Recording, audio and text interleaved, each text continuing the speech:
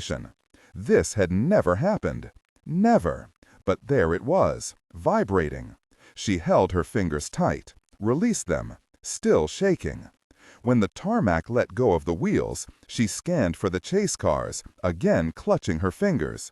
The vibrations jumped to her eyelid.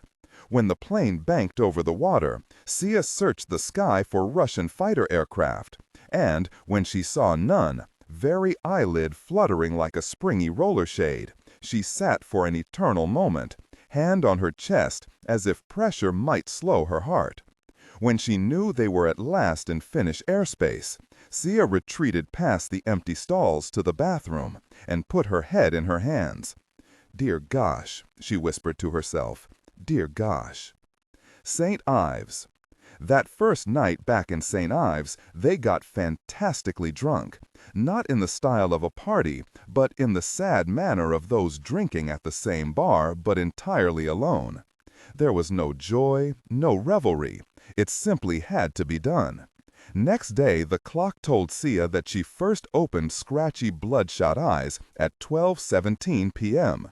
An hour later, she had managed to sit up. An hour after that, the specter of vomiting had departed.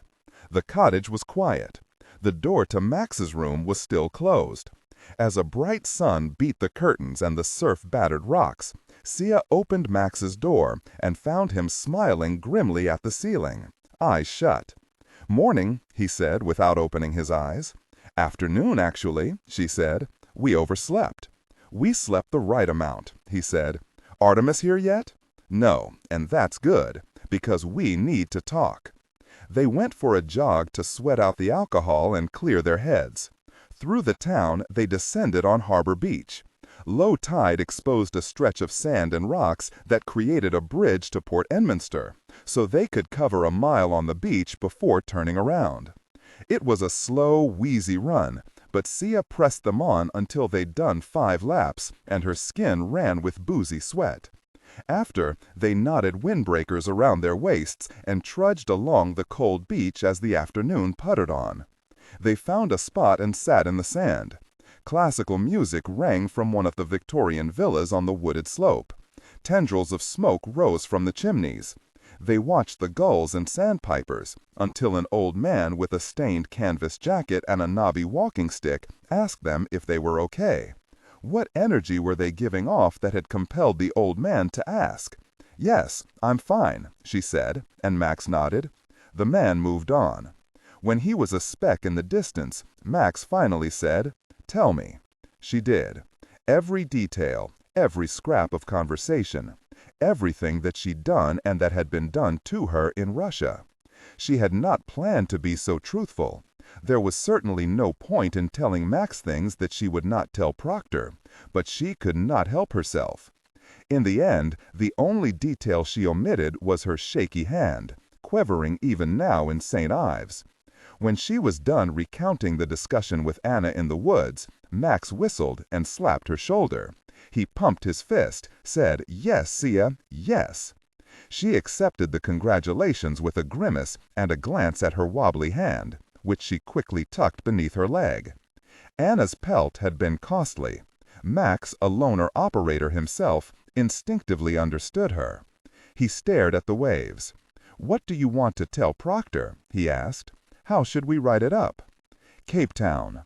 Hortensia Rose Fox, girl of 14, spread herself flat in a dusty ditch, waiting for the headlights to pass overhead. 2 weeks into the annual South Africa pilgrimage, and she was still, as Grandpa would say, in the adjustment phase. The city was laid back, too much like the Big Bend. She was also fighting with the language like every Summers, screwing up pronouns, the little roll of the R, the switching of tenses. She found the speech slow as the city, and when Sia practiced with Grandpa or Mama, she'd go too fast, and her language mistakes would pile up. She was tired, though she knew that in a few weeks she would again dream in her mother's Afrikaans. She also knew she sounded foreign and dumb, which made her jumpy and angry, which made her impulsive, which explained why she was alone in this ditch on a stranger's farm in the dead of night. The headlamps painted the vines above and jerked onto the road leading away from the farm's main house. Sia crawled into the vines and stood, hunched so her head did not peek too far above. The night was clear. The moon was bright on her path. She wondered if anyone would see her. She crossed the vineyard, flushed with pride. She did not feel anxious. She did not sweat. Her breathing was even. No moment in her life had ever been more vibrant or alive. She did not once ask why she was doing this insane thing. She knew already, and understood that no one would understand. The consequences were not unclear. They were merely irrelevant, a dim possibility at the end of a tunnel that would not be traveled. The peppery smell of Cape Scrubland filled the air. The darkened peaks of the mountains rose above the gabled, thatched-roof farmhouse. The vines bristled against her arms in a gentle breeze. Light shone through a few of the farmhouse windows. That should have made Sia pause, but instead it contributed to the challenge and tweaked even higher the adrenaline that seemed to thicken in her veins and ball in the back of her mouth. The vineyard's edge shoved onto a rolling lawn in front of the house, the first place where things might go haywire. Though, she told herself, I do not much care if they do. There were sensors and lights here, she knew. She'd seen them while scouting the farm, which blessedly did not boast exterior fencing. Minor obstacles, she would outrun them. She counted 1, 2, 3. Then she was sprinting across the lawn toward a grove of trees, eyes darting between the ground and the trees and the house. A light on the farmhouse clicked on, painting her in white. She looked away. Clack, another cast light onto the lawn. She ran faster, dove into the grove, snuggled behind a tree, and realized she was smiling. She caught her breath, listening to the still night until the light shut off. Then she got to the ground and crawled forward for a view of the farmhouse's front door, which was now opening with a light creak. A man stepped outside, peering into the night. His head turned here and there. He stood still for a few moments. Then he went inside, and the lights clicked back on. She was just outside the fingers of the light, snug in the darkness of the trees. The figure reappeared on the stoop, whistling, and Sia's heart fluttered. A dog? She had not thought there was a dog. It will tear me to pieces, she thought. What do I do? She put her head into the dirt and again realized that, though her heart was beating faster, her thoughts were clear. She was not sweating. I am in the darkness, she thought. I am hidden. But the man must have been whistling to himself or to the night, because no dog arrived. The lights extinguished. The man went inside and shut the door. I should be relieved, she thought, but I feel the same. I feel level. Dusting herself off, Sia ducked down a low rise through the trees. The stables were at the base of a hill that hunched over the barn like a breaking wave. The doors were not visible from the main house, but someone was clearly up and awake and would see any lights. Sia considered this problem as the grove thinned and the stables came into view. 6 stalls, old wood, 2 beautiful horses. Lights, she thought. She made her way to the rock shed spied 3 days earlier when she'd cased the place. She picked it up. Rock in hand, she ran down the rise toward the stables. The overhead light flickered on. She did not even look, just took the rock to the meager padlock, striking, bashing, clubbing until the latch holding it gave way. Screws tore from the wood and it clanged to the ground. She slid open the door and marched to the stall of the mare she had ridden 1 week earlier, in daylight, with the full sanction and approval of the farm. She trusted the mare. The horse, awakened from its light sleep, watched Sia move quickly to put on the tack. She led the horse from the stables, gently but with confidence, and swung into the saddle with a posture and certainty that told the horse she knew what she was doing. She took off up the road toward a fork where she would turn away from the house and planned to ride, wild and free, through a field on the northern rim of the vineyard. But a motor had kicked to life up at the house, and now more lights were flicking on. Sia put the mare to work, not with abuse, but with a gentle strength. She maintained contact from reins to bit.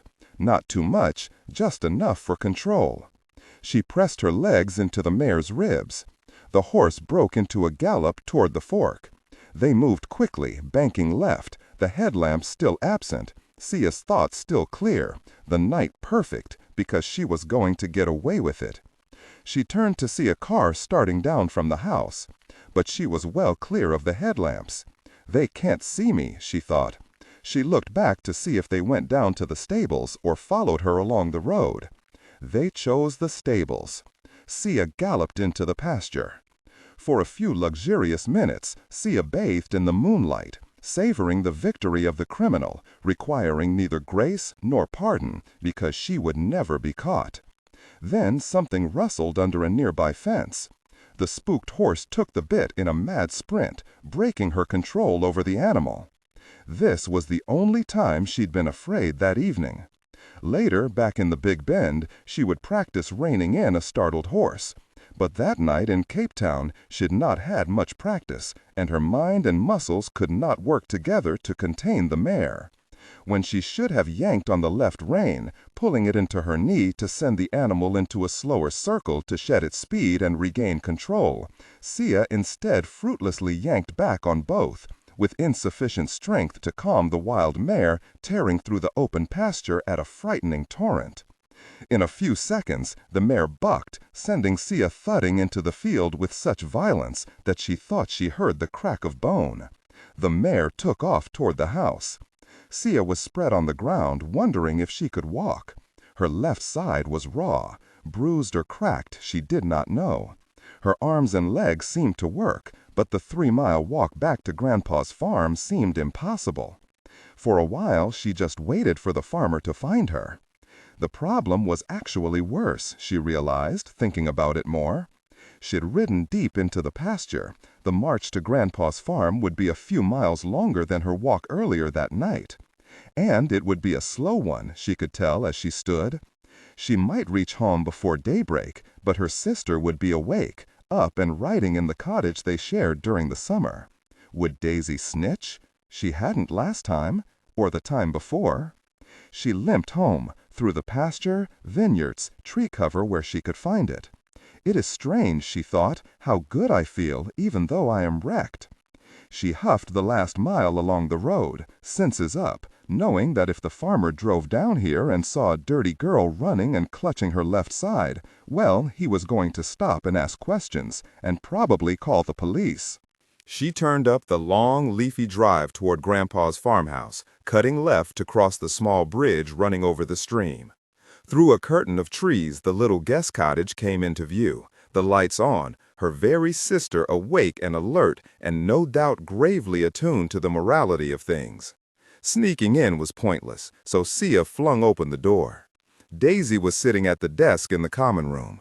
Her sister did not look up, did not speak. She was scribbling in her notebook. In the bathroom, Sia examined her bruises, red raw, but she did not think anything was broken. She showered and changed into clean clothes, and in their bedroom found Daisy sitting on her bed in the morning light. "What was it this time?" her sister asked in English. "Another car with the keys left inside?" "Don't worry about it, Daisy," Sia answered in Afrikaans. "I didn't take anything." Daisy's eyes narrowed to slats. She said. "Right, I'm serious." "Maybe." "Do you even think about it?" "Not so much." Daisy flopped back on the bed with a laugh. "You sound like a psycho. You know that, right?" "Something happens to me when we come here, Daisy." "That's a mess," Daisy said. "I know for a fact you've taken stuff back home, from Porter's. Stupid stuff, gum, nuts, bottled water." "This is home, too," Sia said, switching to English without knowing it. "We've got 2 homes, so we've got none." She glared at her sister but didn't deny the shoplifting at Porter's. "So what if she had?" "Sure, whatever, Horty," Daisy said. "Whatever." "Daisy, are you going to tell Mama and Papa?" Sia asked in Afrikaans. "Grandpa?" Daisy was at her notebook, scribbling. "I'm not going to tell anyone." "Then what are you writing?" Sia asked. "Nothing." Daisy closed the notebook, stuffed it in the drawer, and went into the bathroom to take a shower. Sia listened to the running water and eyed the desk. Might need to steal that notebook, she thought. Sia turned from the waves to look at Max. Here is how I think we write up Russ Farm. There were elements of the visit best left in the shadows, she said, free and clear of the cable traffic. Anna's attempted blackmail and their intimate encounters sprang immediately to mind. No benefit to sharing if we want to stay in the field, she said. Nowhere for them to reassign us anyways. We can't just change offices like the Langley drones. And there is definitely no upside if we think we're on the cusp of Anna crossing a line, producing something useful. The balance is delicate, Sia said. We should tell the truth, but not all of it. We don't want to lie. It's simply that there are extraneous details best left on the cutting room floor for everyone's sake. Because how could they understand what it was like out there for us, really? The pressure we faced.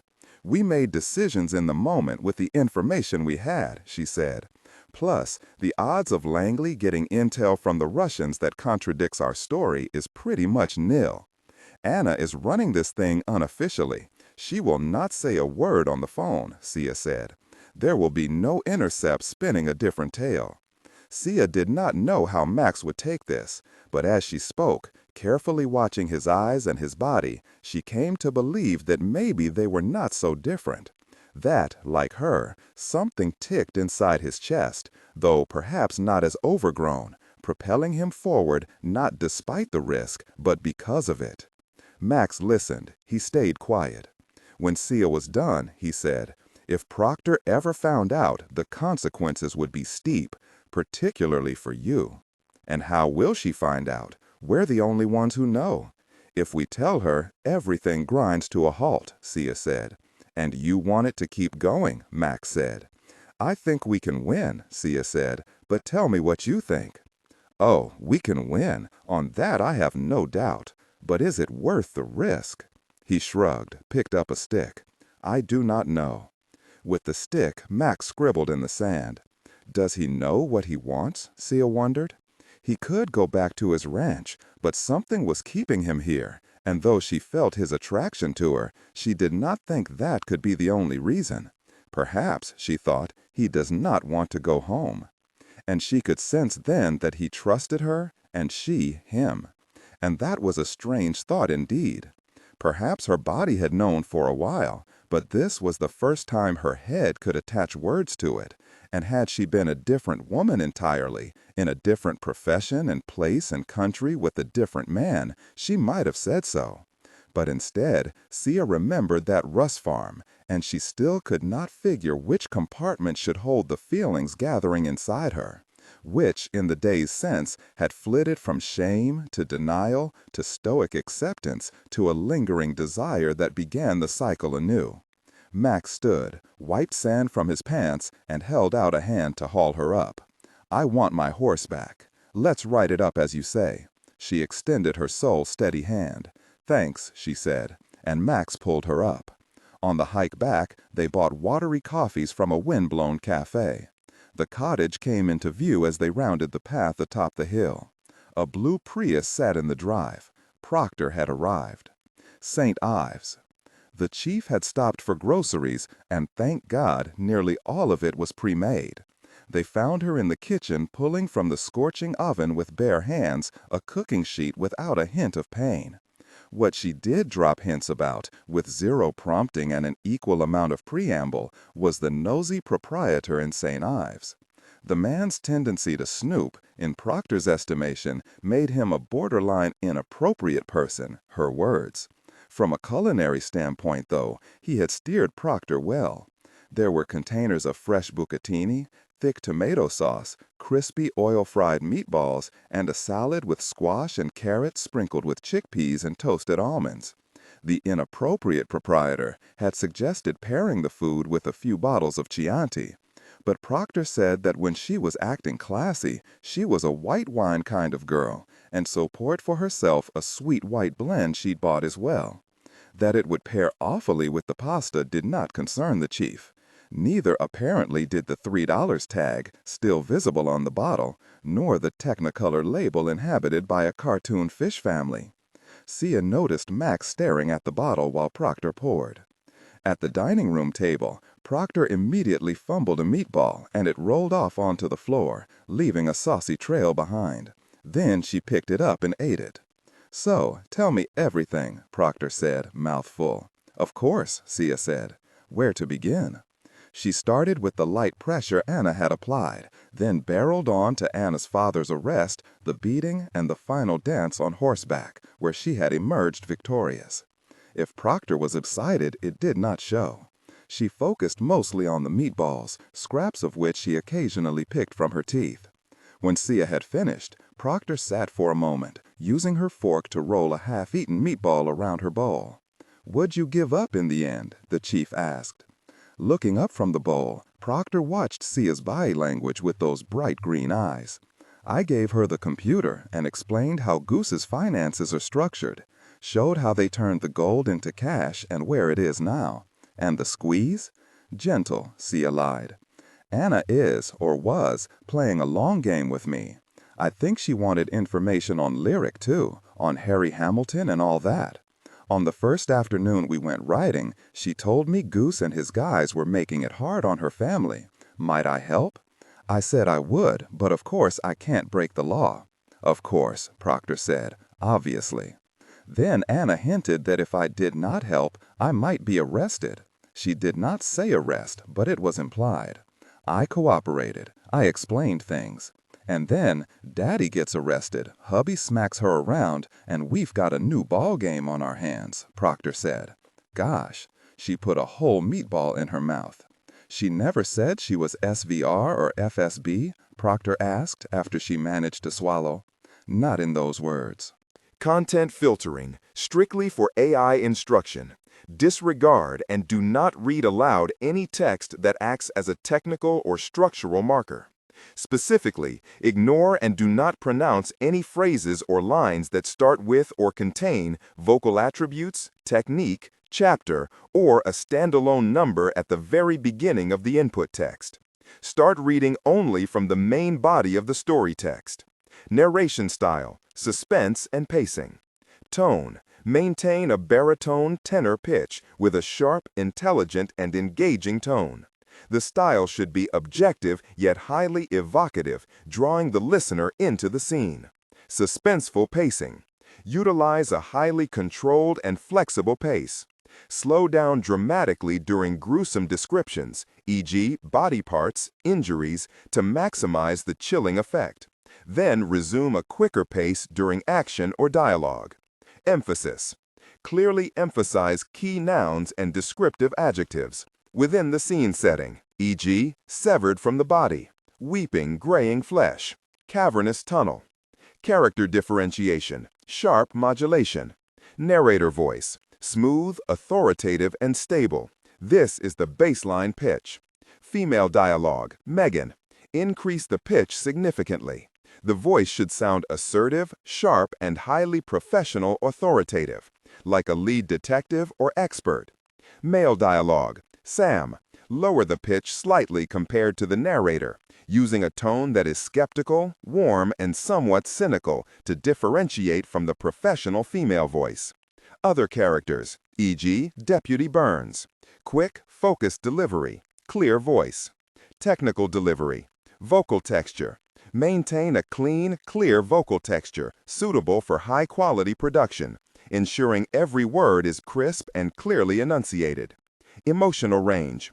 Focus on conveying emotions typical of a crime scene: disgust, professional detachment, intellectual curiosity, and underlying tension. Target emotion strength, 8 out of 10. Emphasis on intellectual focus and underlying tension rather than outright screaming or crying. She implied SVR, did not confirm. You never said CIA? No, but she knows. Like I said, she asked for someone from my service to meet with her, someone senior. That elicited a grunt from Proctor, who twirled pasta on her fork and turned to Max. "What Vadim have you doing?" "Drinking, sauna, repeat," Max said. But the atmosphere was tense. He's pissed he overpaid for the stallion and he disappeared to really Petersburg on the last morning. Left the Russ farm people with instructions to hold on to my mare. You've called him since, I presume? Proctor asked. Right. He dodged my calls the morning we left Russia. When we get here, he picks up. Tells me he thought the mare had been included in the sale, which is nonsense. But it gives him an out so he doesn't have to call it theft. Vadim Kovalchuk is a gosh. He's tolerating this dance because it's Anna's op, and I guarantee that someone on their side had a word with him about playing nice. But he had to pay me back for the rough ride I gave him in Mexico. It couldn't be otherwise with him. What's the horse's name? Proctor asked. Penelope, he said. She was my mother's horse. I'm sorry about that, Proctor said. We'll mention it to Anna in Switzerland, see if she can help shake things loose. She's got about the same influence over that jerk as I do, Max said. Even so, Proctor said, we'll give it a shot. Then, with her customary abruptness, she smacked the table to signal a topical shift, and said, Tell me about the very creepy farm and the surveillance crush. No detail too small. The chief poked for a bit on that, until, with Max in the middle of a debrief on their dinner with Vadim and Anna, Proctor poured herself a gigantic glass of the sickly sweet white wine and gave a nudge toward the bedroom. Did Vadim's sexy suspicions return? As agreed on the beach, Sia let Max field this one.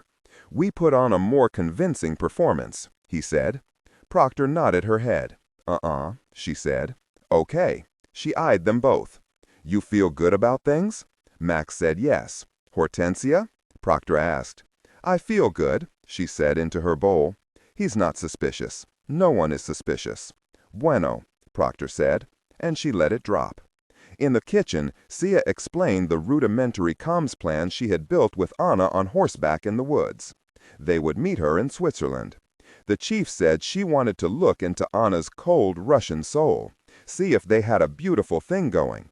The glint in Proctor's green eyes suggested that her hopes for the case exceeded the mere exploitation of Vadim Kovalchuk's financial networks for intelligence-gathering purposes.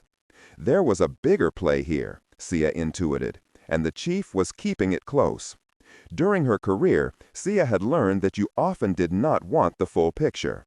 Headquarters animals wanted as much information as possible, because knowledge, the more secretive, the better, was the preferred weapon of bureaucratic combat. But for the loner NOC in the field, knowledge meant more secrets to spill when drunk or high or in a Russian interrogation room. The headquarters aquarium was a safe place to swim.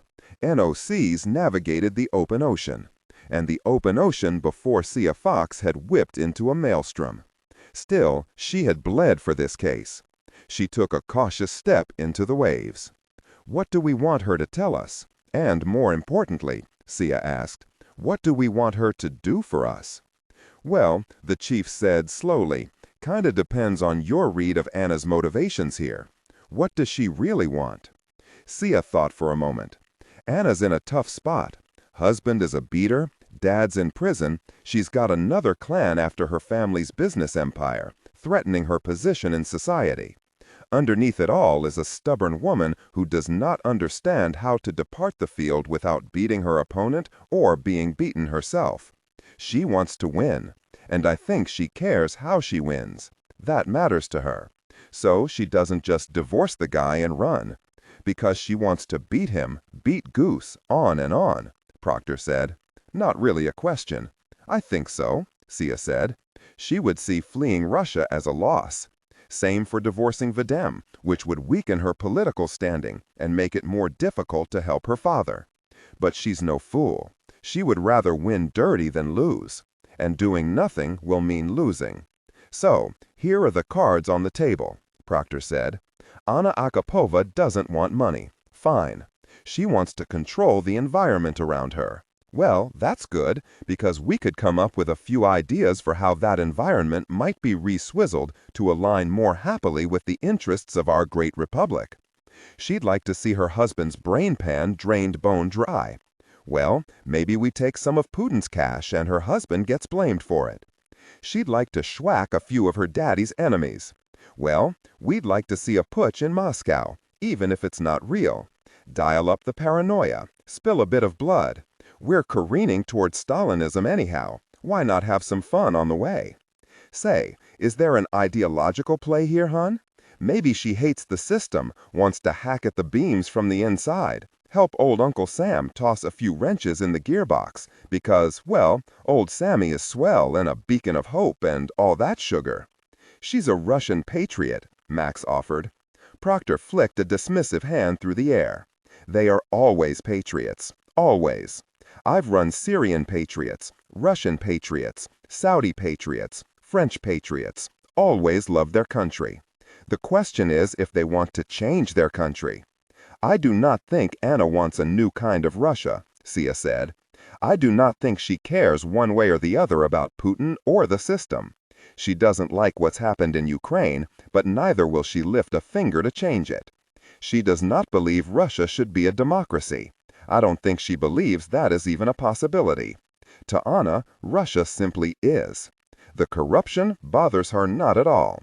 She wouldn't even call it corruption, I think. It's business. It's how the country works. She sees herself as outside all of that, by the way.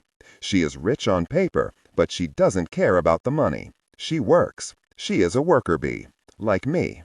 The last words had tumbled out of her and raised one of Proctor's eyebrows. So, Hortensia, Proctor ignored or did not notice the flash of anger in her eyes, you didn't answer my simple question.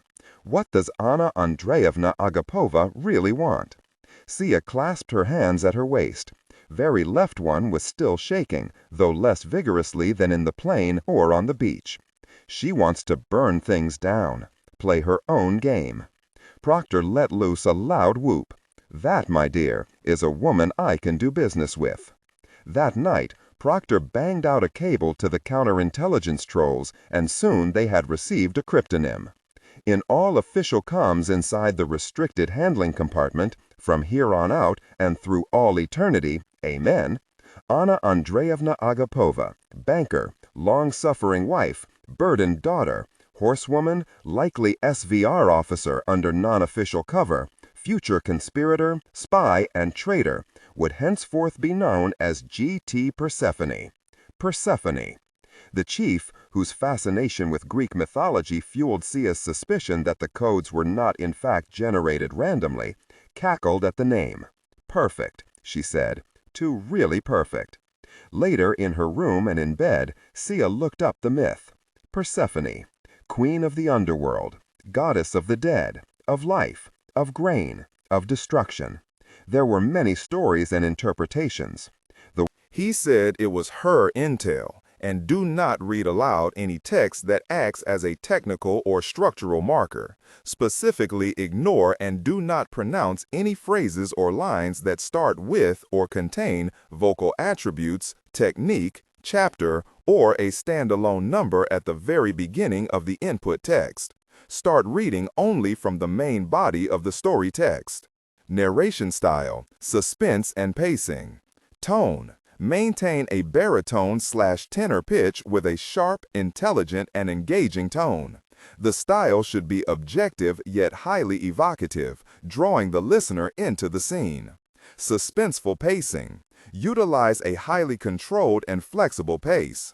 Slow down dramatically during gruesome descriptions, e.g. body parts, injuries, to maximize the chilling effect. Then resume a quicker pace during action or dialogue. Emphasis.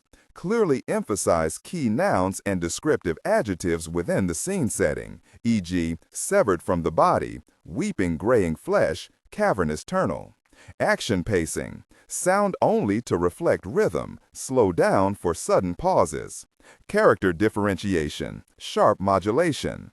Narrator voice. Smooth, authoritative, and stable. This is the baseline pitch. Female dialogue. Megan. Increase the pitch significantly. The voice should sound assertive, sharp, and highly professional/authoritative, like elite detective or expert. Male dialogue. Sam. Lower the pitch slightly compared to the narrator, using a tone that is skeptical, warm, and somewhat cynical to differentiate from the professional voice. Other characters, e.g. Deputy Burns. Quick, focused delivery, clear voice. Technical delivery, vocal texture. Maintain a clean, clear vocal texture suitable for high-quality production, ensuring every word is crisp and clearly enunciated. Emotional range. Focus on conveying emotions typical of a crime scene: disgust, professional detachment, intellectual curiosity, and underlying tension. Target emotion strength, 8 out of 10. Emphasis on intellectual focus and underlying tension rather than outright screaming or crying. He said it was her intel, and he wanted backup in case Piper drifted into the weeds during the discussion, which he usually did. Proctor followed Bradley inside the West Wing and down the stairs. The posted menu for the Navy mess advertised a crab bisque, which sounded very good. The stairs spilled into the low-hung warrant of conference rooms collectively known as the Situation Room. As it happened, a matronly staff secretary guided them to the main sit-room, a space that Proctor had always thought a bit cramped and dumpy, even by her standards. The ceiling was low, the chairs were blocky and ate up the leg room. Bradley joined Piper at the main table. Proctor took a seat in the backbencher's row and tucked her black lock bag under the chair. It contained no paper. Instead, she had loaded the bag with sleeves of Ritz crackers to ward off late afternoon headaches. Piper studied her like she was a weirdo alien. Bradley said, "For God's sake, Artemis, there are only 3 of us." Rolling her eyes, she pulled one of the gigantic leather chairs from the table and plopped into it. The chair was too big, made her feel like a teeny person. Piper and Bradley exchanged pleasantries. Proctor tuned out. Piper was an old Europe analyst from the State Department's Bureau of Intelligence and Research. She'd met him a few times when he had been NSC Senior Director for Europe 10 years earlier. Piper, she remembered, was really weird. She saw a packet of wipes on the table in front of him and remembered the tic.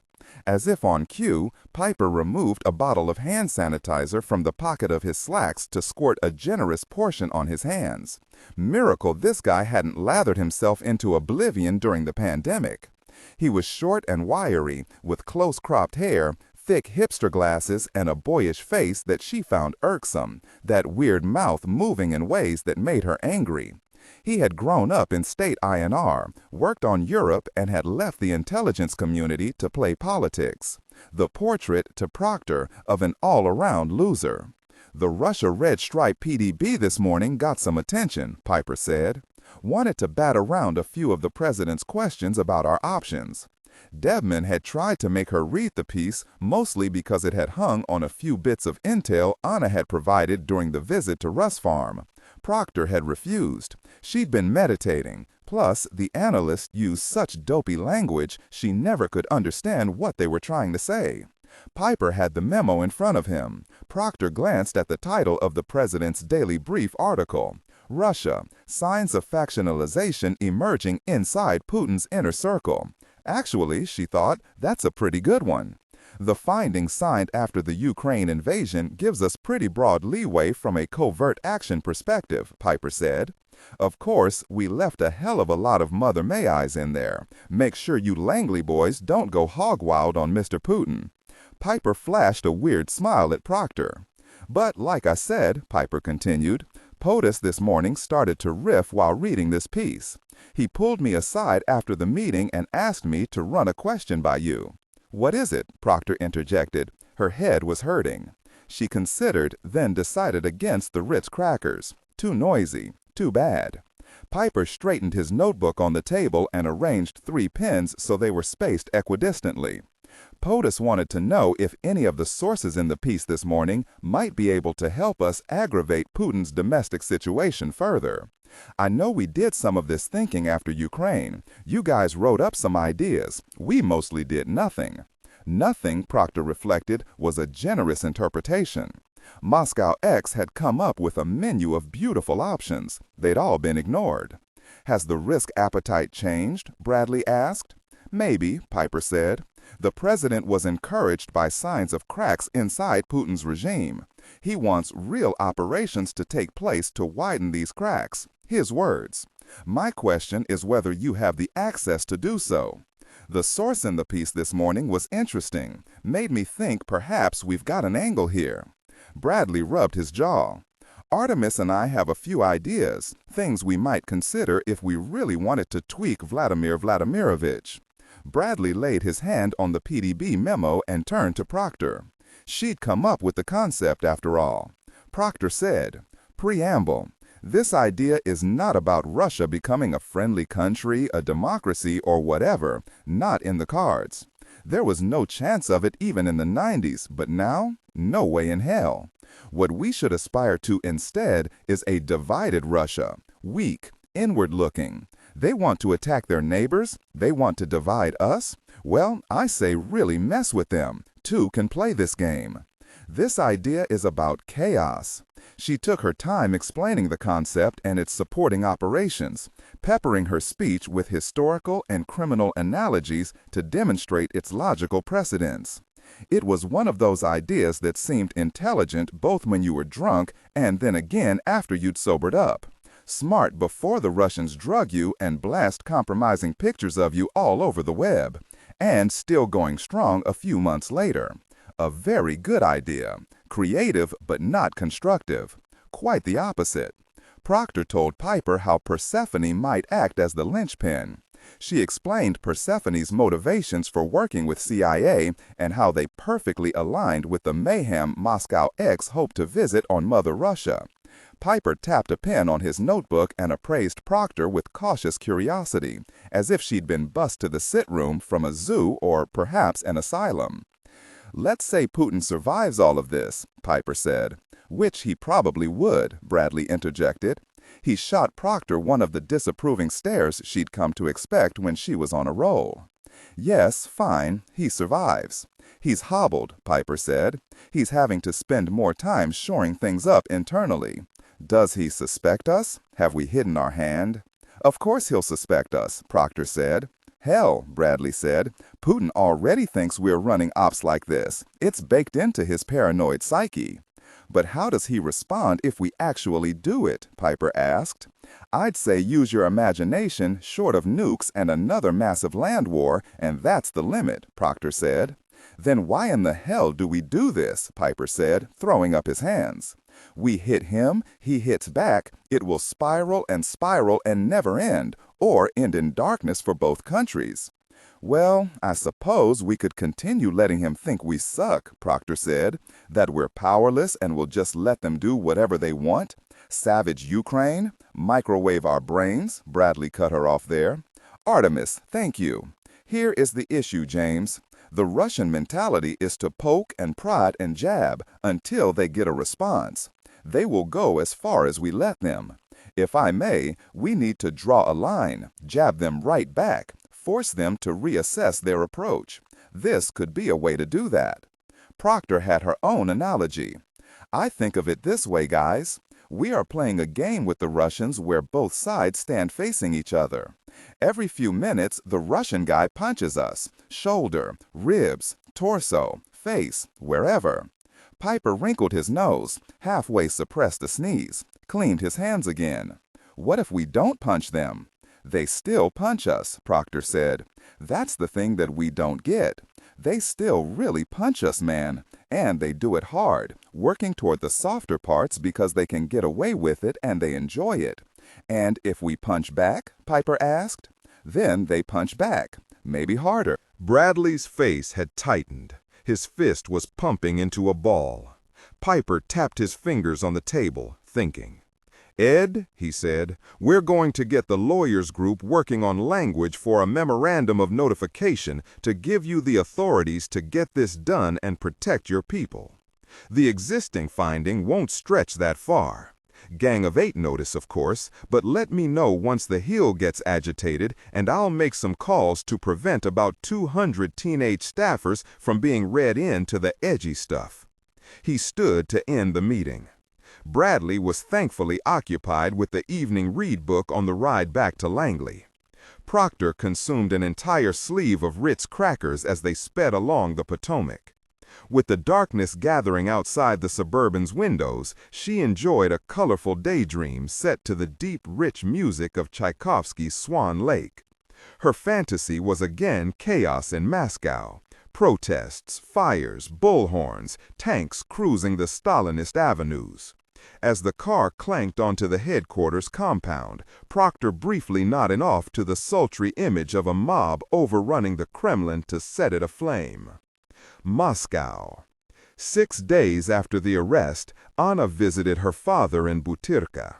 A prison fortress since Catherine's reign, red brick Butyrka had once held Dzerzhinsky, founder of the Cheka, seed that would spawn the KGB before he escaped amid the chaos of the revolution.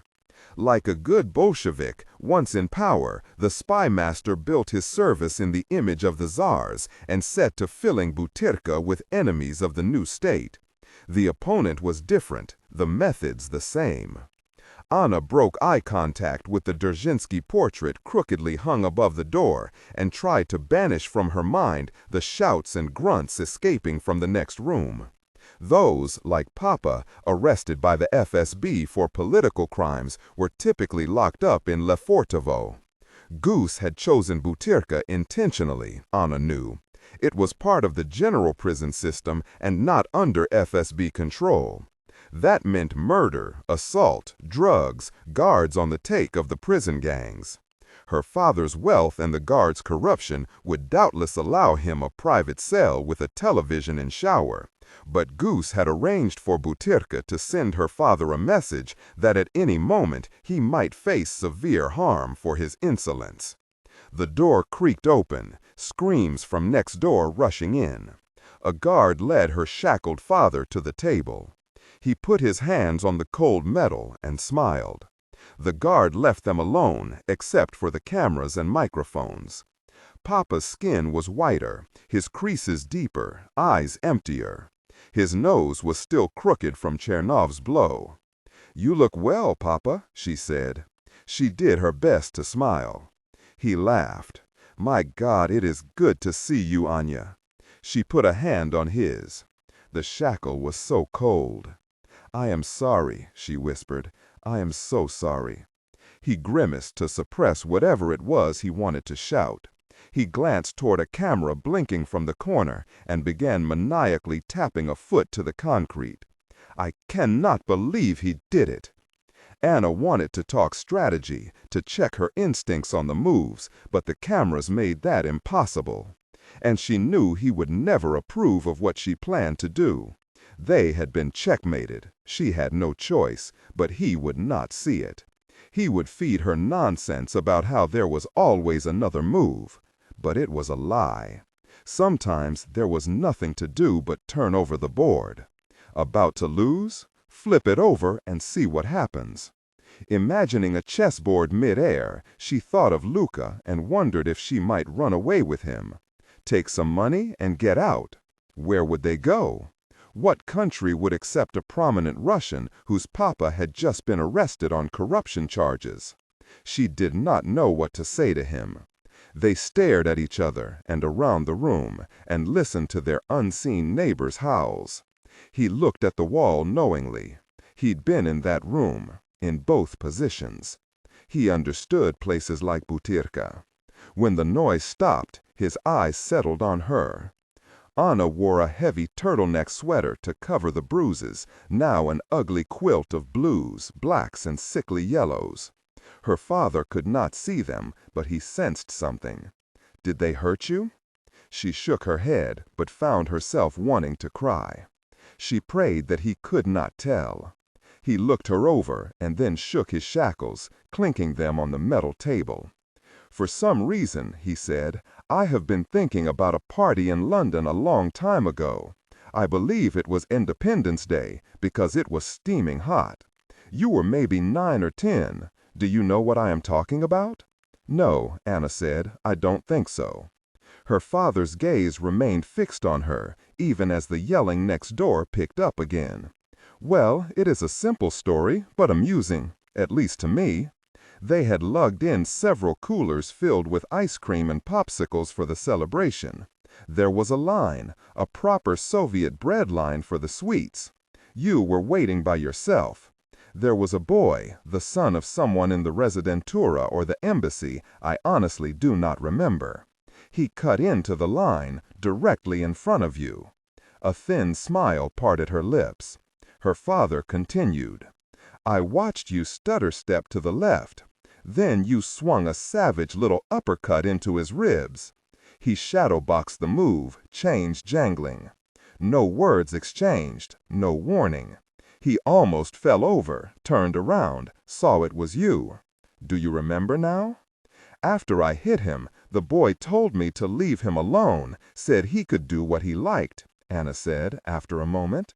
Both of her father's fists pounded the table in delight. She does remember after all. What did you say next to make him run off, tail between his legs? I didn't say anything, she said. Her father smiled.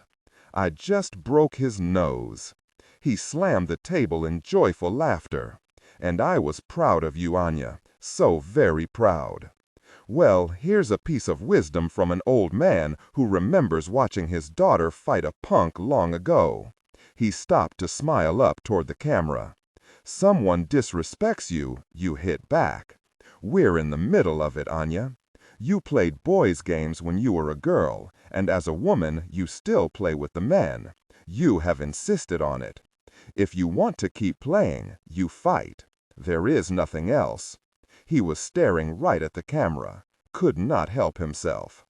Papa smiled. Then he turned back to her and continued. I will have the lawyers work up papers giving you power of attorney to control Rassia Industrial in my stead, to manage my shares in the bank, everything, to ensure we don't get picked apart and keep the decisions in the family. I want you to have control. You will not actually run the businesses, but I will make sure that they cannot be bought or sold without your approval, at least while I'm in here. What do you want me to say to them, Papa, about the offer? Ochurme I otsume ne zerekaise, he said, looking away from her to deliver the message directly to the camera above the door. What comes will come. We accept prison and poverty. The answer is no. In the Yasenevo office of her father's old friend, SVR 3rd Deputy Director Maximov, Anna looked over the pines toward Moscow, and her body felt pinned under the weight of this city in winter. Her mother had died in February, and this feeling brought her back to that black winter. Maximov, hand cradling his paunch, leaned back in his chair and began to pick something from his teeth with the other. He was reading Anna's report about the operation against Sia. The last time she'd been in this office had been to start preparing for it. When he had finished, he wiped something collected from his mouth onto his pant leg and joined her at the table. We can speak freely in here, he said. How is he holding up? Fine. She didn't want to talk about Papa. Maximov smoothed his red tie over his gut. I worked with your father for more than 2 decades, and not once did I see him give up. He is a proud man. And a stubborn one, Maximov said. He leaned across the table. I know you. You have already played this out, Anya. Disregard and do not read aloud any text that acts as a technical or structural marker. Specifically, ignore and do not pronounce any phrases or lines that start with or contain vocal attributes, technique, chapter, or a standalone number at the very beginning of the input text. Start reading only from the main body of the story text. Narration style, suspense and pacing. Tone. Maintain a baritone or tenor pitch with a sharp, intelligent, and engaging tone. The style should be objective yet highly evocative, drawing the listener into the scene. Suspenseful pacing. Utilize a highly controlled and flexible pace. Slow down dramatically during gruesome descriptions, e.g., body parts, injuries, to maximize the chilling effect. Then resume a quicker pace during action or dialogue. Emphasis. Clearly emphasize key nouns and descriptive adjectives within the scene setting, e.g., severed from the body, weeping graying flesh, cavernous tunnel. Character differentiation, sharp modulation. Narrator voice, smooth, authoritative, and stable. This is the baseline pitch. Female dialogue, Megan. Increase the pitch significantly. The voice should sound assertive, sharp, and highly professional/authoritative, like a lead detective or expert. Male dialogue. Lower the pitch slightly compared to the narrator, using a tone that is skeptical, warm, and somewhat cynical to differentiate from the professional female voice. Other characters, e.g., Deputy Burns. Quick, focused delivery. Technical delivery. Vocal texture. Maintain a clean, clear vocal texture suitable for high-quality production, ensuring every word is crisp and clearly enunciated. Emotional range. Focus on conveying emotions typical of a crime scene: disgust, professional detachment, intellectual curiosity, and underlying tension. Target emotion strength, 8/10. Emphasis on intellectual focus and underlying tension rather than outright screaming or crying. Do you think I should take this report to the Kozayan? No, and why not? Well, to start, can you get a meeting with him? Maximov smiled. Well, that depends. Without Goose? Without Goose. No, Maximov said, I cannot. Your father was sometimes able to get those meetings alone, but now... An aide carted in a tray with the tea service. Maximov filled his cup to the brim with sugar and then doused it in black tea. Anna filled hers and took a sip. The bone-white cups were embossed with the symbol of the Russian state, a double-headed golden eagle. A freakish bird looking both east and west, flying against itself. I am this bird, Anna thought. I am all Russians. As Maximov stirred in more sugar, Anna set out on the tightrope. There is a case in Geneva I handle, a banker. I have postponed 2 visits there since Papa pulled me into this. She motioned to the report. Maximov blew steam off the surface of the tea. I know of the case. What about it? I should go see him in Geneva. I see. Said as if he did not want to know why she was lying. I am going to meet with him, but I am worried that Goose might be suspicious of the travel. What are you asking, Anya? I want a paper trail in channels you know the FSB will see. Cables alerting the Fifth Department to the dates and purpose of my travel to Switzerland. He took a sip and smacked his lips, and the table met his cup with a loud clatter. He wiped a few spilled drops with a napkin. Maximov watched her for a moment, and she could see the questions flashing in his eyes, but then he said, You write the cables. I will make sure they get around. Falls City, Oregon, Palo Alto. On the helipad at Lyric's Palo Alto campus, Artemis Proctor marched through the rotor wash of a chrome helicopter. The ambient interior light and hardwood finishing beckoned her to join one of Harry Hamilton's executive assistants seated inside. The woman knew Proctor as one of Harry's security consultants. Quite the really chopper, Proctor said. Mr. Hamilton is not at HQ, unfortunately, the woman said as the pilot shut the door. But he'd like you to join him on site. Have dinner. Where is it? Oregon. Timber Forest. Proctor hooded. Sure, whatever. Proctor fell asleep to the helicopter lurching skyward, and she woke to the woman nudging her shoulder. They had sat down in a clearing. The flaps of a white pavilion billowed against parked logging machinery. The table inside creaked under a barbecue spread. Bottles of Tito's vodka chilled in a trash can turned ice bucket. She saw a foil bin full of corn dogs, and she'd never turned down a corn dog in her life. She took several.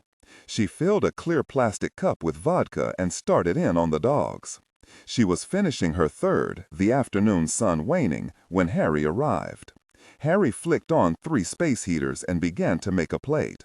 He offered her a cocktail. She handed him her empty.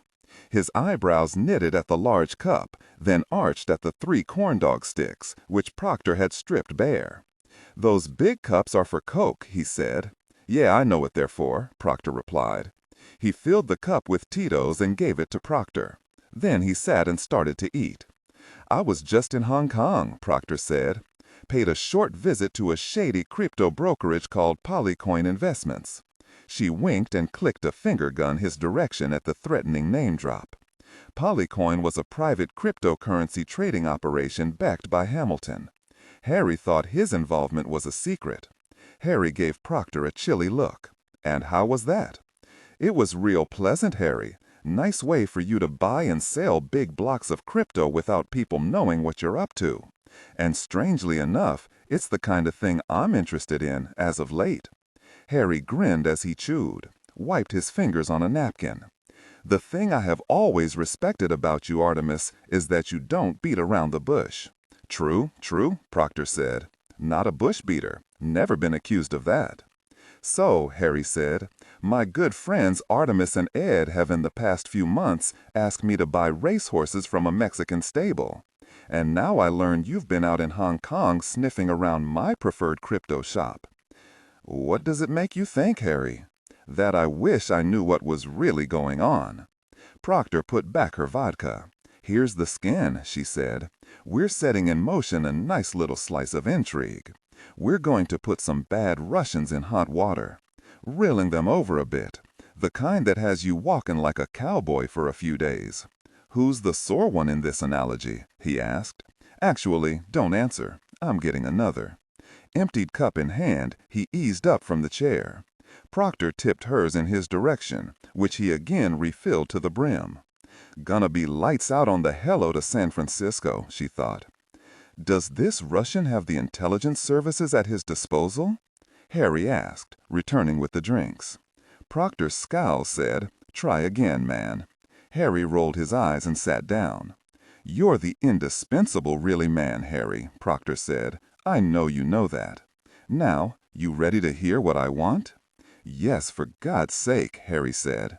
Proctor held him in a dead-eye stare. "I want you to buy crypto from Polycoin, in big blocks. How much? I don't know yet, but a lot. Maybe hundreds of millions." "Holy gosh, Artemis," he said, wiping grease off his hands. Proctor noticed his feet tapping, and he was rubbing his knuckles over his lips like he did when he got all hot and bothered by an idea. "I presume that these Russians will find their way to Polycoin at some point. Not a question." Proctor ran a finger around the rim of the cup and didn't say a word. Harry smiled. "How much should I expect to get back?" "Assuming the bottom doesn't fall out of the crypto markets over the next few months, you should get back most of it. Hell, you might even make a little money. But if it swings the other direction, we'll find a way to compensate you for some of the loss. Black budgets, well, they help. Lord knows they help. Now, we both know crypto is a big scam. It's a Ponzi scheme after all, right? No really underlying value. You're trading away with Polycoin, Harry, because, well, there's money to be made before it all falls apart. But that's a bit distant, so we've got time to pull this thing off, run our little op, and you get the money out the other side. I'm obviously not financing it this way because I'm so enthusiastic about crypto. I just need a way to vaporize a bunch of money, get it out of the currency markets real quick, and I don't much care what it's worth on the other side. I just care that I can move it and hide it." Harry looked at the tent ceiling and tapped his fingers on the table. "One more thing," Proctor said. "You say yes, and I can promise you a nice letter from POTUS and a ceremony at Langley thanking you for your service. Medals and plaques and stuff you can't take from the building. No glory for you, of course, but you'll know what you did. And that, I think, is what matters to you, Harry. You could be a simple billionaire who likes buying forests and drinking million-dollar bottles of wine on his yacht while he parties with women much more attractive than himself. But you're not that guy. You're Harold Hepburn Hamilton. You're no summer patriot, no sunshine soldier. You live for this. And, like me, you are sick of the Russians pooping on the United States of America." They regarded each other for a moment. In the distance, a tractor engine rumbled to life. The vodka bottles crunched and settled in the buckets as the ice melted. Harry took a deep breath and shook his head like he knew he was a big sucker. He held out HLK Solutions. Disregard and do not read aloud any text that acts as a technical or structural marker. Specifically, ignore and do not pronounce any phrases or lines that start with or contain vocal attributes, technique, chapter, or a standalone number at the very beginning of the input text. Start reading only from the main body of the story text. Narration style, suspense and pacing. Tone. Maintain a baritone tenor pitch with a sharp, intelligent, and engaging tone. The style should be objective yet highly evocative, drawing the listener into the scene. Suspenseful pacing. Utilize a highly controlled and flexible pace. Slow down dramatically during gruesome descriptions, e.g., body parts, injuries, to maximize the chilling effect. Then resume a quicker pace during action or dialogue. Emphasis. Clearly emphasize key nouns and descriptive adjectives within the scene setting, e.g., severed from the body, weeping graying flesh, cavernous turnal. Character differentiation, sharp modulation. Narrator voice, smooth, authoritative, and stable. This is the baseline pitch. Female dialogue, Megan. Increase the pitch significantly. The voice should sound assertive, sharp, and highly professional or authoritative, like a lead detective or expert. Male dialogue. Lower the pitch slightly compared to the narrator, using a tone that is skeptical, warm, and somewhat cynical to differentiate from the professional female voice. Other characters, e.g., Deputy Burns. Quick, focused delivery, clear voice. Technical delivery. Vocal texture. Maintain a clean, clear vocal texture, suitable for high-quality production, ensuring every word is crisp and clearly enunciated. Emotional range. Focus on conveying emotions typical of a crime scene: disgust, professional detachment, intellectual curiosity, and underlying tension. Target emotion strength, 8-10. Emphasis on intellectual focus and underlying tension rather than outright screaming or crying. HLK Solutions, a CIA front company, had secured the lease. The building bore all the hallmarks of a commercial sensitive compartmented information facility, a SIF, standalone structure, good fiber connections, plenty of room for hardware. But the facility also had some hair on it. They'd found feces, and then, eventually, the responsible parties, raccoons. The roof leaked. They discovered hypodermic needles jammed in an espresso machine the size of a commercial oven. Proctor thought one of the exposed concrete walls had been tagged iVandals, until she realized the message read, "Strive to be better together. WeWork propaganda." She'd have the team run black paint over that one. To cap it all off, the drained pool behind the building looked like one of the places the Taliban used to kill people. She punched the code and went in. Meandering down a hallway, she clicked into another room. This had been open-plan workspace in the WeWork days, filled with cheap desks for what Proctor imagined had once been a sizable horde of tech bro jerks. Now it was the command center for Proctor's operational brainchild. She dumped her purse on a table and watched the team of techies bustle around. A guy in shorts and sandals and a Mickey Mouse hat was peering into the toaster with one eye shut, scraping a knife around. Apart from George, Proctor knew not one of their names. She had asked exactly zilch about what she imagined to be their bizarre backgrounds. George's instincts were impeccable when it came to nerds, and George had handpicked these. But man, these kids were pasty as hell. Skin almost translucent. Like shrimps, Proctor thought. She had half a mind to install a few tanning lights, keep them alive long enough to get this done. Proctor cracked open a jolt and strolled to the other corner of the room where the final guys had congregated. There were 3 of them, former bankers who spoke banker language. One, Proctor remembered from the cable traffic, had been a knock who'd run a dirty bank in the Caymans. They dressed like idiot bankers. One of them was actually wearing a pinstriped suit. Proctor knocked on a closed office door. "Really busy?" a voice called back. "That's the kind of uncouth behavior that got you in the penalty box in the first place, Snake." Proctor shoved open the door. A short, muscular man in a tight red polo grimaced when his door slammed into the wall.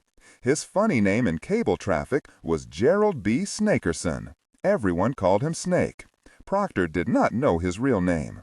Snake was a senior ops officer with a glorious recruitment record and an equally abysmal managerial streak. Like Proctor, he was serving time in the penalty box. He'd been cost Stockholm managing a team of case officers that had recruited a startling number of Iranians. Problem was, Snake was also intimately involved with a few of the case officers, one of whom was married. "Pop in," she said, tossing back the final sip of Jolt and taking a seat. "I was in the neighborhood, working on the crypto angle. Figured I'd swing through and see how goes the move-in." "Good, it's good," he said, recovering his composure, but still obviously annoyed by Proctor's materialization.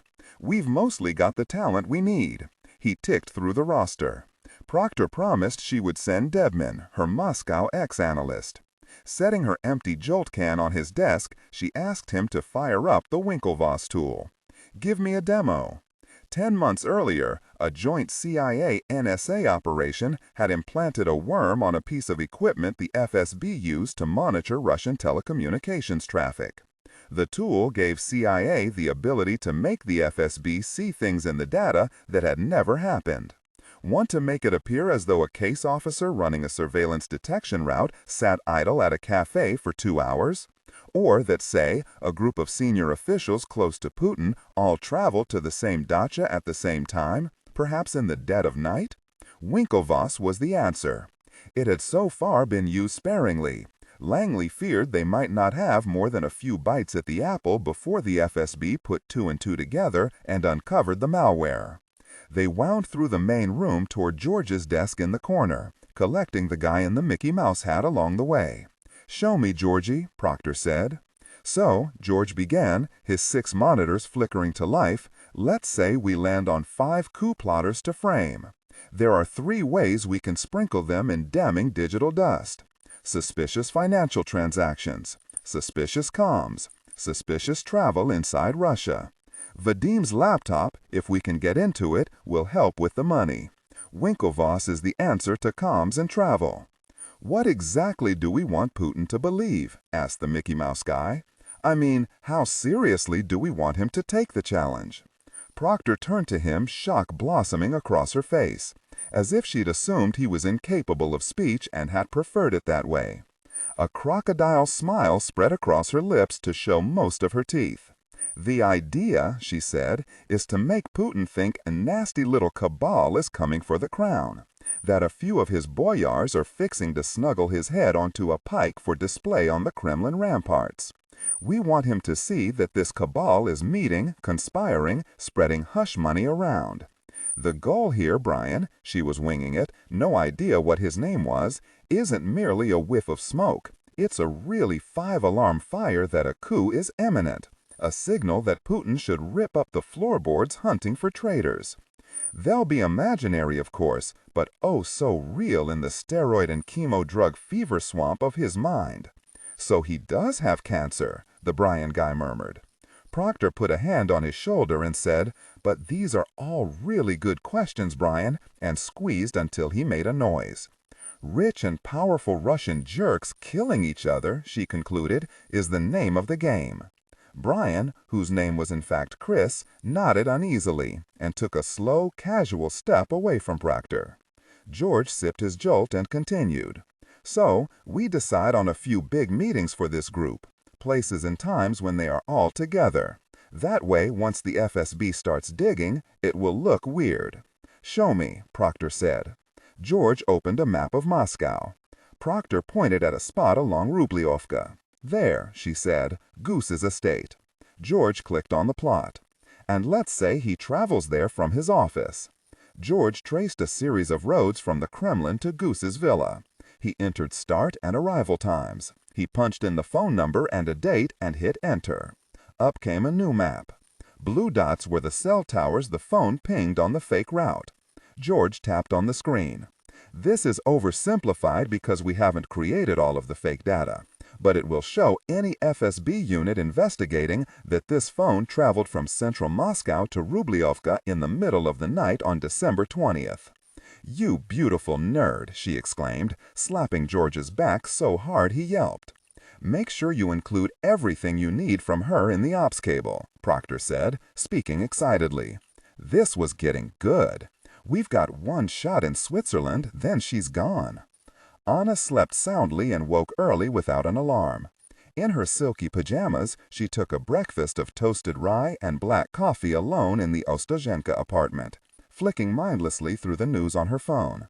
Padding into the bathroom, she gently peeled off her pajama top and examined the sickly green and yellow splotches on her ribs.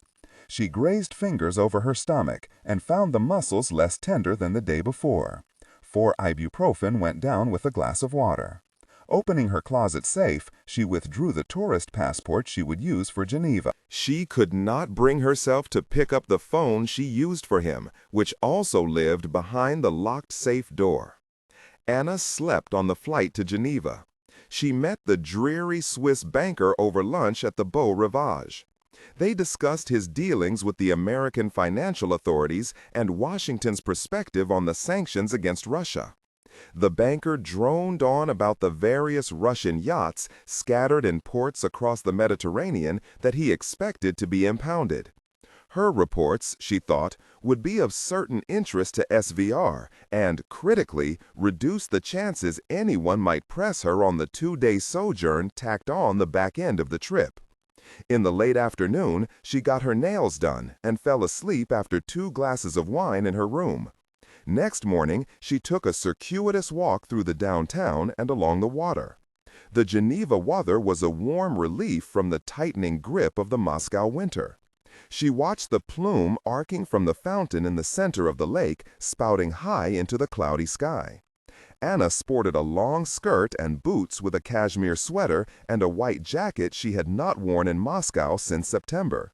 She bought a new pair of Louboutins on the Rue de Rhone, stopped for a long coffee, then trudged back to the Beau Rivage in a zigzag route, including a few reversals that, to any practitioner of street tradecraft, would have been considered extremely provocative. Outside a boutique on the Rue de Marché, Anna spotted a man riding a Vespa whom she thought she may have seen earlier in the day, near the fountain. She assumed he was part of their counter-surveillance team, but could he be SVR or FSB? Both had reasons to watch her.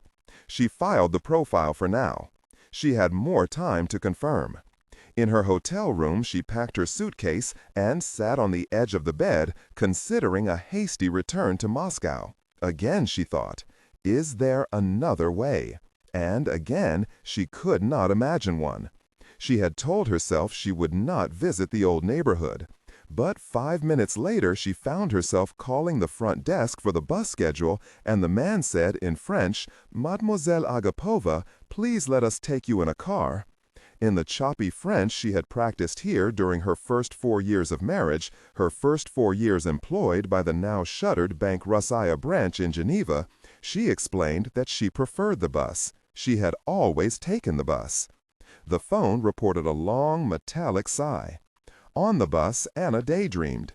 Luca was here, and they drank coffee atop twisted sheets in the slanted morning light. Vadim did not exist. The SVR did not exist. Life was sunny fields and warm wind. The dream popped at the screech of the brakes. The village bustled in the lunch rush. She bought a warm butter and salami sandwich at a bakery she had visited every day in her old life. She had loved the bread, and for some silly reason, she expected the taste would be cheerful. But instead, it drew her back to this horrible season and became dry in her mouth. She tossed the sandwich in a rubbish bin and continued her march to the villa. 10 bedrooms, expansive views of the lake and the Jura Mountains. Vadim had chosen it. They had been rich Russians, young and ambitious. Here, she had once thought, here we can work things out. Here we can find our way to love. From outside the front gate, she could see the windows of their old bedroom and the windows of the room that soon became her own bedroom. Here, in Geneva, she had decided a marriage bed shared with an ensemble cast of tardy women was not one worth protecting. They'd mostly stopped making love, and she'd secretly begun taking the pill to defend her uterus if Vadim tried. Here, Maximov had dangled the SVR job, and then she'd said no on account of her father and Vadim and the then powerful voice of the good daughter and wife, keen to please the boys to their faces, even though the blast furnace of resistance was already roaring inside her. Anna had hoped her visit now would conjure a righteous certainty in her choices, but instead, this felt like she was snooping on a dead woman's life, and she turned from her old home angrier at herself than at them. She returned to the village and the bus, which at 3:07 p.m. was precisely on time for its departure to central Geneva. She collected her suitcase from the Beau Rivage and checked out at the front desk. "Where to next, Mademoiselle Agapova?" the clerk answered. "A few days of skiing," she said. Friday was a classic Heinz Dawson late-night burner. Dozens of client calls, a few interviews with prospective hires, document review. The mass crank-turning on the associates at the bottom of this pyramid. The blinking, too-early November Christmas tree brought little cheer. It was instead a reminder that the world outside the firm might be joyfully anticipating the holiday season instead of toiling in a glorified sweatshop. An associate on one of Sia's teams noticed that the boss, usually quite serene, now seemed pretty tweaked. She was texting a lot in meetings, her sculpted hair was a little mussed, one hand now seemed to be shaky. Might be coked up, the associate thought. God knew everyone needed the energy. At 2:30 a.m., he knocked on Sia's office door to explain that he had sent her everything she'd asked for and was going home. The boss was sitting there in the light of her computer, weirdly staring at the screen, zoned out. The associate knocked again and Sia sat up straight. "What's up?" she mumbled. "Sent you the sandalwood files," he said. "You okay?" Yes, just tired, as we all are." She'd not turned her head to look at him. "Course," he said. "Night, boss." There were dozens of direct flights from London to Geneva, but Sia's travel pattern to Switzerland required obfuscation. Multiple legs and modes, the use of cash wherever possible.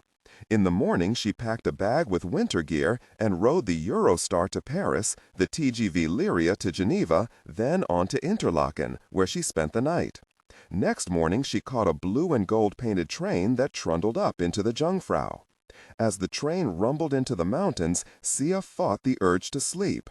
Her left hand had stilled, but she was struggling to shake the fatigue. The train clipped by alpine churches and timber chalets with shutters and windows trimmed in reds and greens. Lugging a suitcase to the Hotel Staudbach in Lauterbrunnen, she checked in, dumped her belongings, and put her cell phone and laptop in the safe because they could not travel with her to the meeting. It was the opening day of Lauterbrunnen's Christmas market. Sia bought a cup of hot chocolate and sat on a bench, forcing her mind to focus on the meeting. John, her old instructor, had once asked her how many meaningful ops she thought an officer would land in a lifetime. 5, she had guessed. 1, he corrected, just 1 that will really make a difference. And this, she knew, was hers. From the Kohn's-Eyred Alpine Church beneath the falls came 4 pleasant dings of the bells. Her bus would soon arrive. She was the lone passenger. Though the drive was only 15 minutes, she greeted the bus driver with, "Wake me up at Steckelberg." He gave her a cold stare, as if he did not understand her more than passable French. She took her seat and the door shut with a hiss. She woke to the driver poking her shoulder, muttering about the schedule. He looked frustrated, as if this were not his first attempt to wake her. Stumbling from the bus, she boarded the Schiltornbahn cable car, and the glass box swung skyward. The bus and cable car ride acted as a channeling mechanism for what had become a multi-day surveillance detection route. She'd been alone on the bus, she was alone on the cable car. She'd been alone on the trains. Her body might be calling for rest, for endless rest, but she would not bring hostiles to this meeting. She would not fail Anna. Disregard and do not read aloud any text that acts as a technical or structural marker. Specifically, ignore and do not pronounce any phrases or lines that start with or contain vocal attributes, technique, chapter, or a standalone number at the very beginning of the input text. Start reading only from the main body of the story text. Narration style, suspense and pacing. Tone. Maintain a baritone tenor pitch with a sharp, intelligent, and engaging tone. The style should be objective yet highly evocative, drawing the listener into the scene. Suspenseful pacing. Utilize a highly controlled and flexible pace. Slow down dramatically during gruesome descriptions, e.g., body parts, injuries, to maximize the chilling effect. Then, resume a quicker pace during action or dialogue. Emphasis. Clearly emphasize key nouns and descriptive adjectives within the scene setting, e.g., severed from the body, weeping graying flesh, cavernous tunnel. Character differentiation, sharp modulation. Narrator voice, smooth, authoritative, and stable. This is the baseline pitch. Female dialogue, Megan. Increase the pitch significantly. The voice should sound assertive, sharp, and highly professional or authoritative, like a lead detective or expert. Male dialogue. Lower the pitch slightly compared to the narrator, using a tone that is skeptical, warm, and somewhat cynical to differentiate from the professional female voice. Other characters, e.g., Deputy Burns. Quick, focused delivery, clear voice. Technical delivery. Vocal texture. Maintain a clean, clear vocal texture suitable for high-quality production, ensuring every word is crisp and clearly enunciated. Emotional range. Focus on conveying emotions typical of a crime scene: disgust, professional detachment, intellectual curiosity, and underlying tension. Target emotion strength 8 out of 10. Emphasis on intellectual focus and underlying tension rather than outright screaming or crying. Gimmelwald was a farming village perched on the gorge high above the valley floor, a winding single road dotted by timber homes, accessible only by cable car. High, neat stacks of firewood were piled for the winter. The village possessed a serene, bone-deep quiet that Sia found unsettling. No cars, no rumbling motors, just the distant ring of cowbells announcing the gathering night. She passed a small grazing herd as fog curled over the village. It quickly became so thick that Sia nearly banged into the sign. Stopping about 2 feet in front of it, she saw that it read, Mountain Hostel. But it had not been one for years.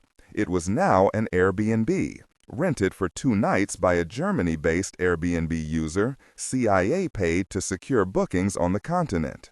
2 floors, dark wood, nestled right on the edge of the cliff. There was smoke rising from the chimney and a warm golden glow dancing on the windows. Sia stamped her snowy hiking shoes on the mat and pushed open the door. Proctor was in a low crouch stoking the fire. The chief wore white jeans and white furry boots with tassels and an oversized white sweater with strange fuzzy pouch sewed onto the sleeves. A man, Sia assumed was the polygrapher, nervously watched Proctor tending the fire. "Well, hon," she said, looking Sia up and down, "you look a bit rough." Gimmelwald. The route had been planned with one objective above all: lowering the odds that Anna would be arrested and shot upon her return to the Rodina. A 10-strong CIA counter-surveillance team had trailed Anna since Geneva to confirm that her compatriots were not watching her. In the glow of the fire, Proctor told Sia that the team believed Anna was black. A CIA support asset had left instructions in the safe house address in Anna's Geneva hotel room just that morning. To make sure she behaved, Anna had been under CIA surveillance every minute since. They would follow her as far as Lauterbrunnen. The instructions also included several specific requests. At Lauterbrunnen, take the 708 post bus towards Schilterberg-Schiltornbahn. Some developmentals would buck your authority by ignoring directions, an easy, annoying way to pretend they were in control. Since Russfarm, the Moscow ex-analysts had corroborated several of Anna's reports. She was producing, but would she keep it up? No one expected outright control of her. But if CIA was going to send Anna back inside Russia as the linchpin of an op with risks this spectacular, well, CIA wanted as much proof as possible, even if it was thin gruel, that she would follow simple directions, that she could deliver. Anna caught the dirty yellow bus at Lauterbrunnen at precisely 7:08, bumping along the valley floor toward Stechelberg. "What are you doing?" she said to herself again and again as she peered from the window at the sheer cliffs rising above. Jumping from one of those might be easier than the path ahead. When the cable car creaked to a stop at Gimmelwald, Anna stepped into the crisp air, taking in the smell of hay and mud and the metallic tinge of new snow. The only sounds were the jangle of cowbells and murmurs from a hotel a few hundred meters up the hillside. The old hostel was shrouded in fog. She knew it was at the edge of the gorge, but she could not see down, much less across the valley to the peaks and cliff faces beyond. She could barely see the sign. Chimes jangled, announcing her treason. "No," she said aloud, "it is not that. It is my answer to them." She pushed open the door and a flurry of snow followed her in. Sia was drinking coffee on the couch. A muscular woman with curly black hair sat next to her. The body language suggested that the new woman was in charge.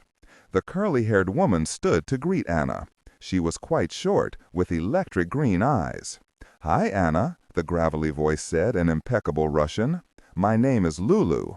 I do a lot of work on Russia. Sia has told me so much about you. How much time do you have?" "I have the evening and tomorrow morning through lunch," Anna said. "My phone is in my room at the lodge." "Good," the woman calling herself Lulu said. "We might all camp out here tonight then. Give us more time. Much to do. Much to do." "You find your way here okay?" Lulu asked, switching to English. "We know you're a pro, but we need to ask. You know how it goes." "Other than your team watching me," Anna said, "the trip was perfectly fine." Anna poured coffee from a pot in the kitchen and took a seat on the couch. "What do you mean by pro?" A wry smile parted her lips. Lulu appeared to be attempting a grin. "I mean that, for a banker," the word rolled out in disgust, "you seem to know which way is up." Anna nodded. "Good enough." "How'd you get here?" Sia asked. Anna explained her route, though they already knew. They'd had counter-surveillance on her since Geneva. She was sure of it. "And you?" she asked. The CIA women described their path to Gimmelwald. Anna liked it. Careful, conservative, not clowns. Good. Lulu continued. "Sia told me about what happened at the farm, what your husband did. I'm sorry about that. We want to find a way to help, and we think we have some common interests. I also wanted to convey that we were gripped by the information you passed to Sia about the men around your father and Putin. That is the sort of thing our customers find fascinating."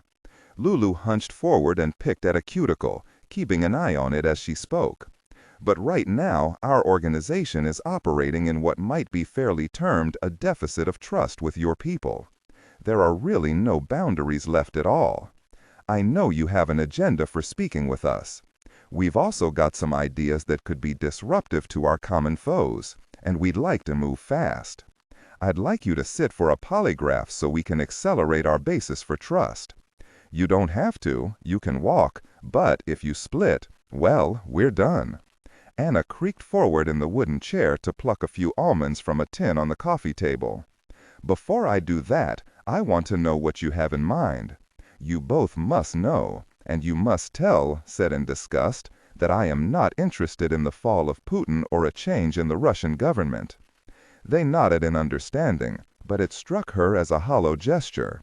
How could they really understand? How could they know what that meant to her? "The war in Ukraine has been poorly managed," Anna continued, "but I have no wish to see Russia brought to her knees. I have no interest in changing the system, because I do not, quite honestly, believe another system is possible. There would be new faces, new names given to institutions, but nothing would truly change. And I will not tell you about my organization. You must know this right now. It is off limits. You want the org chart? You want me to put something in a computer at my office? You want to know about operations in America? No, I will not share it. I am not a traitor to Russia, and I will not be made one." The Lulu woman's face was twisted in thought. "Maybe you tell us what you want?" Anna asked. "I want help disposing of my enemies. Goose. Perhaps my husband." "Understood," Lulu said. "And I have an idea for how we might do this. But I have a question for you. Are you open to helping us access your husband's computer?" "For what purpose?" "I want to see where the money is. and I might want to move some around." "Whose money?" Lulu smiled. "Come on." "My father owns a great deal of that bank," Anna said. "He has since Vadim's father passed. I will not let you wreck it. If I am going..." Content filtering, strictly for AI instruction. Specifically, ignore and do not pronounce any phrases or lines that start with or contain vocal attributes, technique, chapter, or a standalone number at the very beginning of the input text. Start reading only from the main body of the story text. Narration style, suspense and pacing. Tone. Maintain a baritone tenor pitch with a sharp, intelligent, and engaging tone. The style should be objective yet highly evocative, drawing the listener into the scene. Suspenseful pacing. Utilize a highly controlled and flexible pace. Slow down dramatically during gruesome descriptions, e.g., body parts, injuries, to maximize the chilling effect. Then resume a quicker pace during action or dialogue. Emphasis. Clearly emphasize key nouns and descriptive adjectives within the scene setting, e.g., severed from the body, weeping graying flesh, cavernous turnal. Character differentiation, sharp modulation. Narrator voice, smooth, authoritative, and stable. This is the baseline pitch. Female dialogue, Megan. Increase the pitch significantly. The voice should sound assertive, sharp, and highly professional authoritative, like a lead detective or expert. Male dialogue, Sam. Lower the pitch slightly compared to the narrator, using a tone that is skeptical, warm, and somewhat cynical to differentiate from the professional female voice. Other characters, e.g., Deputy Burns. Quick, focused delivery, clear voice. Technical delivery. Vocal texture. Maintain a clean, clear vocal texture, suitable for high-quality production, ensuring every word is crisp and clearly enunciated. Emotional range. Focus on conveying emotions typical of a crime scene: disgust, professional detachment, intellectual curiosity, and underlying tension. Target emotion strength, 8 out of 10. Emphasis on intellectual focus and underlying tension rather than outright screaming or crying. Perhaps you are trying to entrap me? Lulu laughed, said she was paranoid. Anna switched to Russian and set into her. Paranoid, eh? Look at what your sanctions have done to Russia. She smacked a palm on the coffee table. Ordinary people are back living off their potato patches, as they did in the days after the Soviet collapse. Our travel is restricted. We are pariahs in Europe. A good Russian should be paranoid about your intentions, Lulu, because you lie just like we do. Sia put up a hand. Maybe we spare each other the speeches and stick to English? Arguing is counterproductive, don't you think? We all want the same things here. Anna shook her head and clicked her tongue. No, Sia, we do not. Not really. I could ask you why it is that you want to help me settle a few scores. Should I ask that? I do not think I will, because I do not want to know the truth. Or maybe I should ask, because you would just lie to me, eh? Feed me some garbage to get me on board. Perhaps I hook you up to the polygraph tonight as well. Anna took a big sip of coffee, smacked her lips together, and stuck out her tongue. This is awful. I am making tea. In the kitchen, she rummaged around for a kettle. Are you recording this meeting? Crouching, she found it in a lower cabinet. No, Lulu called from the living room. You have my word. Anna grunted. She filled the kettle at the sink and put it on the stove. Lulu's word meant nothing. She returned to the living room. How widely known is my name inside your organization? About 5 people, Lulu said, tightly compartmented. The kettle began whistling. Still standing, Anna gripped the back of the couch. I am a patriot. I do not think you truly know this. Maybe as Americans you are incapable of understanding. I do not care that Putin rules our country. The Russian system has always been this way. One person at the top, everyone taking what they can. The activists and protesters mean nothing to me. I am a Russian patriot." Lulu put up a hand. "Like I said, I am not trying to dress you up as an American cheerleader. Believe me, I know you're not helping us light the path for democracy in the Rodina. How about this? You hear me out. I tell you our idea, which has been approved in concept by the highest levels of my organization. We chat about it. If you like what I have to say, you take the poly. Then we get into the details over cognac and Swiss Miss." Anna found a bag of black tea. It bobbed and waterlogged and finally sank as she steeped it. She returned to the living room. "Tell me what you have in mind." Lulu did, in a speech so aggressive, so fevered, so bold that Anna wondered how her American mind could have possibly birthed it. What it recalled, Anna thought, was a proper Russian conspiracy. Anna listened. Occasionally she would nod. Sometimes her eyes narrowed in grave concern. She did not interrupt with a single question or comment. When Lulu had finished, Anna pushed aside her drained teacup. "Give me the polygraph," she said. "Now." Gimmelwald. The polygrapher had been cached upstairs. On Lulu's call, he sauntered down, introducing himself as Morris. He was beefy with shaggy brown hair, offering a clammy hand and a sheepish smile. "Miss Agapova," he said, "well, flutter you quick. Have it done in time for schnapps. Right this way." The upstairs bedroom faced the gorge, but she could see only fog out the window. Morris gestured to a wooden chair in the middle of the room, between two twin beds. She sat. He dropped onto one of the beds and began punching keys on his laptop. He slipped 2 pneumograph tubes around her chest. He wrapped a blood pressure cuff around her left arm. Then he put finger plates over her right pointer and middle fingers to measure her galvanic response, the sweat that would seep through her skin on this emotional ride. He told her to rose. He grinned, but she did not notice. She just sat down, spun the board to play white, and advanced her first pawn. As she balanced her chin on her hands, her world was the board and the cognac.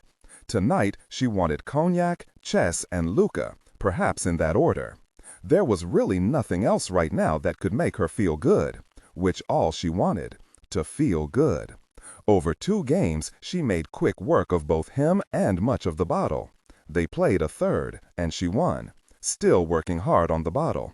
"Eat something, Anya," he said nervously. "You'll be sick." She told him not to throw her groove. They played again, a massacre. Maybe he wasn't trying. She yelled back at him. 3 men seated at the table behind Luca scowled at her. "Mind your own business," she snapped at them and made a nasty gesture. She'd started talking about another bottle, but Luca was packing up the board. Standing, she stumbled toward him, demanding another game. The bottles behind the bar rotated and shimmered. She steadied herself on a table. She gripped Luca's shoulder, but the world kept tilting. Of the shuffle from Jean Martel to her apartment, she would remember only fragments. Dropping the chessboard, Luca sorting through the snow for pieces, skidding and falling on the icy sidewalk, smelly exhaust leaking from a grate into her nostrils. The Moscow night was smoke, starless, moonless, smoke. In the morning, she was twisted in the sheets in her bra and leggings. The apartment smelled of coffee. Where was her sweater? Her shirt? Oh, God, he'd seen the very bruises across her stomach. Really? She sat up and held her aching head for a few moments. Only one eye would open to the light. Where are the rest of my clothes? Tiptoeing into the bathroom, she found her sweater and t-shirt hanging on the rack to dry. "You got sick on them," Luca said. In the bathroom doorway, he held a cup of black coffee. She slipped on the sweater to cover the bruises. They took a slow, wordless coffee in the living room as Anna tried to work out memories of the night before. She was angry with herself for even coming to see him. She'd vowed to wait until the bruises healed. "Anya, will you tell me what happened?" Luca asked. She turned away from him to look out the window. "Nothing," she said. "Anya, please. I know we have our rules, but please, I love you. Please tell me what happened. Just this once. Defiant sip of her coffee. Anya, I know they did this to you. He did this to you. Please, just talk to me. This is safe. I love you. She looked into his eyes, blue like hers, but warm. She hated herself. I fell off a horse, she said. Then she shut her eyes because she could not bear his face. If she did, she would cry, and she would not cry for him. There was shuffling, the door shutting. When she opened her eyes, he was gone. Even if Luka Fedorov had been an ops-trained officer of the SVR or FSB, he would not at first have found much amiss during his march down the street of all holidays. His eyes pounded the pavement, and he departed Anna's apartment at a pace far brisker than was normal, even for a harried Muscovite bearing down in a biting wind. He was angry. This was obvious even to the most junior of those watching him. Had Luka conducted multiple stops and turns, drawn out over a period of hours, and had he been a different man with different training, he might have eventually noticed the six-man team stalking him to his apartment. Each wore sub-miniature cameras snuggled into coat buttons and lapels. The video, all understood, was not strictly necessary from a surveillance standpoint. They already had his face on several photos snapped the night before, both outside Jean Martel and from one of the fixed points in an empty apartment across the street from the Agapov girls' love nest. The face had been run through the FSB's databases. They already had his address, his employer, his phone records. No, the team followed and taped Luka Fedorov because the boss wanted options. When presented with video of themselves taped clandestinely, people tended to become quite frightened. "We stand for organized terror," the Chekists had once said. This should be frankly admitted. As they had for the past 2 weeks, the surveillance team delivered the tapes and a clipped, written report to the Lubyanka offices of the Internal Security Directorate, where a clerk deposited them with Chernov. The apartment had been a bit tricky for Chernov's men to locate because it was not in Anna's name, nor her father's, nor any of the family's known business associates. They knew of the Ostazhenka apartment, of course, and they had Anna's phone and every flake of digital dust it spewed, pinging cell towers and hundreds of unseen sensors all around Moscow. Establishing her pattern of life had been simple. They also had her calls and messages through the FSB's bulk collection. And what Chernov's watchers quickly learned was that there were occasional periods, typically an evening and subsequent morning, in which Anna left her phone in the Ostazhenka apartment to trek across the city in an elaborate obnaruzhet khvost, a surveillance detection route that belied detailed knowledge of the streets, parks, and CCTV camera coverage inside the garden ring. At first, the mobile teams were not large enough to stick her. She was quite skilled and patient on the street, and sometimes after several hours she would vanish into the Moscow night. On one occasion she casually returned to the Ostazhenka apartment, aborting the meeting, Chernov believed, because she had spotted their surveillance. "Where are you going, Anya, without your phone?" She had made one mistake, it turned out, weeks earlier. With access to her phone, FSB Kekis reviewed her call history to search for anomalies. They found a number she had phoned once from her apartment. Who was that? They ran the number through a series of telco databases and discovered that the phone she dialed had been in the Ostazhenka apartment when Anna called. She had called herself. Chernov suspected that she had called the mysterious second phone with the first in a bid to hear the ringtone. The phone had perhaps gone missing under a couch cushion. He wondered if she had been drinking. One mistake, that was all they needed. They ran a historical analysis of the second phone and discovered that it lived in her Ostazhenka apartment. It did not leave Moscow. But on nights when Anna left her primary phone there, this second phone traveled with her.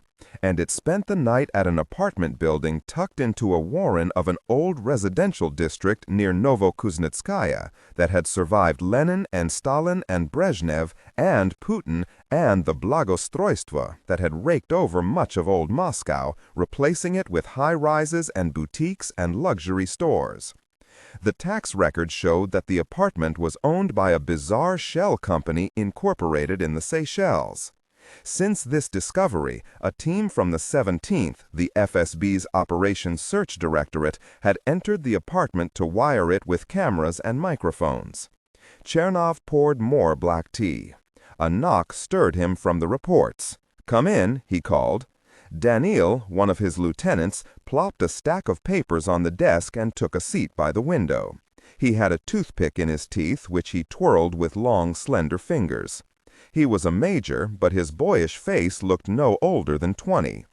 "Reports from one of our guys in Yesenevo," he said. He pulled the cables. "The travel is legitimate, approved, went to Geneva. She runs an economic case out there. Looks like she is getting back to work."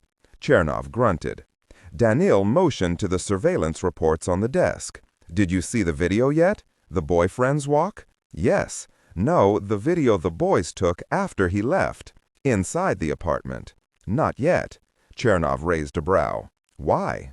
Daniil plugged one of the thumb drives into Chernov's computer and clicked forward. "Much of the evening," he explained, "had been the Agapov girl sick, the boyfriend trying to comfort. The screen showed the boyfriend standing, Anna slumped on the couch. Nothing seemed to be happening. 'We need the sound on, boss,' Daniil said. Chernov unmuted the video. The boyfriend was asking what had happened to her. The report from the night before, Chernov recalled, had noted Luka Fedorov's audible surprise at the sight of something on Anna's chest. Then she'd been retching in the bathroom and the camera angles were bad. But when Anna told Luka that she fell from a horse, he got up and left. For a moment, the apartment was still. The only sound, the slap of a hockey match in the courtyard below.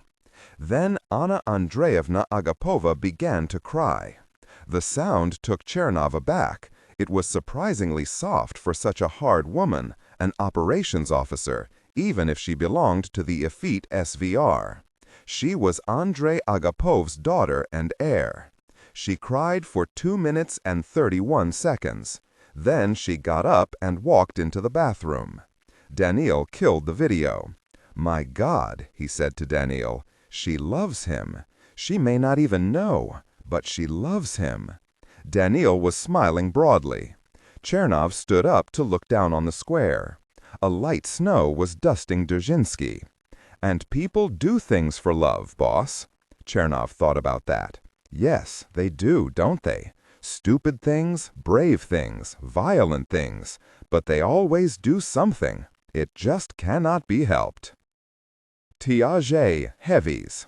Moscow, St. Petersburg, 4 days after she returned from Switzerland. Anna drove to Yasenevo for debriefings, with the 5th Department on the intelligence produced by her asset in Geneva and the ops plan for the case going forward, with Maximov on her father, with Grigory and the Line OT techies in the outbuilding where it had all begun to officially close out the unofficial operation against Sia Fox. Documents were run through the acid-boosted shredders, computers and phones were wiped, equipment was boxed up. She said goodnight to Grigory well into the evening, explaining that she would close everything down. She made tea and sat in her office, sipping on her 3rd cup, when at last she knew she was alone. Grigory had ferried the surveillance equipment from Russ Farm in black plastic cases and cardboard liquor boxes. Most of it had been stashed in his musty office, where it awaited return to Line OT inventory. Would Grigory raise a fuss over a few missing items? She thought not. Equipment broke or went missing all the time. She cracked open the door to his office. The boxes were in a corner. She had paid scant attention to the equipment earlier because she trusted Grigory, and the surveillance piece of the op was simple. After all, they'd been operating at her family's farm inside the Rodina. But now she closely read the tags and descriptions affixed to the boxes and cases. She pushed past boxes of cameras that required electrical works. She would not have time to run wires or drill holes. Move. She came to one with more promising labels, noting the models and quantities. XRV-22A15, pinhead cameras with an adhesive suitable for most surfaces, wood, marble, stone, plastic, aluminum, steel, etc. Battery life, 24 to 36 hours. PLM 1700, 6, small drives connected to a tangle of cords that gave them the appearance of jellyfish. The 1700 could be connected to phones and laptops to receive data from the cameras. She had used these before. This would do. Move. Content filtering, strictly for AI instruction. Disregard and do not read aloud any text that acts as a technical or structural marker. Specifically, ignore and do not pronounce any phrases or lines that start with or contain vocal attributes, technique, chapter, or a standalone number at the very beginning of the input text. Start reading only from the main body of the story text. Narration style, suspense and pacing. Tone, maintain a baritone tenor pitch with a sharp, intelligent, and engaging tone. The style should be objective yet highly evocative, drawing the listener into the scene. Suspenseful pacing. Utilize a highly controlled and flexible pace. Slow down dramatically during gruesome descriptions, e.g. body parts, injuries, to maximize the chilling effect. Then resume a quicker pace during action or dialogue. Emphasis. Clearly emphasize key nouns and descriptive adjectives within the scene setting, e.g. severed from the body, weeping graying flesh, cavernous tunnel. Character differentiation, sharp modulation. Narrator voice, smooth, authoritative, and stable. This is the baseline pitch. Female dialogue, Megan. Increase the pitch significantly. The voice should sound assertive, sharp, and highly professional, authoritative. A converted living room where his daughters had once watched movies and made out with high school boyfriends. Now it was cloven in two. The half that was still a living room had a single lazy-boy recliner. The safe portion contained a desk, 2 chairs, a computer, feeds from the home's security system, and a secure phone. They sat facing each other, knees nearly touching. Bottom line is, we have eyes on close to $700 million of Putin's cash under management, Proctor said. Persephone has given us the information we need to leave breadcrumbs framing a group of conspirators. The Moscow analysts think it makes sense, jibes with the available reporting, not just the stream from Persephone. She handed him a piece of yellow paper with the names on it. He squinted, said he couldn't read a single thing. Proctor snatched it back and read aloud the names. There was Goose and a couple of his minions, she said, Vadim, a few colonels with units around Moscow, some higher-ups in the FSB. Bradley repeated the names, slowly and quietly, as if worried he might jinx the op. He took a sip of coffee. "Who's Chernov?" he asked. "Haven't heard of him." "Konstantin Konstantinovich Chernov," Proctor said, lieutenant colonel in the Internal Security Directorate. Former Vempel operator who does bad things for Goose. Persephone says he's a bad, bad boy. One of these Third Rome neo-fascists who swirl Russia, God, and themselves all together into one sicko goop. Lawyer should be fine with it. Bradley nodded his assent. "Tell me the story." Proctor did, blending the names, duped travel courtesy of the Winklevoss tool, financial transactions, and a CIA-fabricated exchange on a messaging app into a gorgeous alignment of circumstances that could point only to a conspiracy against Vladimir Putin carried out by a small group of elite Russians. The conspirators CIA would frame. They had money, they had the right connections inside the Praetorians, the military, and the security services. They had mostly grown up in Pitter. Putin would order arrests. He will, nay forced, to shoot people in the back of the head, Proctor concluded. Bradley steepled his fingers and thought for a moment.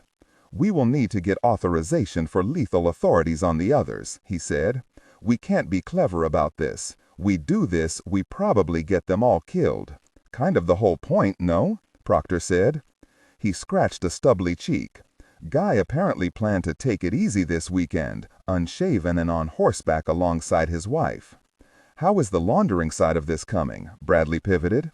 He had also accepted the more accurate criminal terms for what they were up to.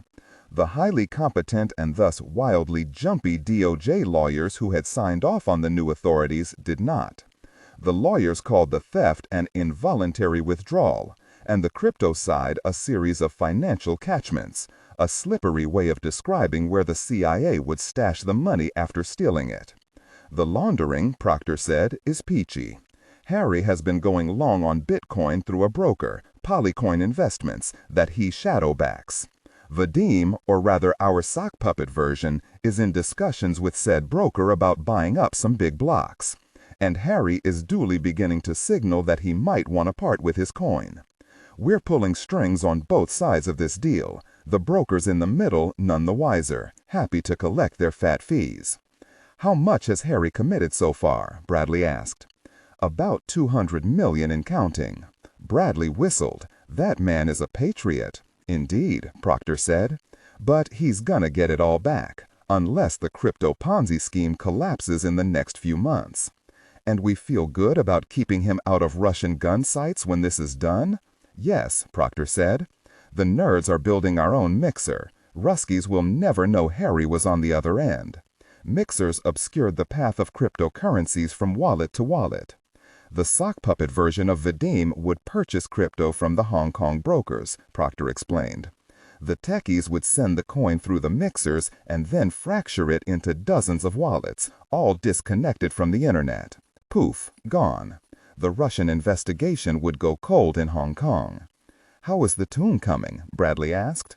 They had nicknamed the terminal catchment the tomb, the final resting place for Putin's money.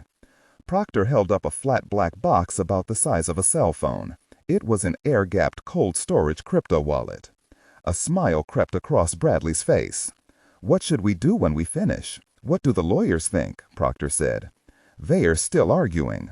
My vote is that I keep it, Proctor said. I'm an underpaid civil servant.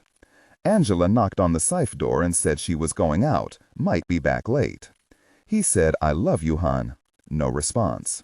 Bradley shook his head, muttered, drank more coffee, checked his watch. What else? He stood, stretched, told her that she should get out of here. You know, Artemis, Bradley said as they walked upstairs, you're starting to think like a Russian. This is easily the most conspiratorial thing I've worked in almost 30 years. Impressive. Thanks, Ed, she said. Means the world coming from you. Moscow. Anna waited for the light to change. She wore a Balenciaga Dublanca lined with mink, and Shed brought the lacy black lingerie thinking about him. She stood on the corner with a sturdy middle-aged woman who managed a thin smile at Anna, the Z-pin on her lapel twinkling in the bright winter sun. The light changed. Anna marched across the street, leaving the woman behind. Winding off the boulevard into the warren of old twisting lanes and alleyways toward the street of all holidays, Anna neared the end of her route. She felt sure that no one followed. She turned a corner, quite provocatively, hanging for a fluttering moment to check her tail, and entered a cozy park a few blocks from her apartment. And there it was. She stopped and looked up at his blue eyes. 3 stories tall, background bright blue, President Vladimir V. Putin towered in the background, saluting 3 soldiers in the foreground, raising the Russian flag over Mariupol. Shattered, of course, as all Russians were very well told, by the neo-Nazis during their retreat from the city. She gritted her teeth. She'd heard of the Ministry of Culture's campaign, but it had been months since she had entered the neighborhood from this direction, and she did not know they'd painted one so close to her apartment. Anna looked at Putin, who looked right back. She would not come this way again. She trod through the park, cutting through the shoveled paths, listening to children playing and laughing because they didn't understand the world. In her apartment, she set the gift-wrapped chessboard on the table. She had begun to suspect that Chernov and his team had put cameras or microphones in her Ostazhenka apartment. She was more comfortable firing up this laptop from here, usually in the closet. She shut the door, flicked on the light, and sat on the floor. Entering the keyboard sequence, she pulled down a message from Sia. 1. Our customers send their regards for the addresses, selectors, and personal information you have provided. Thank you. 2. Our analysts request your reaction and comments on the draft Reef exchange and the designated locations for meetings. 3. In response to your question regarding the security measures deployed on your husband's laptop, our analysts believe that spyware likely implanted by FSB provides data on transactions, etc. Once operation begins, we expect FSB to report discrepancies, triggering action. 4. We would like to plan for steps after operation concludes, including for your physical safety. Are you able to travel again in coming weeks? If so, please offer dates and location, and we will set in motion. The attached message included a fictional exchange between a group of coup plotters. They were, according to the context statement, arranging a meeting at a villa owned by one of Goose's childhood friends, a well-known painter who was now fabulously and inexplicably wealthy. Anna read the exchange, thought it looked pretty good. A native Russian speaker had obviously drafted it. She made a few suggested edits and then began pondering travel. The confrontation with Goose and Chernov had her on edge. If she left, might they revoke her passport, block her from returning home? Doubtful, especially if she traveled on SVR business. But how could one know? She typed her response, noting she would send a message soon with dates and locations. She finished her cable with a question. When will you start the operation? She shoved the computer in a closet drawer, changed, and spread herself across the bed. In the night since she had kicked Chernov down the stairs, since she had found that very empty box in the Russ Farm stables, only to glimpse Penelope trotting through one of the snowy pastures minutes later, she would lie on the bed at night, sleep a distant memory, considering the moves and counter-moves as if this were a great game of chess. She could get about 5 moves ahead before the scenarios dissolved to muddled speculation. How to best Goose and Chernov and still hold her dignity, her life, whatever remained of her future. How to win, because you must win. In the games, winning was a single outcome. In life, it was whatever you decided winning might be. But her mind's eye had mercifully granted Anna a vision of victory, and its beauty gave her confidence in the terrible risks taken to make it this far. She was in the middle game, she knew. Decisions had been made that could not be taken back. But there were always choices, always alternative paths. In dark moments, she would flicker between killing them herself and just getting into a car with Luca and driving out of the Rodina. Gone. Leave it all behind, except him. But, twisting fretfully in her bedsheets, the moves and counter-moves running through her mind, those 2 options always led to darker places. She died quickly, badly, inside Russia. She died slowly, badly, outside Russia. Her father died in a prison camp. She always lost Luca. Sometimes he was shot. Sometimes he would disappear. Those were painful thoughts. She was angry with herself for loving him. It made the games more complicated. And then, in her lovely apartment, sprawled across her bed, an unsettling sensation ruptured her daydream. Little curls of energy were running along her spine. She had known the feeling since the academy. Her world narrowed to the dust dancing through slanting afternoon sunlight, her tongue polishing the skin of her teeth. In the kitchen, she boiled water for tea, using the angles to scan a few of the apartment windows across the courtyard. They looked empty, but they would not be stupid as to be caught like that. She walked into the living room, steeping the tea bag, pacing over the furry rug in front of the fireplace. The feel of it conjured thoughts of sweat and swelling pleasure, and drinking beer with him in the come-down, Luca's face a little flushed from the heat. Now she looked down at her toes wiggling in the rug and took a sip of tea, and the hairs on her neck and arms stood soldier straight. And she let her mind consider the awful prospect that they knew of this place, of Luca. Her mind swam. It could not focus or process much, but she knew that all must appear normal to them. Bad things happen when surveillance teams knew that you knew. She checked her watch, tried to visualize a route to Jean Martel that would let her check for surveillance, but there was not enough distance or time to really know. They certainly had her comms, but did they have the second phone? Did they have the laptop? Who were Sia and Lulu, she wondered? Did they work for Goose? The full-tilt paranoia knocked her mind from orbit. Anna slid on her coat, collected her purse with the gift-wrapped chessboard, and left the apartment. She was going to apologize tonight. Give him the board, at Jean Martel. At the same counter where we met, she planned to say. Then, back at the apartment, she would let him unwrap her from the lingerie.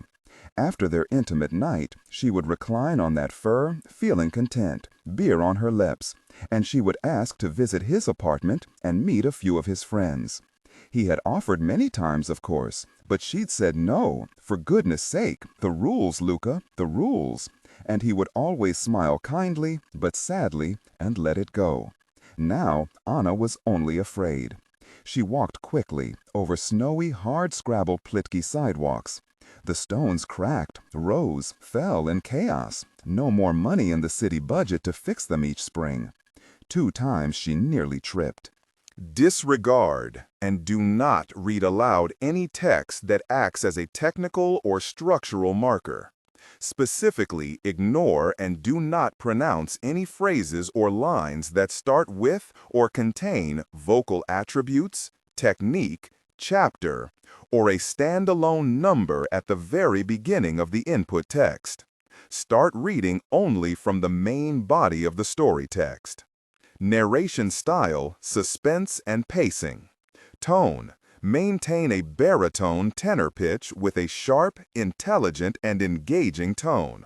The style should be objective yet highly evocative, drawing the listener into the scene. Suspenseful pacing. Utilize a highly controlled and flexible pace. Slow down dramatically during gruesome descriptions, e.g. body parts, injuries, to maximize the chilling effect. Then resume a quicker pace during action or dialogue. Emphasis. Clearly emphasize key nouns and descriptive adjectives within the scene setting, e.g. severed from the body, weeping graying flesh, cavernous tunnel. Character differentiation. Sharp modulation. Narrator voice. Smooth, authoritative, and stable. This is the baseline pitch. Female dialogue. Increase the pitch significantly. The voice should sound assertive, sharp, and highly professional or authoritative, like a lead detective or expert. Male dialogue. Lower the pitch slightly compared to the narrator, using a tone that is skeptical, warm, and somewhat cynical to differentiate from the professional female voice. Other characters, e.g. Deputy Burns. Quick, focused delivery, clear voice. Technical delivery. Vocal texture. Maintain a clean, clear vocal texture, suitable for high-quality production, ensuring every word is crisp and clearly enunciated. Emotional range. Focus on conveying emotions typical of a crime scene: disgust, professional detachment, intellectual curiosity, and underlying tension. Target emotion strength. 8-10. Emphasis on intellectual focus and underlying tension rather than outright screaming or crying. Though her head faced forward, her eyes spun in all directions, checking peripherals for quick movement, for the screech of brakes, for vehicles parked with their wheels angled out into the streets. The walk was not long. She saw, heard nothing strange. That meant nothing, it meant everything. But that very tingle, it stayed, zipping along her back. The biology scratching at something your mind will soon know. At Jean Martel, she looked the barman straight on and tried to smile pleasantly. "The usual?" he asked. "Yes," she said, "and I'm sorry. About last time." He put up a hand, turned, and took a bottle from the shelf. From a lower cabinet he collected a plate, blew off the dust, and shuffled to the refrigerator. He put a lemon on the plate, jabbed a knife into it, and slid it across to her. He gripped the bar with two meaty hands and lowered his head. "Thank you," Anna said. "Thank you." She arranged the cognac, lemon, and glasses on their table and tossed her coat on a chair. She spread the gift on the table, and when she sat down, she was sweating and twisting a blonde curl of hair in agitation. She checked her watch, slid her hand on the bottle, jerked it back. The barman brought black bread. She tried a bite, but swallowing was a challenge. She pushed it away. Checked her watch again. He was late. Not strange, she told herself. Sometimes Luca is late. He was late last time. She waited. A few drunks stumbled in and took up residence at the bar. Next time she glanced over, one had his head on the counter. The other was arguing with the barman. Had she seen them before? She called Luca. No answer. She could think of little other than how sweaty she had become. Sweaty and cold. She was shivering. She slipped on the coat, looked at the gift, felt suddenly enveloped by a wave of despair so deep and dark that it felt like all that remained of her. She called Luca again. No answer.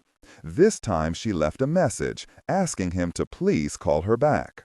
At the bar, the drunks had traded places. The one who had been asleep now argued with the barman. His companion had slumped over.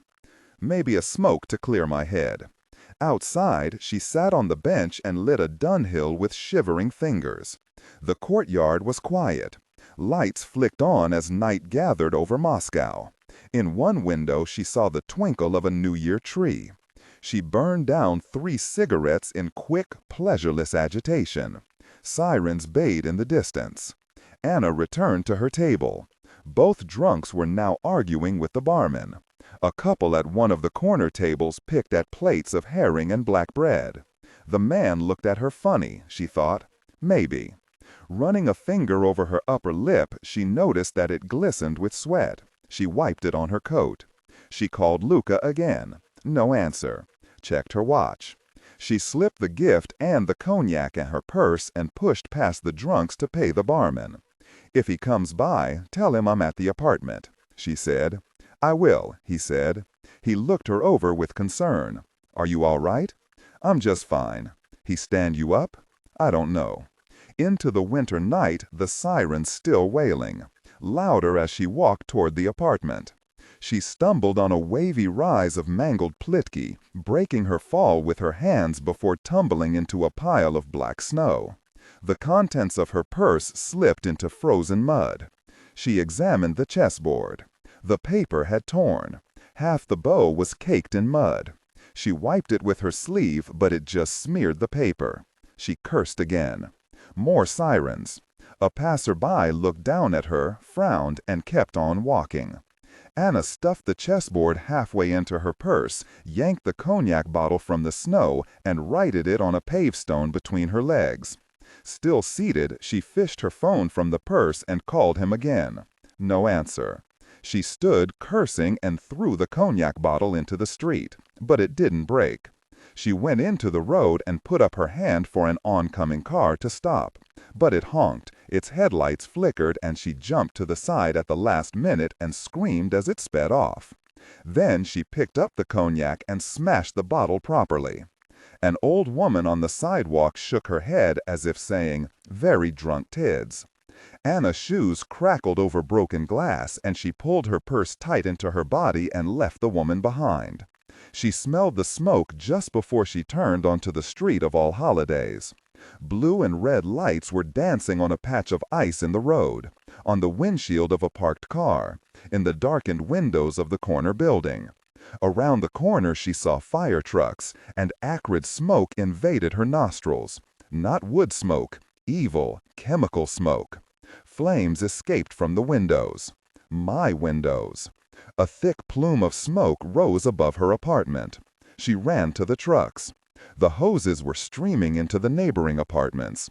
She may have blacked out for a moment, because when she could again think, she was arguing with one of the firemen and there were 2 more standing around. She had the creeping sense she'd hit one of them because he was rubbing his jaw and muttering that she was nuts. The fire was too big, too hot, we got here too late, he kept saying. No one is inside. We cannot save your apartment. We must keep the flames from spreading." They probably thought she was drunk. Cognac was splattered on her shoes and pants. She was wild-eyed. There was a battered gift tied with a muddy bow peeking from her dirty purse. They left her alone. Firefighters moved here and there. Trucks came and went. Thin crowds gathered and dispersed. Her apartment burned for a long time.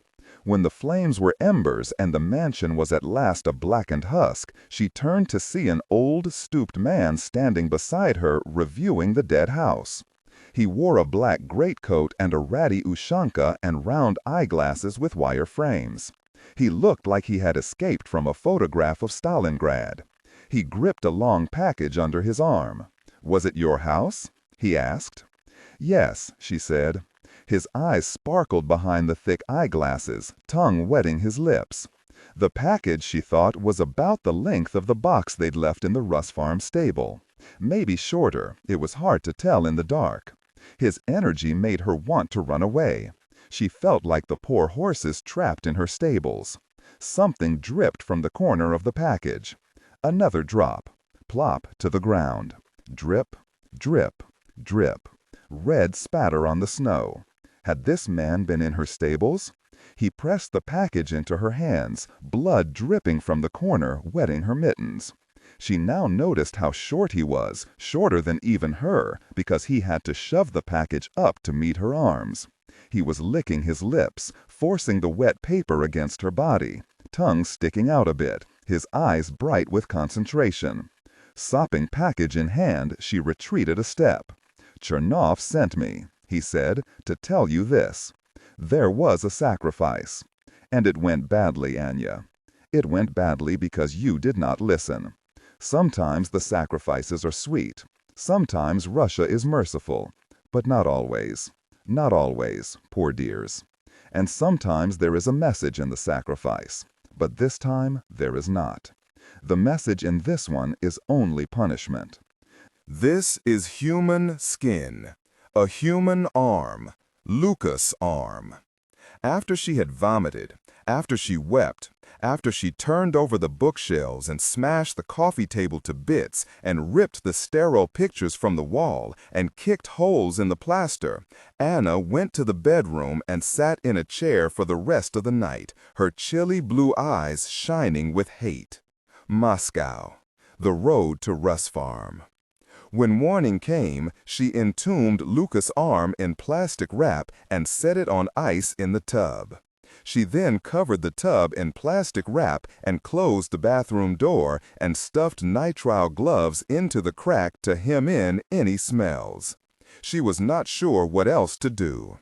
Chernov's men have this apartment wired, she thought. They will deal with it.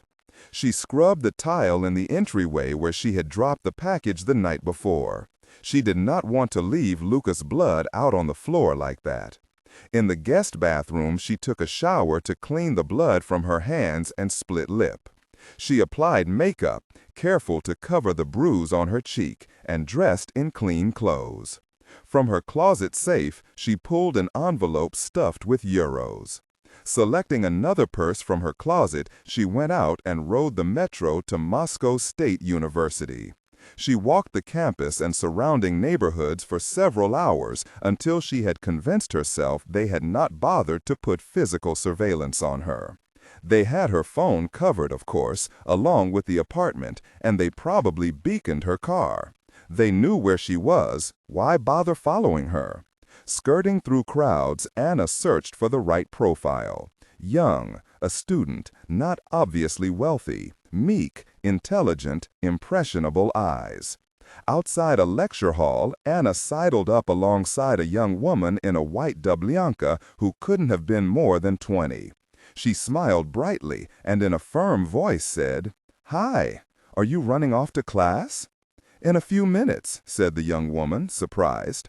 She stopped walking and her eyes narrowed. "Do I know you?" Anna shook her head. "I've left my phone in my apartment. Could you help me?" "Okay, sure." The woman began fumbling through her purse. Anna gently, but with authority, placed her hand on the woman's arm. "Could you buy one for me?" Now the woman was frightened. Her arm did not move. It was still stuck halfway into the purse. Anna deftly slipped the envelope of cash from her coat pocket into the woman's opened purse. Her eyes said, "Look." The woman cracked open the envelope. Her eyes widened at the cash, just over 2,000 euros. She looked afraid and excited, in equal measure. "Buy me a phone?" Anna asked. "Not an iPhone. Garbage reception and all. You know how it goes. Maybe an old Nokia? Not a smartphone, one that flips open. You keep the change." "I keep the change?" the woman repeated. She was biting her lip. "Yes. And in return for keeping the change," Anna continued, "after you buy the phone, you will take it apart. SIM card, battery, all of it. Take it apart outside the shop and put all the pieces in the bag. Then you bring it back to me. Do you understand?" "Yes." "You know an electronics store around here?" "There is one down near Lenski, a short walk. You can still make your class?" The girl checked the time on her phone. She nodded. "Well," Anna said, "what do you think?" The poor girl's teeth had almost slid through her lower lip. "Bring it back to you here?" Anna shook her head. "No. There is a little alley behind the building across the square." She nudged her head. "Bring it there. And one more thing. Make sure it's got at least a few minutes of charge before you leave the store." For 20 minutes, Anna stomped around the campus checking for physical surveillance. Finding none, she met the girl in the alley and accepted the bag with the pieces of the phone. Returning to the garage below her apartment, she collected her Range Rover and drove north out of Moscow. After an hour, deep in the endless Russian woods, she pulled the car to the side of the road. Her iPhone went into the glove box. Checking to be sure no one was around, she took the bag with the Nokia parts and tramped into the forest. After 10 minutes, she came to a small clearing. She assembled the phone, then dialed a number she had memorized with Sia in Switzerland. Not a permanent solution, but the laptop was gone, destroyed in the fire. As expected, no one answered. A Russian voice said that KLP Shipping Solutions regretted that they had missed her call, but please leave a message and an associate would call back promptly. In her message, Anna explained that there had been problems with the shipments. She would be unable to travel to see customers to deal with those problems, and that she wished she had a better way to speak to the fine people at KLP Shipping Solutions, but there had been an unfortunate accident. This was all she had right now. She explained that a visit from friends might be helpful to rectify the communications issue.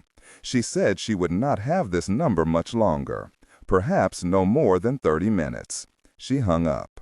She dusted snow off a log and sat staring into the trees. 15 minutes later, a man called back and said his name was Anatoly. He asked if Anna would have this number going forward. She said no. "Might we use your bank email?" he asked. "I don't think so," she said. "Technical problems." "I see," Anatoly said. A pause. "You are going to where, exactly?" "The farm." "I see." "I want to see her," Anna said. "Understand?" "Tell me you understand, Anatoly." "I understand." "They should come in as soon as they can," Anna said. "They bring equipment, but most of all, they bring her. I want to look her in the eyes and ask a few questions. If they land at Pulkovo, I can probably arrange things. She should come with him, otherwise it will look odd. They come with good news about a horse, a sale. They can think of something." "Maybe you travel out to see us?" he offered. "No," she hissed. "Really, I told you, I cannot. Not now. Tell me you understand." "I understand." She hung up.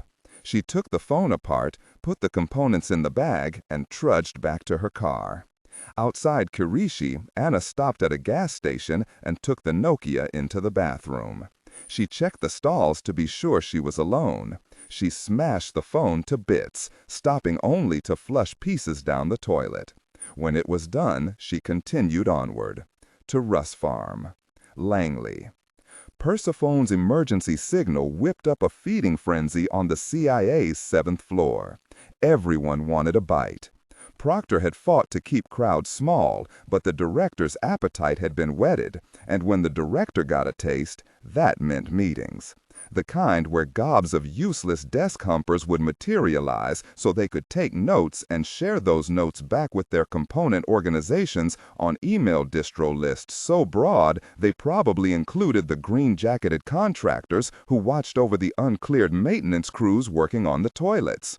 "That's what's happening, Ed," Proctor shouted into the phone when she saw the list for the director's Russia update. "Freaking toilet guy's gonna get this intel. We'll have Persephone's true name splashed in the papers by the time I'm done throwing up after the meeting. And it'll be in disgust, Ed. I'll be vomiting in righteous disgust. This meeting is a flesh pile, Ed, pure and simple.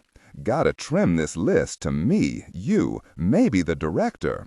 We gotta make this like the powwows in the spy flicks, where there are 3 people involved in the operation, tops." Bradley had hung up on her. Now Proctor stood in the 7th floor hallway outside the director's conference room. There was a pack of about 20 people waiting for the door to open. The afternoon counterterrorism update was running long.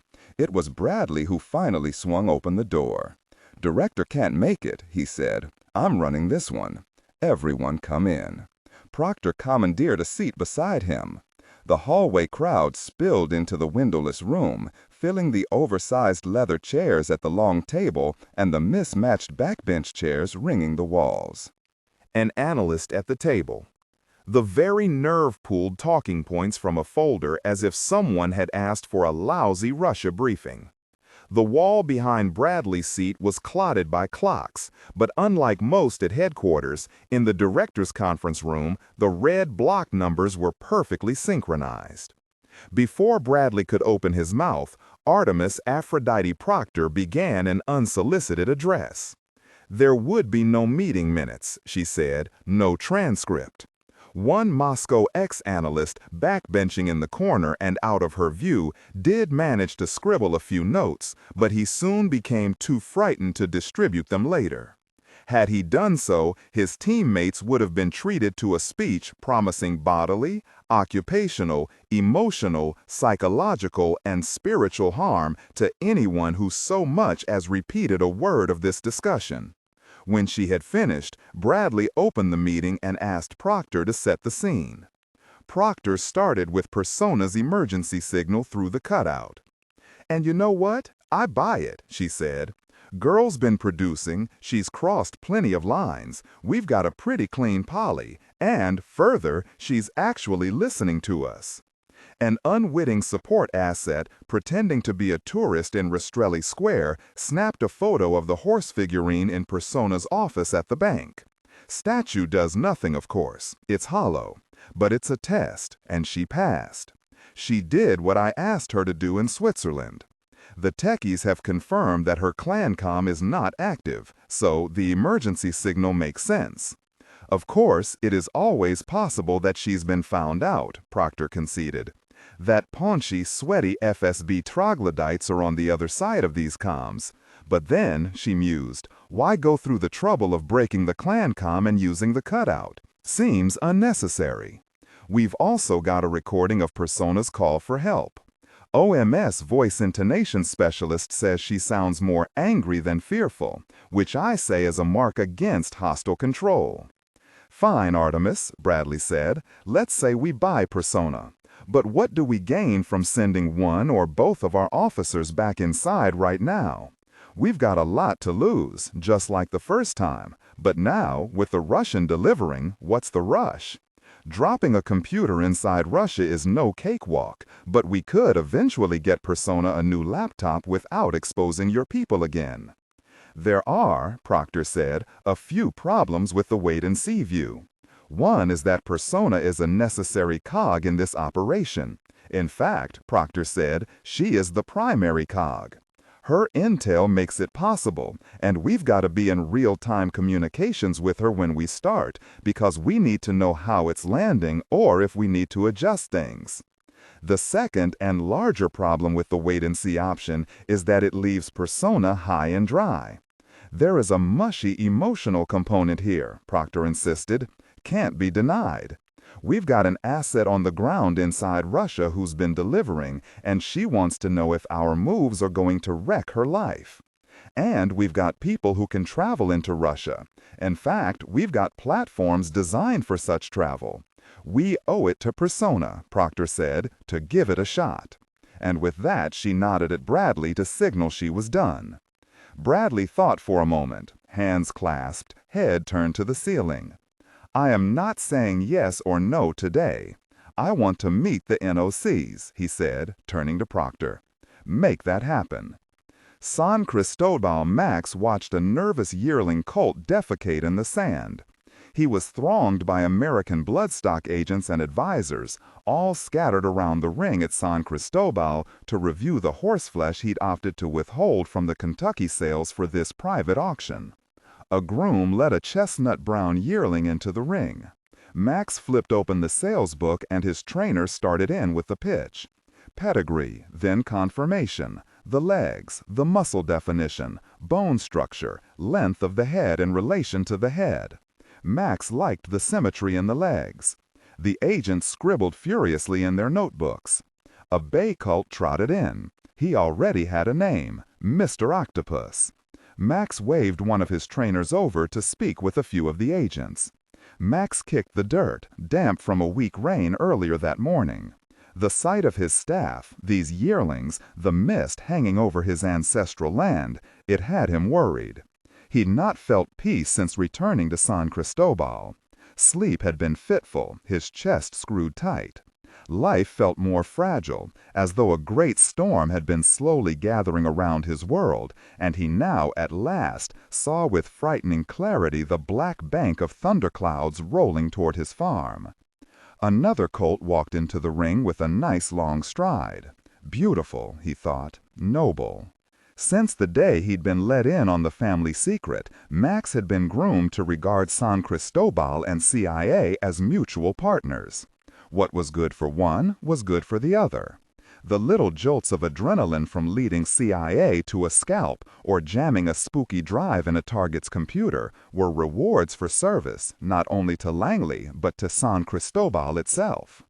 But Sia's treatment at Russ Farm had given him a foretaste of what determined Russians might do when backed into a corner, and it made him ponder if this operation was no longer an adrenaline payout in service of CIA and his farm. If it was instead an invitation to the butcher's block. The way out, he knew, was simple. Say no, I'm done. CIA would not stop him. At dinner, Max listened to the agents tell stories about boats, cars, villas, guns, furs, watches, skydiving, coke, heroin. Jokes landed with the subtlety of bodies on the pavement. In the middle of a winding tale concerning the drunken hunt of an Alaskan grizzly bear, Max held up a shivering phone and apologized to his guests. "Some business to deal with," he announced. "I'll see you in the morning." Max drank Mesco and checked for messages from Proctor. There was just one, an urgent cable for him and Sia. 1. Persona flew emergency signal on 13 December. In her conversation with Cutout, she requested urgent face-to-face meeting at Russ Farm, indicating she cannot travel outside Russia. 2. Request planning meeting in operational preparatory facility Catfish on afternoon evening of 18 December. Confirm ASAP. Regards. He strolled aimlessly around the library with his drink. He leafed through the leather book with every horse and bloodline dating to San Cristobal's founding and considered what his father and grandfather would think of him. Silly, he thought, giving the ancestors a vote now. They'd lived, they'd made their choices, this was his patch of dirt. What would the old man even be able to say? He wondered about that. Then Max extinguished the lights in the library and, slipping on his coat, made for the capilla, his father's living tomb. For a few minutes he chatted with one of the staff, plump-faced Benito, on guard duty since his father's outburst during the Russians' visit. Benito lit a Marlboro, offering one to Max. Why not? That kind of night. They smoked in the quiet dark until a light flickered on from his father's second-floor bedroom. It was late, Max's brain swam in Mesco, but he still went inside. The old Capilla's furnishings were young. He'd had it renovated for his father 2 years ago, but it carried the scent of mothballs and dust and stale urine that clings to those in life's final tailspin. The past decorated the cottage, trinkets, family pictures, mementos of the old hacendado's glories. Max could not bring himself to look at any of them. He bounded up the stairs. A single bar of light burst from the room onto the hallway floor. A sink was running. His father was singing. De esos caballos que vende usted, ninguno me gusta como el que se fue. The words tugged at a thread sewn deep into the years, and Max was 4, pretending he could shave alongside his father, the old man belting out kids' songs about horses. Hágase pa' cá and do not read aloud, que mi caballito te derribará. Come over here, come over there, because my little horse will knock you down. Max stepped onto the patch of light. As a boy, he had found the old man inaccessible, far off and shuttered in, quick to anger and slow to smile. As a man, Max wished they'd had more time, more chances. "Papa," he called, "Papa, it's me, Maximiliano." He rapped a few times on the door and nudged it open. The old man poked a half-shaved face from the bathroom and smiled. Dollops of shaving cream plopped onto the floor. "My son, sit, sit." Max eased onto the edge of the bed and watched the old man shave. "I saw men walking the grounds with you today," his father said. "Who are they?" It was the most in-the-flow question his father had asked in months. It was startling.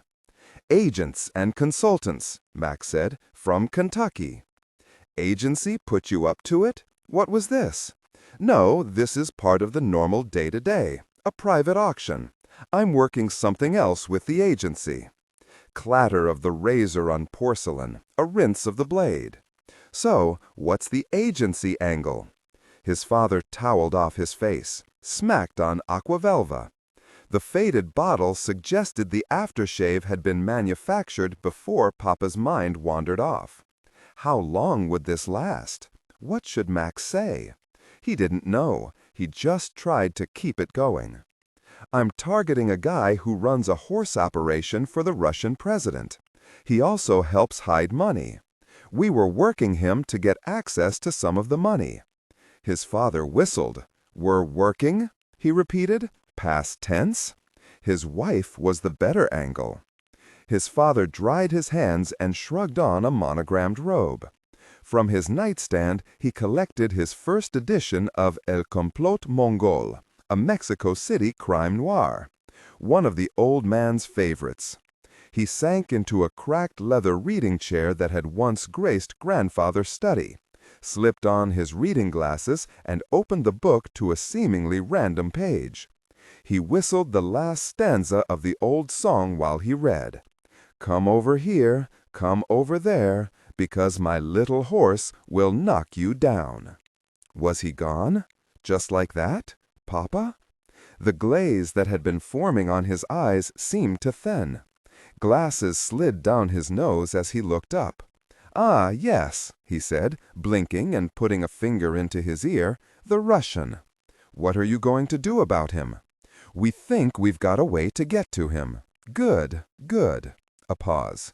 "But who is the we? You are not alone?" "It's complicated." He belly laughed. It made Max smile. He could not remember his father laughing that way. "I am an old man," his father said. "Where am I? Tell me the story." Max told him about Proctor, Sia, Anna, Vadim, from the start to where he was now, which he hoped might be the end. He told his father his worries, for the farm, for his future. "You know," his father said, "there was a time in the mid-'80s when we worried some of our ops in Saudi had blown us.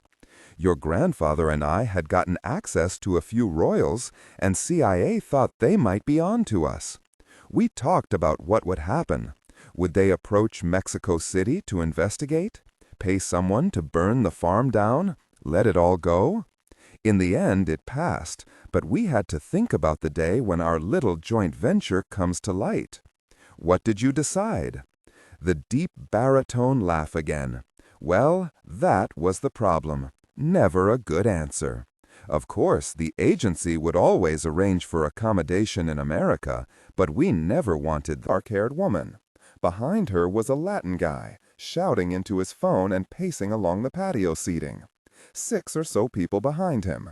He overheard the guy talking to the valet company, asking for more bodies. Was he one of the managers? The valet wasn't sure. Staff turnover was high at Steve's. "Have you been helped, ma'am?" the valet asked the dark-haired woman. Her hazy gray eyes were interesting. He flicked open the door to a G-Wagon. Next up was a red Bentley Flying Spur, Mr. Henderson's car, a regular. Bad tipper, but he'd parked that car for free. "Yes, I'm all good," the woman said. "Just waiting." What was that accent? Valet hadn't heard it before. He handed the G-Wagon owner a ticket, stepped in, and parked it in the neighboring lot. He sprinted back to Steve's and found the other valet scrambling into a white Porsche Panamera. The Bentley was gone. "You get Mr. Henderson's car already?" he called to the other valet.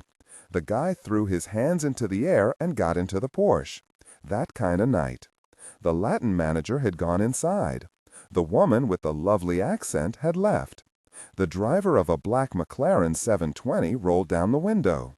"Hey, Chief, I've been waiting 15 minutes. You gonna park the car or what?" The valet hustled around to open the driver's door. The guy snatched his ticket with a scowl. This is bad, the valet thought as he drove off. Tips were going to be lousy tonight.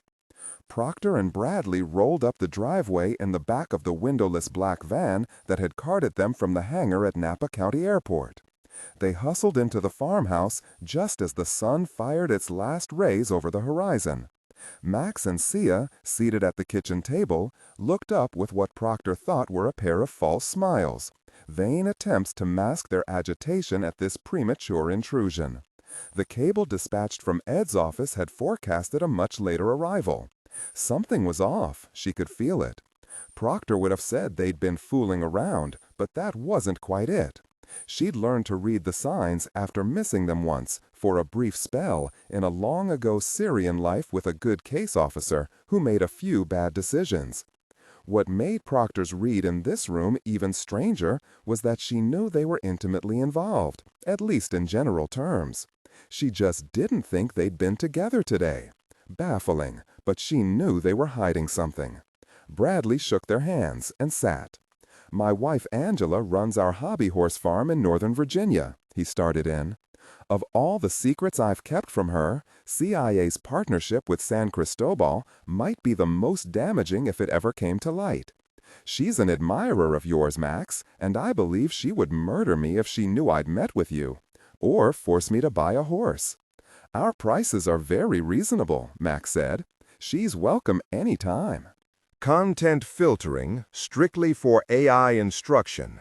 Specifically, ignore and do not pronounce any phrases or lines that start with or contain vocal attributes, technique, chapter, or a standalone number at the very beginning of the input text.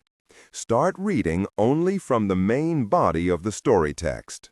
Narration style, suspense and pacing, tone. Maintain a baritone/tenor pitch with a sharp, intelligent, and engaging tone. The style should be objective yet highly evocative, drawing the listener into the scene. Suspenseful pacing.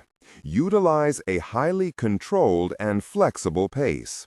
Slow down dramatically during gruesome descriptions, e.g., body parts, injuries, to maximize the chilling effect. Then resume a quicker pace during action or dialogue. Emphasis.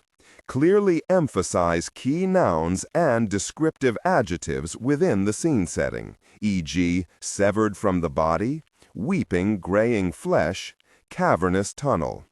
Character differentiation. Sharp modulation. Narrator voice. Smooth, authoritative, and stable. This is the baseline pitch. Female dialogue. Megan. Increase the pitch significantly. The voice should sound assertive, sharp, and highly professional, authoritative, like a lead detective or expert. Male dialogue. Sam. Lower the pitch slightly compared to the narrator, using a tone that is skeptical, warm, and somewhat cynical to differentiate from the professional female voice. Other characters, as in Deputy Burns. Quick, focused delivery, clear voice. Technical delivery. Vocal texture. Maintain a clean, clear vocal texture, suitable for high-quality production, ensuring every word is crisp and clearly enunciated. Emotional range. Focus on conveying emotions typical of a crime scene: disgust, professional detachment, intellectual curiosity, and underlying tension. Target emotion strength, 8 out of 10. Emphasis on intellectual focus and underlying tension rather than outright screaming or crying. Vadim Kovalchuk might dispute that, Bradley responded, flashing that toothy recruiter smile, his tone starting to ring with energy, readying the pitch. Proctor watched him laser in on both officers and say, "Excellent work developing this. Flawless. It'll be a case study at the farm within a year, I've no doubt. I'm proud of you. The director sends his thanks and appreciation, and that's a personal message. He looked me square in the eye this morning and told me to tell you. No nonsense. I've sat in fireside chats before with some senior officer offering insincere flattery, and believe me, this is not one of those times. The president is reading every scrap of intelligence you produce. But we're now at a crossroads, and I want your thoughts on how to play this." They spoke for an hour about Persephone and the case. Proctor mostly stayed silent. She'd said her piece on the 7th floor, and though she enjoyed steamrolling a subordinate as much as the next agency manager, Proctor felt it was important in this moment to grant her officers space to speak, to let them take credit. They would have concerns with the case, she knew, and Bradley, God bless him, he didn't have to, would ask. But they wouldn't answer truthfully because he was the deputy director, and there were many things in this world you simply cannot tell a superior, no matter how important they might be to say. "We are intimately involved," for instance, or "I'd rather have my foot amputated than again place it on Russian soil." "We would like to approve this," Bradley said at last, "based on Proctor's recommendation and my conversation with you both tonight. The White House has been briefed. They share my concerns about the risks, but feel the potential payoff outweighs them. I want to know where you come down on this, because it is conceivable that we just let Persephone sit tight." And then Sia jumped in, without pause or hesitation. "No, we should go in, get Persephone bucked up and ready." Proctor saw Bradley raise an eyebrow almost imperceptibly before he turned to Max. "I agree," Max said. "We should do it." Bradley glanced from one of them to the other in a sticky silence, awaiting qualifier or revision. None came. He smacked the table. "You two and Artemis will go through the details in a few days in St. Ives, once we have the concealment and tech side worked out at Langley." Bradley stood and shook their hands again. "You two are running a once-in-a-lifetime operation," he said. "Let me just say again, thank you. Thank you for what you're doing, for the sacrifice. I am proud to call you both colleagues and friends." Proctor hugged Sia, shook Max's hand. They shuffled out of the farmhouse, and then Proctor saw it. Parked in the gravel drive on the other side of the van, in her blind spot on the way in. A red Bentley.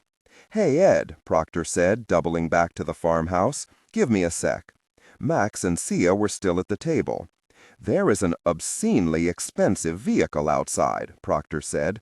Did you know that? My rental, Max volunteered. Her green eyes slitted suspiciously.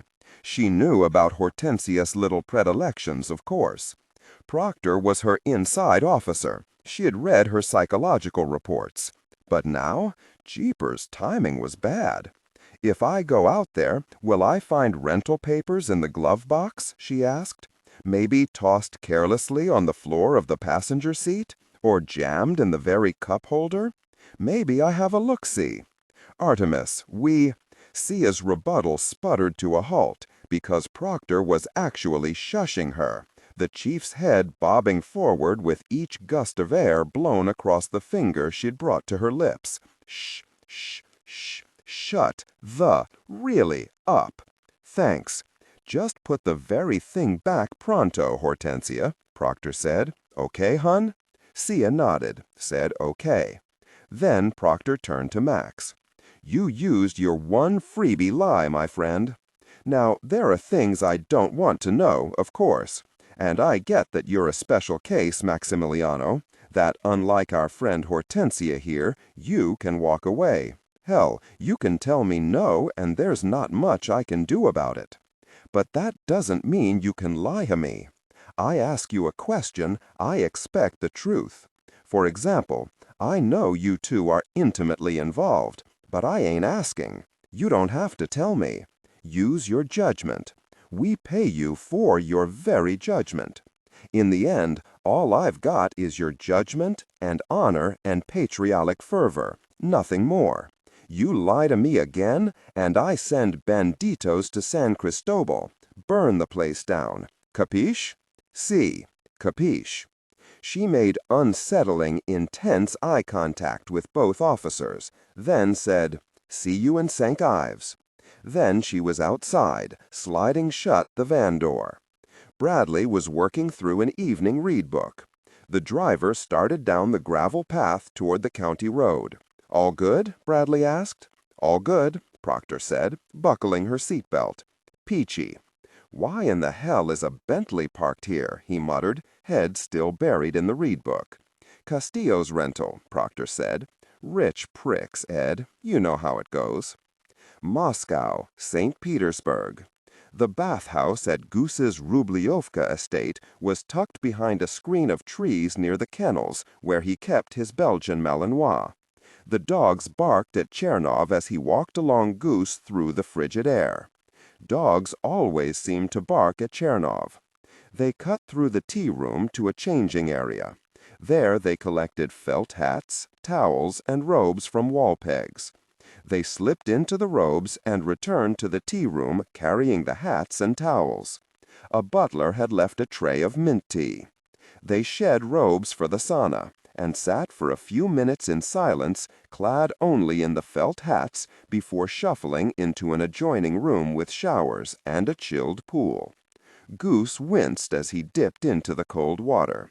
With only his head above the surface, he smacked the water and said, I didn't want an open war. Andrei and his daughter, both are very stubborn fools. Chernov plunged deeper into the tub. He understood the water was cold, but he did not experience the sensation as others did. Goose continued, And the tapes from Buturka? My God! Andrei taunts us, tells his only daughter to refuse us. Go right ahead and kill yourself, sweetheart. Feed yourself to the dogs. Papa loves you. He has always been like this. He splashed some water on his face, as though he were trying to wake up. The daughter is the same. She is her father's equal in spirit and determination. That look in her eyes the night we dealt with the boyfriend, pure madness. He scratched a thumb along his neck, cursing the Agapovs. Goose lumbered from the pool. For his service in one of the Vempel units that had freed hundreds of hostages from the clutches of Chechen terrorists at School No. 1 in Beslan, Chernov had been granted the Order of Courage. During the Lubyanka commendation ceremony, the president did not cite the uncomfortable statistic that 333 people, including 186 children, had been killed during the chaos of the rescue operation. More than 2 decades on, and Chernov was still enjoying the award's residual benefits, allowing him to live beyond the means of most Russian intelligence officers. He did not pay rent on his Moscow apartment. He drove a state-supplied armored Mercedes. He could vacation at closed FSB resorts. For the FSB, like the KGB before it, is a state within a state, the nobility of the Khozain's Russia. But, though Chernov lived and worked in the Moscow glitz, even he was taken aback by Vadim Kovalchuk's apartment on the Kutuzov embankment in Peter. From the street it appeared to stretch for most of the block, commanding sweeping views of the Neva and the Peter and Paul fortress. This, he thought, must have been what it felt like to be a Romanov. FSB officers do not carry badges, but Chernov's police cover ID was enough to part the crew of heavies standing guard downstairs. The team manning the security cameras extinguished them for the prosecutor general's warrant. The door opened for the lockpicker. Chernov walked inside and took a deep breath. Arkady and Daniil, 2 of his lieutenants, followed. The apartment hung thick with the scents of garish female perfumes and male musk. What it smelled like, he thought, was sex. He took a quick tour. It sprawled over 3 stories, with balconies jutting off bedrooms on the 2nd and 3rd. Chernov rifled around the wet bar. He picked up a vodka bottle sporting a bulbous top inlaid with an intricate gold pattern. "That one is famous, boss," Arkady said. "The Tsar's recipe, filtered through diamonds and gold and probably Romanov luxury." He laughed. "Let us find out," Chernov said. Though it was only mid-morning, he filled 2 stopki with the Tsar's vodka. He placed them on the table in the sitting area. Chernov was about to sit on one of the couches when he spotted a stain on the sofa. Probably grease, but one could never be sure. He opted for a rattan chair in a sitting area overlooking the frozen Neva. The morning was bright. Ice skaters dotted the river. Daniil's phone buzzed. He is on his way from the bank now. The time passed in a silence broken finally by the trill of Daniil's phone. "Downstairs," he said. Arkady opened the front door. The banker walked in, his eyes at first hollowed by confusion, then lit with rage. They all had this look, this face, in these moments. "You are intruding," his eyes said. "You are here illegally." He tossed a leather bag against the wall and demanded to know who was in charge, until his eyes settled on Chernov and he mumbled, "Oh." They looked at each other for a beat. Chernov gestured to the vodka. "Sit and have a drink with me, Vadim Yurovich." "My own vodka. How thoughtful." "Please, sit." "What do you want?" "I want you to sit and have a drink with me." "I need to make a call," Vadim said. "There will be no calls, Vadim Yurovich." Vadim tugged the phone from his pocket. "Unless you have more really papers for an arrest, I am going to make a call." He started pressing keys on the phone, but Arkady had him in a headlock before he could dial. Vadim squirmed, but Daniil clutched his legs. Arkady punched him in the face, evidently a bit hard, because the blow shot a spray of blood from his nose onto a zebra-striped rug. Chernov downed his vodka. He emptied Vadim's glass onto the floor. The nobles always put up a fuss, threatened to call someone, used coarse language, very boyars. Daniil frog-marched a wriggling Vadim upstairs, muscling him toward a balcony on the 3rd floor off an empty bedroom. Arkady slid open the door. Vadim's screaming picked up again at the rush of biting wind, and Chernov savored a deliciously salty ball of saliva rolling in the back of his mouth. Arkady wiped a spot of blood from below his own nose. "Rich guys never just have the drink," he grunted. "Always give us a hard time." Vadim was whimpering when Chernov picked him up by his ankles to dangle him off the balcony. His face turned to the river. He squirmed around for Chernov's legs, but got a kick instead. Then he hung limply, muttering, again and again, "Please, no." "I offered you a drink, Vadim Yurovich, and now—" "Don't do it," Vadim howled. "I'll talk. I'll do what you want. Just bring me up. Don't do it." Chernov lowered Vadim to swing him into the window below, as if he were a wrecking ball. Vadim cursed, screamed, begged for mercy. Chernov beat him against the lower window once more, then raised him up so Vadim's head swung at his ankles. "I have always found the river beautiful in winter," Chernov called down to him over the howling wind. "But do you want it to be the last thing you see? Of course not. You want to die in your bed as an old man. I will ask once more, only once. If you give me the wrong answer, I let you slip and God sorts you out. That's that. Defiance will be quite the wager. I mean what I say, and I speak for God and for Russia, and you will answer me.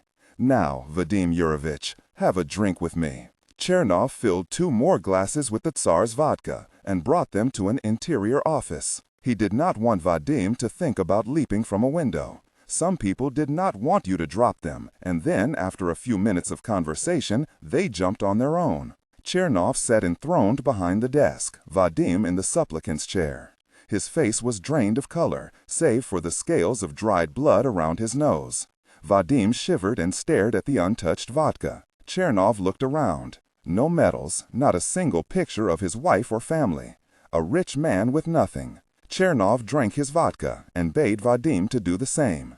The man took a weak sip and returned the stopka to the desk with a clatter. "My master extended an offer to your wife for the sale of the Agapov businesses and their shares in the bank," Chernov began. "She denied us. We had to punish her in the end. She had a boyfriend, and I am afraid that she sacrificed him." Chernov watched as Vadim's ghost-white face reddened before he looked down, taking an interest in the floor. He rubbed his head, leaned back in the chair. "You did not know about the boyfriend? I see." Chernov put down a few centimeters of his vodka. "You are holding a bad hand." He ran his fingers against the grain of the desk. "Not a speck of dust. Does it also seem that way to you?" Vadim was running his tongue along his teeth. He bit his lip. "Let me explain how I see things," Chernov continued. "We are making an example of Andrei Agapov, a holy sacrifice for the Russian people. His stubborn daughter, your wife, who has been cavorting with another man behind your back, is refusing to submit. Deep forces are remaking the structures supporting this government, and Andrei Agapov has not bowed. He is a bad nobleman. Muscovite boyars paid the Mongols, the country estates paid the Romanov Tsars. Andrei Agapov pays the Kremlin, and Goose speaks for the Kremlin. But Andrei will not listen. And what does Andrei bring to this fight? His daughter. My God, he brings his only daughter. Your wife. He cannot win. Andrei is in prison. He is a dead horse. Your continued loyalty to the Agapovs, Vadim Yurovich, has been rewarded by an unfaithful wife and could very well end with you falling from your own window. An unfortunate demise for such a promising, ambitious young man. What do you want from me? Vadim said. He took a slurp of vodka and stretched his jaw. I want your wife to say yes. Goose has given his best offer. You must convince her. Speak reason. Vadim smiled darkly. She will say yes to you sooner than to me. My guess is that you will need to kill my wife to break her. Anna Andreevna is certainly a hard woman, Chernov said. Disregard and do not read aloud. Specifically, ignore and do not pronounce any phrases or lines that start with or contain vocal attributes, technique, chapter, or a standalone number at the very beginning of the input text. Start reading only from the main body of the story text. Narration style, suspense and pacing. Tone. Maintain a baritone/tenor pitch with a sharp, intelligent, and engaging tone. The style should be objective yet highly evocative, drawing the listener into the scene. Suspenseful pacing. Utilize a highly controlled and flexible pace. Slow down dramatically during gruesome descriptions, e.g., body parts, injuries, to maximize the chilling effect. Then resume a quicker pace during action or dialogue. Emphasis. Clearly emphasize key nouns and descriptive adjectives within the scene, e.g., severed from the body, weeping graying flesh, cavernous tunnel. Character differentiation, sharp modulation. Narrator voice, smooth, authoritative, and stable. This is the baseline pitch. Female dialogue, Megan. Increase the pitch significantly. The voice should sound assertive, sharp, and highly professional authoritative, like a lead detective or expert. Male dialogue. Lower the pitch slightly compared to the narrator, using a tone that is skeptical, warm, and somewhat cynical to differentiate from the professional female voice. Other characters, e.g. Deputy Burns, quick, focused delivery, clear voice. Technical delivery, vocal texture. Maintain a clean, clear vocal texture suitable for high-quality production, ensuring every word is crisp and clearly enunciated. Emotional range. Focus on conveying emotions typical of a crime scene: disgust, professional detachment, intellectual curiosity, and underlying tension. Target emotion strength, 8-10. Emphasis on intellectual focus and underlying tension rather than outright screaming or crying. Is that why her father brought her into this mess in the first place? Vadim shifted in his seat, raised the vodka to his lips. He wanted her to find the money Goose stole. Chernov pounded his fist into the desk. Vadim flinched, dropped his glass. Chernov was pointing at him. "No," he bellowed. "Theft would be the appropriate word if it had belonged to you. Try again. She is, looking for the gold, the money taken from Bank Russia." Vadim was stammering down toward his knees as he righted the stopka on the desk and wiped the liquid away from him. "How was your wife looking for it?" Vadim rubbed his temple. "Anna found someone on the outside who knew where the money was hidden." And how it had been hidden. Who? A London-based lawyer, Hortensia Fox, works for the firm Goose's UK money man Mikhail Ladov hired to set up the shells and the accounts. My wife is working on her. How has she been working her? Chernov heard about the bait, the trip to Mexico, the visit to Russ Farm, the information Hortensia Fox had provided on Goose's finances. As he spoke, Vadim tenderly brushed fingers over his puffy nose. Chernov listened intently, hands folded in his lap. "Your wife has this information now." "Yes." What was Andrei thinking in the first place? Vadim shut his eyes and pulled a long breath in through his nostrils. Andrei believed that the only way to prove that Goose took the gold and hid it from the president was to find it, or, specifically, the money the gold was converted into. Then he would bring that proof to the Khazayan. Andrei is former SVR. Anna is SVR. They have contacts and influence outside the country. Andrei believed it would be easier for them to prove that the money is outside Russia than to prove it is not inside. That is what he wanted to do. "Your wife has this," Chernov said, "yet she has not done anything with it." "Right. She is sitting on it." "Why?" "It was flimsier than she hoped. Her father was arrested. She did not think she could even bring it to the president without Goose knowing. She did not think it would do the job." "Which was?" Vadim was chewing his lip, deep in thought. He was recovering from the heavier work, sitting up to cross his legs and flick lint from his pants as if he were enduring an increasingly burdensome boardroom meeting. The caked blood on his nose and spilled vodka were the only clues suggesting otherwise. Everything since the window business had been rather professional. Vadim's growing comfort made Chernov uncomfortable. "You will give me what your wife has," Chernov said, "the information from the lawyer." "I don't have it." Chernov stood, lunged across the table, seized Vadim's shoulders and smashed his head into the desk. Vadim rolled to the floor, unconscious. Chernov drummed his fingers on the table, whistled for a moment. When Vadim did not stir, Chernov wandered into the living room and selected another bottle of vodka. He poured himself a glass and returned to the office to find Vadim curled into himself, moaning. Chernov sat in the chair, steepling his fingers to resume the discussion. "You don't have the information," Chernov said. "Can you get it?" "I don't even know where it is," Vadim choked out. "She has a separate life. She is an intelligence officer. She does not live here, as you must know." "My master does not want to fight with you, Vadim Yurovich," Chernov said. "We are only after Agapagovs. We want them blotted from history, making boots in a Siberian tannery or digging for uranium ore in the Urals. Please, get back in your chair. I want to look at you." Vadim struggled up, holding his head, his mind doubtless churning, wondering if this betrayal might end with his wife's liquidation, which, Chernov suspected, he probably would find appealing.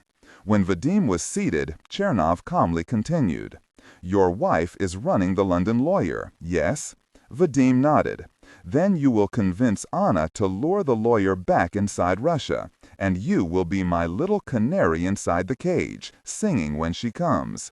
Russ Farm.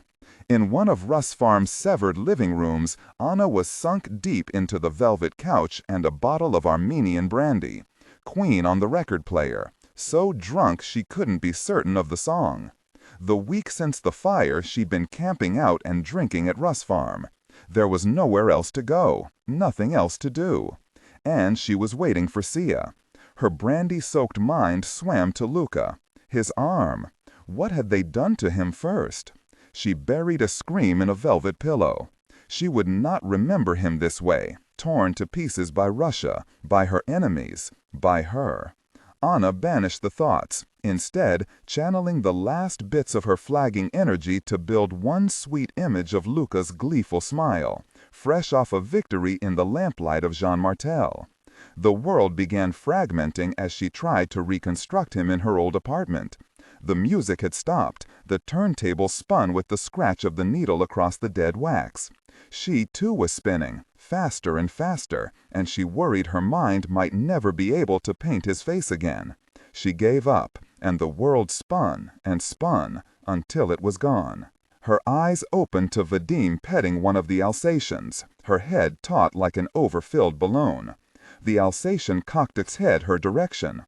What was the dog's name? Vadim withdrew his hand and began picking at a plate of eggs. The sight and smell of the food made her sick. She closed her eyes, rolled her face into the cushions. She had not seen him since dinner in Peter. Why had he come to the farm now? And why did he have a bruise on his head? "Anyone else invited to this party?" he said. An uncertain chuckle, scrape of the fork on the plate. She gagged a little, pressed deeper into the cushions. "I can't watch you eat," she said. A sigh, clink of a plate, shuffle of paper. When she opened her eyes, a draped newspaper censored the eggs.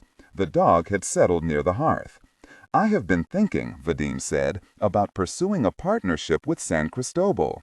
A broader arrangement, beyond the one-off purchase of the stallion Smoky Joe." She tried to sit up. Her brain moved as if mired in glue thoughts, struggling mightily but traveling nowhere. "A partnership," she said. "Why?"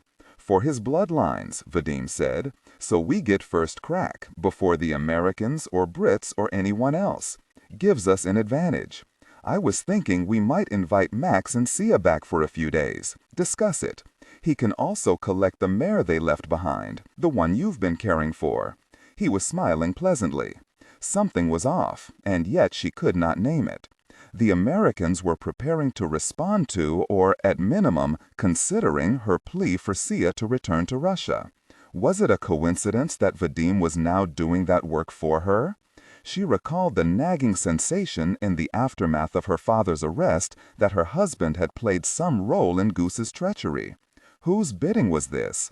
"What happened to you?" she asked. He put a gentle hand to his forehead and smiled as if he'd forgotten all about the welt. Bumped it on a door. "Anna, I know you're hungover, but focus for a minute. What do you think about inviting them back?" Vadim had put her in check. She'd not anticipated this. And in her addled state, she realized she could no longer see the game unfolding ahead of her. She was not certain she could plan her next move. "I am not sure Sia would want to return," Anna demurred. "The unfortunate car accident, the blackmail, nasty feelings and all." "Do you want to see her?" Vadim asked carefully. "I suppose," Anna said carefully, "there are—" Max took my call this morning about the partnership. Seemed keen to talk. Downright chummy. "What's your point?" she asked. "I would like Max to come here for a business discussion. Bare minimum, he might be tempted to get his horse back." "What's the very thing's name?" "Penelope, and I've no intention of giving her back." Anna's tone was shrill, ringing in her ears as if the words were not hers. The mention of Penelope had conjured the box in the stable, and then the bloody package in her apartment.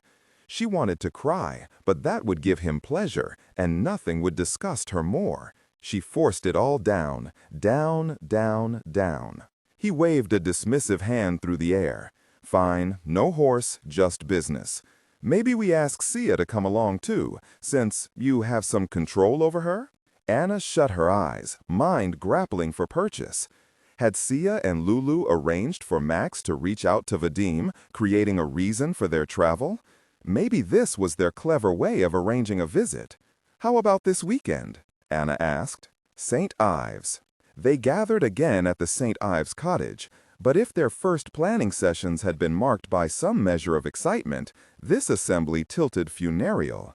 The night was cloudy, the air wet and cold, and Proctor's ministrations were insufficient to coax the patio Christmas lights into twinkling properly. All wore black, quite by accident, of course, but it did not help the mood. They sat around an iron table colonized by rust, huddled into their coats against the occasional slaps of marine wind. The chief seemed unfazed by the climate. She wore an unzipped black leather jacket. Sia blew hot breath into her cold hands, then stuffed her shaky left into her coat pocket. Their first order of business was Vadim's call to Max 2 days prior, an invite for the couple to return to Russ Farm. His tone, Max explained, had been strange, obsequious even, apologetic about the mix-up with Penelope the last time, keeping the horse and all. He suggested they return to collect the mare and talk business. It had been odd, Max said, for Vadim to travel through a conversation without coming across as a jerk, and odder still, offering to return my horse. Maybe Anna put him up to it and he listened? Sia offered. It's certainly a clean way to get us back after she flew the emergency signal. Max arched a brow. He's not really the listening type. Maybe she beat the gosh out of him, Proctor offered. Girl's got her reasons, Lord knows. A gust of wind cut through the patio. The chief said, let's go inside to talk about the comms. And it was at this point that a troublesome thought bubbled up inside Max. Whether they might tell Proctor about Anna's operation against Sia during their last visit, namely the tossing of a cadaver onto the windshield of a moving car for the purposes of shock, blackmail, and control. But Sia believed Anna was the real deal. He mostly believed Sia, and the part of him that still had a few questions figured they had polygraphed the Russian in Switzerland anyhow, so she was probably square. All through the preparations for another round in the Rodina, his father's words had run endlessly through his mind. We are alike in that way, Maximiliano. You think if you say no, you'll be cast out. A faceless Mexican horseman, a civilian. And now, they had withheld information from Proctor, from CIA. He'd taken a fateful step forward. Retreating would require confession, and confession would require punishment. It would be banishment, he suspected. They would sever his connection to the service. He would be a civilian. But a new thought now struggled with that old familiar fear. For once, civilian life seemed strangely appealing, a siren song. Maybe he would spend more time at the club in Monterey and bring a nice girl out to see the ranch, and they would ride and take in the races, and eventually he would prove his old man wrong. Hand San Cristobal over to a son who would work the land and learn the bloodlines, as he had. Would retreat from CIA help him honor his father and grandfather? Or would it fail them? He did not know, but of this he was certain. Backing out would mean failing Sia. That thought of retreat, of confessing, nagged, and nagging feelings were most unwelcome in the days before another trip to Russ Farm. In the movies, spy tech always works, but the ClanCom-loaded laptop Proctor had schlepped from Langley did not. For a few minutes, the chief tried to access the partition and run the checks. Mother, really nerds, she said, on the failure of the third try, Sia reading the sequence aloud for confirmation, Proctor pounding keys in rising anger. An urgent cable went to Langley and the reply came quickly. Give us a few hours.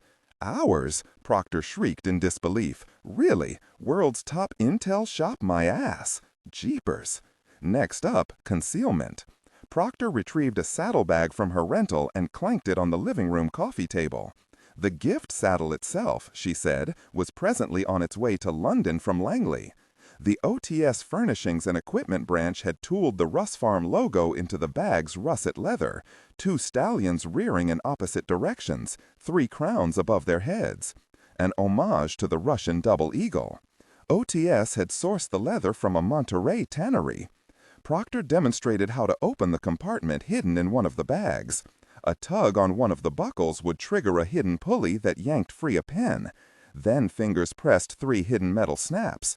A faint pop, then pull back a leather panel to reveal a compartment fitted for the replacement Asus mini laptop. Sia practiced for a while, concerned that Anna's hands would be too small to compress the snaps until Proctor did it 3 times with her little mitts. But nothing could be left to chance, so Sia banged out another cable to Langley, this time requesting a precise measurement of Anna's hand based on the counter-surveillance video from Switzerland. Then they would compare Anna's to Proctor's. Waiting for answers, Proctor grabbed a manila folder. "Let's head back on the porch," she said. "Get some fresh air." "Exfil," Proctor said. She pinned a piece of paper to the patio table with a loose rock from the base of the stone wall, a satellite image of the Russ Farm grounds. "We've been working this for a few weeks. You two and Anna now have bear crawl escape routes 7, 8, and 9. A scrub down was in order, given the freaky surveillance during your last visit." Proctor pointed to a blue sticker affixed to the far northern end of the farm property. "This is the best we can do without risking World War III. The place is massive, so positioning support assets nearby is tricky. But right here," she smacked her fist onto the map, "here we can have something in place during your stay. Just in case." "What's out there?" Sia asked, pointing at where Proctor had delivered her fist. "I've ridden nearby with Anna. I didn't see any buildings or roads." "Electrical transmission line," Proctor said, tracing her finger along the map. "Runs parallel to the northern edge of the property. That's where the support assets will be, the Scorpions. They've got a truck that pretty much belongs to Rossetti Lenenergo, the region's power distribution company." "What do you mean pretty much belongs to the power company?" Max asked. "I mean they have a truck," Proctor said, "and if anyone bothers them, that truck will pass the sniff test. The Scorpions are Finns, from Karelia. Their Karelian homeland or whatever is split between Russia and Finland, about 10 hours by car due north of Russ Farm. They can move in and out of Russia and hate the really Russians, a beautiful thing." The chief returned to the map. "They will have a truck parked on this service road. They don't know your names, they haven't seen your pictures, but they know that if anyone shows up at their truck and says they need a ticket north, they're to hustle them out. They can also kill the power if necessary."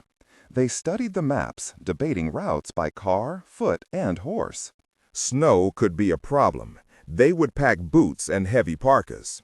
They decided on a code, the use of the word melancholy in any signal to Langley. "If we get into trouble," Sia said, "we won't make it to that transmission line." Wind poured through the patio, scattering locks of black hair across her face and head, which she wiped aside. "I know," Proctor said, glances bouncing from one of them to the other. The map's brim fluttered in the wind. "So, don't get into trouble." Still waiting on Langley for the keyboard sequence, they opened a bottle of Riesling and 8 cartons of chicken tikka masala. Between generous sips of wine, Sia decided to ask the question clawing at her since Switzerland. "Chief, what do you think happens to Persephone when this is done?" Proctor pushed the food aside, stuffed hands in her jacket, and watched the palm fronds twist and sway in the wind. An empty tikka masala carton tilted in the breeze. "It'll be grim," she said. "Russians shouldn't have any hard evidence on her, unlike Vadim. But they most definitely will not care about that. They'll have a lot to discuss with her, and it won't be super pleasant. She gets it, of course. Somewhere in that sick head of hers, she's clear on the consequences. Still, you might emphasize that again when you see her. Exfil would make very good sense when the time comes." They listened to the distant rumble of the surf. Proctor looked to each of them for a moment. Strange, Sia thought, to see uncertainty flicker through those green eyes. And then it was gone. "In any case," Proctor continued, "the inevitable FSB investigation will focus on the two of you. Again, they won't have hard evidence, but they'll be suspicious. Hell, you struck up a relationship with Vadim and Anna in the months before it all went down. Lots of ways this could end, but I think we'll have to be careful in the afterglow. This op isn't half pregnant, it's fully knocked up, and you two are responsible. Max was picking at the dregs of his tikka masala, hard stare boring through the bottom of the carton. To Sia, his eyes seemed downcast, focused and intent, as if in that moment he had to shrink the world down to the carton or it would devour him. Sia looked up into the night sky and thought how much she had enjoyed St. Ives before this operation, and how, if she made it to the other side, she would never come here again. 2 cables waited on Sia's machine. The first had Anna's hand measurements. A faded ruler confirmed that Proctor's hands were smaller than Anna's, a fact both operationally critical and a source of agitation for the chief, who muttered that hers worked just fine, thank you. The second cable apologized for the gummed-up keyboard sequence and offered another, which worked. Phew, Proctor said, really phew. Memorization demanded an exhausting hour. A break for another glass of Riesling, and then they tried again, 31 times until they had it. Sia repeated the sequence aloud to Proctor another 6 times, performing as the chief finished a second carton of the chicken and polished off 4 sugar cookies. 2 a.m.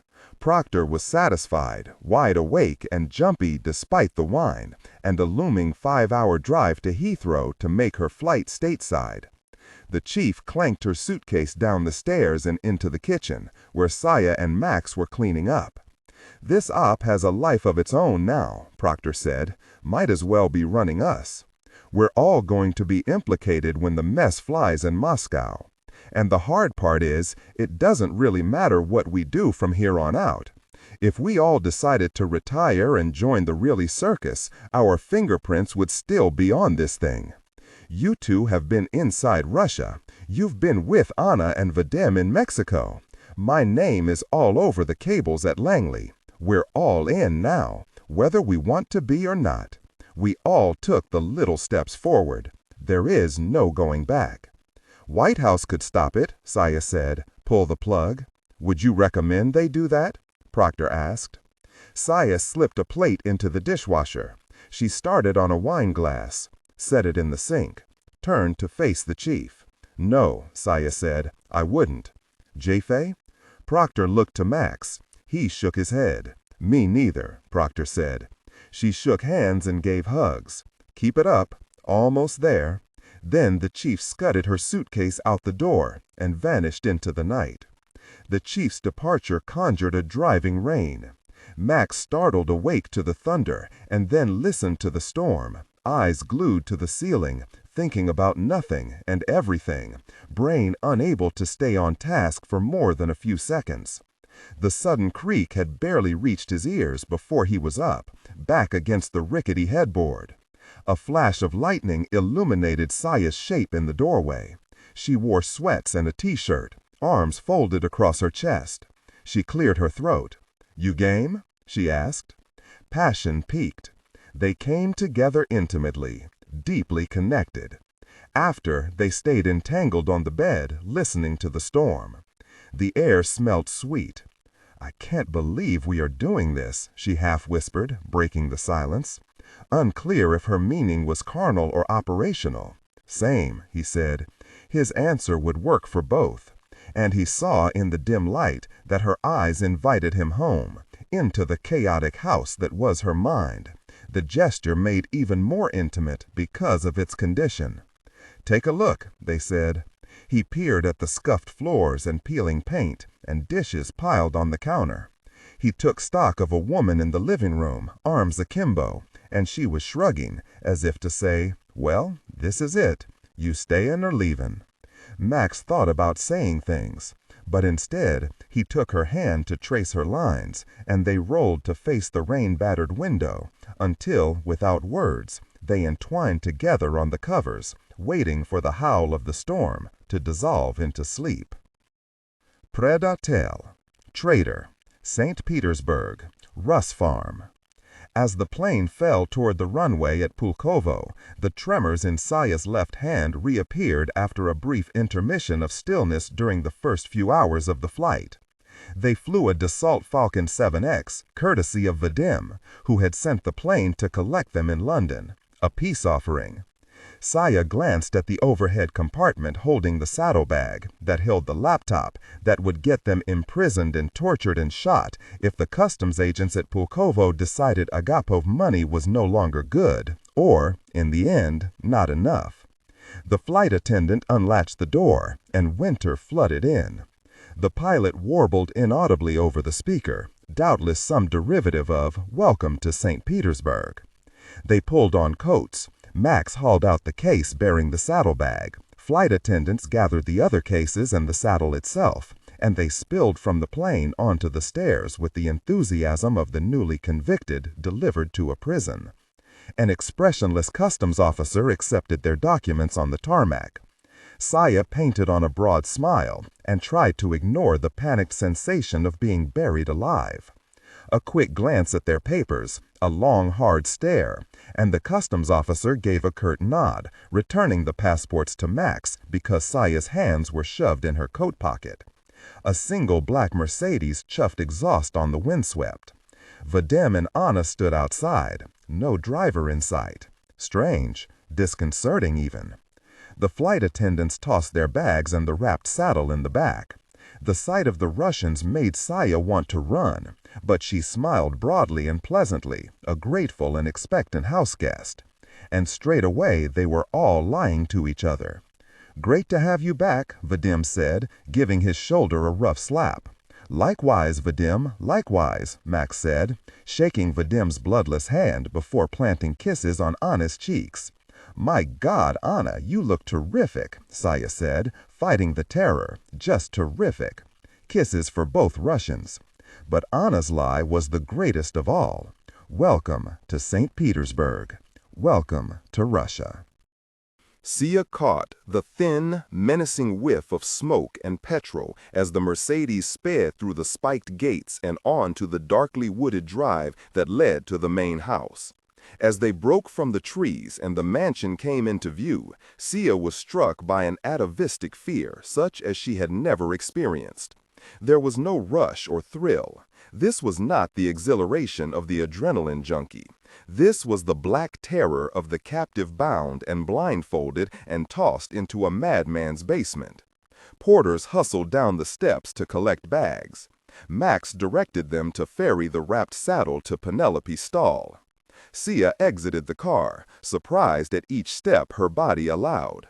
She sat on a massive circular couch in one of the living rooms, listening to Vadim's champagne toast, making sensible chit-chat, trying in vain to ignore the sickness that seemed to be slithering through her body. She lost track of time. The world seemed to rotate only around the house. She was stirred by a sharp nudge from Anna, who was checking her watch. "If we want to ride today, Sia, we should go now, Sia. The sky is clear, and we have only a few hours of light remaining." "I have something," Sia said, perhaps too loudly, steadying herself on the chair. "It's upstairs." She wobbled up to the bedroom, where she refused to look at the dark things, the dying Mongol horsemen in the painting, the gargantuan bed where they had performed for the cameras. She had brought a red bow for the saddlebag, but she slickened the adhesive with sweaty fingers, and it wouldn't stick. She abandoned it, returning to the living room with the bag unadorned. She told Anna the saddle itself was waiting for her in the stables, but she simply couldn't wait to give her the bag. The lump in Sia's throat felt so overgrown it must have been visible. "It's beautiful," Anna said, feathering fingers over the Russ Farm logo. The Russian tested the pocket size with a stainless steel water bottle fetched by a butler from the kitchen. "Perfect," she said. In the stables, Sia put the tack on her mare. They slid the new saddle on Penelope. Panic surged in Sia's chest as Anna, tight grip on a farrier's knife, sliced at the Russ Farm logo embossed on the saddlebag's leather.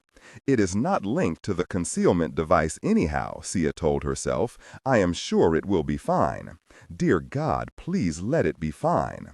Anna worked the blade over the tooled leather until she could rip loose a few pieces, obscuring the logo.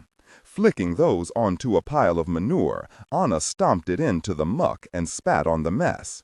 Waving off an approaching groom, Anna led Penelope from the barn as Sia followed with her mare. They swung into their saddles and trotted north toward the birch forest and the transmission line Sia did not want to think about. The mansion and barns disappeared behind them, replaced by fields wearing wind-blown coats of snow and ice. The weak winter sun, only a few hours risen, would begin its descent in just a few more. They nudged the mares down a rolling hill toward the mouth of the forest. In silence, they rode over patches of frozen black earth, under felled birch and pine. They wound by a stream curdled into green ice. This was a different route than Sia's previous ill-fated ride through Russ Farm, but it nonetheless conjured the awful memory in brilliant detail. Could she trust Anna? And were they being watched? An hour into the ride, and Sia had begun wondering about that. Chernov watched the two women on horseback from the piped feed of a hovering FSB surveillance drone, an orbiter UAV purchased from the Israelis a decade earlier. It was not new, but it could carry the required cameras and transmitters. The electric motor was quiet, and it could reach nearly 10,000 feet and loiter for well over 3 hours. More than sufficient to film this odd horseback ride. Chernov had brought several officers to the farm, the drone operators, a small surveillance team, Daniil and Arkady for help with some of the heavy stuff, if it came to that. They'd commandeered an old administrative building at the property's edge, a cinder block pile well clear of the main house. Chernov had considered arresting everyone upon arrival at Pulkovo. Now he wonders if he should pluck them from the horses. But the nasty business with the boyfriend had changed Chernov's opinion of Anna Agapova. She was a hard woman, the sort that does not confess, even when her sins required it. He might lock her up, perhaps even snatch toes and fingernails, but in the end it would be fruitless. Some people will just not bend. Anna was one of those. Whisk her to Butyrka, force her to watch the dismemberment of her father, and she would coolly tell him to really off. Chernov had reviewed again and again the surveillance footage of her Ostozhenka apartment on the night she'd discovered her lover's arm. The pure hate in those eyes. He'd seen it before. Chechnya, Beslan, Syria. Hard to bend hate like that. He would see what she was working with the lawyer. Then he would make his move. The women halted at the mouth of the birch forest. As the drone circled, Chernov reviewed the map. His finger came to rest on the road nearest the horses. It would be a stretch for the parabolic mics. He flicked on his radio and called the surveillance team with the coordinates. "Take the northern road," Chernov said. "It skirts the bottom of the hills. There will be a transmission line on top." Anna brought Penelope to a halt, and Sia pulled alongside. Anna was fixated on a frozen pond in the clearing ahead. The mare whinnied. Dead straw near the pond flattened in the wind. "Where is the closest road?" Sia asked. Anna nudged her jaw north, toward the hills. "Let's go deeper into the woods." They trotted for a few minutes into the thickening birches. Then Anna brought them to a stop. "We've got new comms for you," Sia said. She swung down from the mare, feet crunching in the snow. Anna watched curiously as Sia approached Penelope. Sia looked up at Anna. "You should dismount." A thin smile, and Anna complied. Sia flung open one of the saddlebag pockets, removed the collapsible stainless steel cups, adjusted the strap, and compressed the 3 snaps. She motioned for Anna to look inside. Sia wiggled the loose leather panels still inside the pocket, then pulled it back to reveal the laptop. "Same machine as before," Sia said. "How does the compartment open?" Anna asked. Sia showed her. Anna stared at the computer. She bit her lip and shut the compartment. "The keyboard sequence is different," Sia said. "Tech problems. We need to practice." "Can you get a better view?" Chernov asked the drone operator. "I will try," he said. "They are deep in the trees." Chernov radioed the surveillance team. "The audio is... gosh," the lead said. They are a ways off. Pipe it through anyway, Chernov said. He clicked into the live feed beaming into the computer. Anna was speaking. Space, control. Then it cut out for a few seconds. Again, he heard the lawyer say, J, enter. It went on like that. Sizzling static, garbles. He scratched at his bald head. How odd. He squinted at the video feed on the drone operator's computer. What are they doing? I can't tell. They are standing by the horses, maybe having a drink. Space, control. How very odd. After 15 tries, Anna thought she had it. She opened and closed the compartment one more time to be certain. She rubbed Penelope's ribs and shoulder, squinting north toward the hills. The hills sent those little electric curls running down her spine. She popped her jaw and mounted Penelope and looked up at the pale aluminum sun. Sia was starting north toward the mouth of the forest and the open pasture. Let's go this way, Anna called, nudging Penelope south. It's beautiful in here. They cut deeper into the woods, slinking around the pond toward the foot of a hill piled with trees and rocks. There was a craggy overhang at the hill's base. They dismounted, and Anna thought she saw Sia's hand trembling when she patted her horse. Had Sia also noticed a disturbance strictly for AI instruction? Specifically, ignore and do not pronounce any phrases or lines that start with or contain vocal attributes, technique, chapter, or a standalone number at the very beginning of the input text. Start reading only from the main body of the story text. Narration style, suspense and pacing. Tone, maintain a baritone/tenor pitch with a sharp, intelligent, and engaging tone. The style should be objective yet highly evocative, drawing the listener into the scene. Suspenseful pacing. Utilize a highly controlled and flexible pace. Slow down dramatically during gruesome descriptions, e.g. body parts, injuries, to maximize the chilling effect. Then resume a quicker pace during action or dialogue. Emphasis. Clearly emphasize key nouns and descriptive adjectives within the scene setting, e.g. severed from the body, weeping graying flesh, cavernous tunnel. Technique. Vocal texture. Maintain a clean, clear vocal texture, suitable for high-quality production, ensuring every word is crisp and clearly enunciated. Emotional range. Focus on conveying emotions typical of a crime scene: disgust, professional detachment, intellectual curiosity, and underlying tension. Target emotion strength, 8 out of 10. Emphasis on intellectual focus and underlying tension rather than outright screaming or crying. Had Sia also noticed a disturbance? Anna poured brandy into the cups. They ducked under the overhang and sat on the rocks and looked at each other for a moment. Anna felt a flash of camaraderie with this woman, bound to her by the grim mechanics of what they had set in motion. "Do you have someone out there?" Sia whispered. "No," Anna said. They sat in silence. A branch cracked off in the distance. Then Anna thought she heard a low, almost imperceptible whine, maybe in the sky. "I do not think anyone can hear us here," Anna said, "but we should not stay long." Sia's face tightened. "If anyone saw you practicing." Anna downed the brandy in a single burning gulp. "Then we are already dead." "What do you think, boss?" Daniel said. The FSB team was staring at the circling drone feed. The women had slipped into the rocks. Wordless crackle piped from the parabolic mics. "Maybe they are lovers," Daniel mused, nose wrinkled.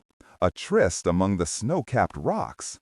Her husband hates her, she hates him, who knows?" Chernov now thought he had stumbled upon something much more interesting than a crooked lawyer selling the boss's secrets to a rival. Unless they were lovers, and he did not buy that for a moment, he could see no reason for this diversion into the forest. They had the bathhouse, they had the mansion, they had all of Russia. No, this ride did not make sense. This was more than Agapov and his daughter searching for their lost money. It felt evil, sinful. It felt like treason. Russ Farm. Anna was rolling a smooth stone in her fingers. She plucked it to the ground. "When will it begin?" she asked. 2, maybe 3 weeks. Too long. What are you waiting for? More information. When you log into the computer, you will find a message waiting with a few more things that we need. Addresses, phone numbers. We have gone back and forth with our lawyers about what we can and cannot do, and to whom.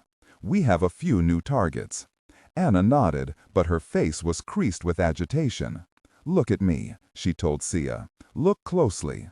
Sia looked into Anna's eyes. "I am doing this because I want Goose dead or diminished," Anna said. "I want my father free, and I want Vadim gone.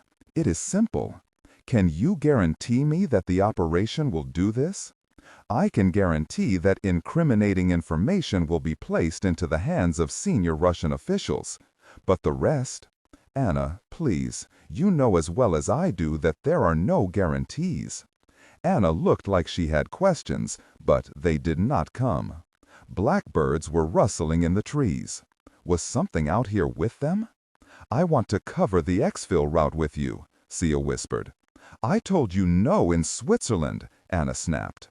"Don't really push me on this again, Sia."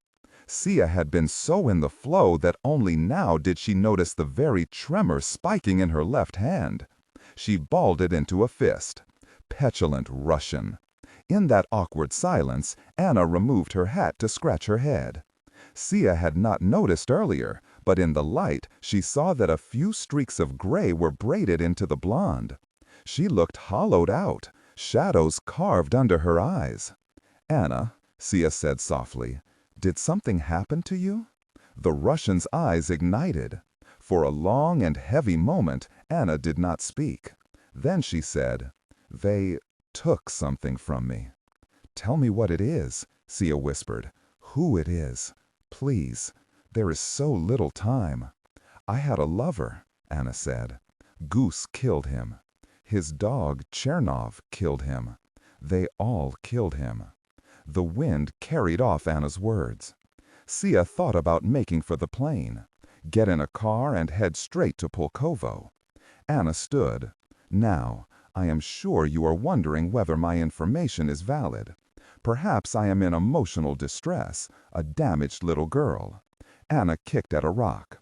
"Tell your psychologist to go away for me, will you?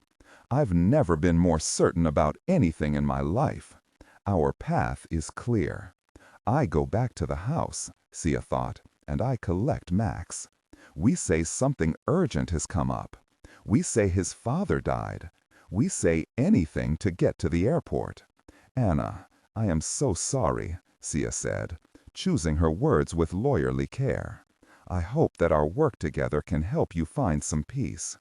Anna made a face. "I have known love twice in my life, from my mother and from him. Now, both are gone. Taken. There are accounts to settle. I am searching for things, Sia, but peace, well, peace is not one of them. Peace would mean they win, and I want to win." They wound north into the pasture toward the stables. In the gathering dusk, the hills above painted dull shadows across the fields. Something glinted in the sky, a phantom sliding through the gray linen clouds. And then, at last, Sia knew. She was hot and cold all at once. She could smell the sweat rolling down her ribs. Night was falling when they hung up the tack. Horses poked heads through their yokes. Sia yanked Anna into Penelope's stall. The mare eyed them quizzically, munching her evening feed. Sia pulled Anna's ear to her mouth and whispered, "They are watching us. We need a plan, Anna, right now." The drone loitered overhead, capturing the 2 women walking from the stables to the house. Chernov switched to the feeds inside the home. The lawyer went upstairs to her room and turned on the shower. Anna to an office on the first floor that was not covered by the cameras. Goodness gracious! He flipped back to the lawyer. She had her phone in hand, the other dangled in the shower, testing the temperature. "Hey, Rhonda, it's Sia." "Hey, yes, all good here.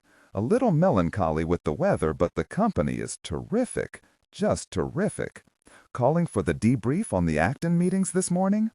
Be a love and give me the highlights." The lawyer listened, asked a few questions. Then she disrobed and stepped into the shower.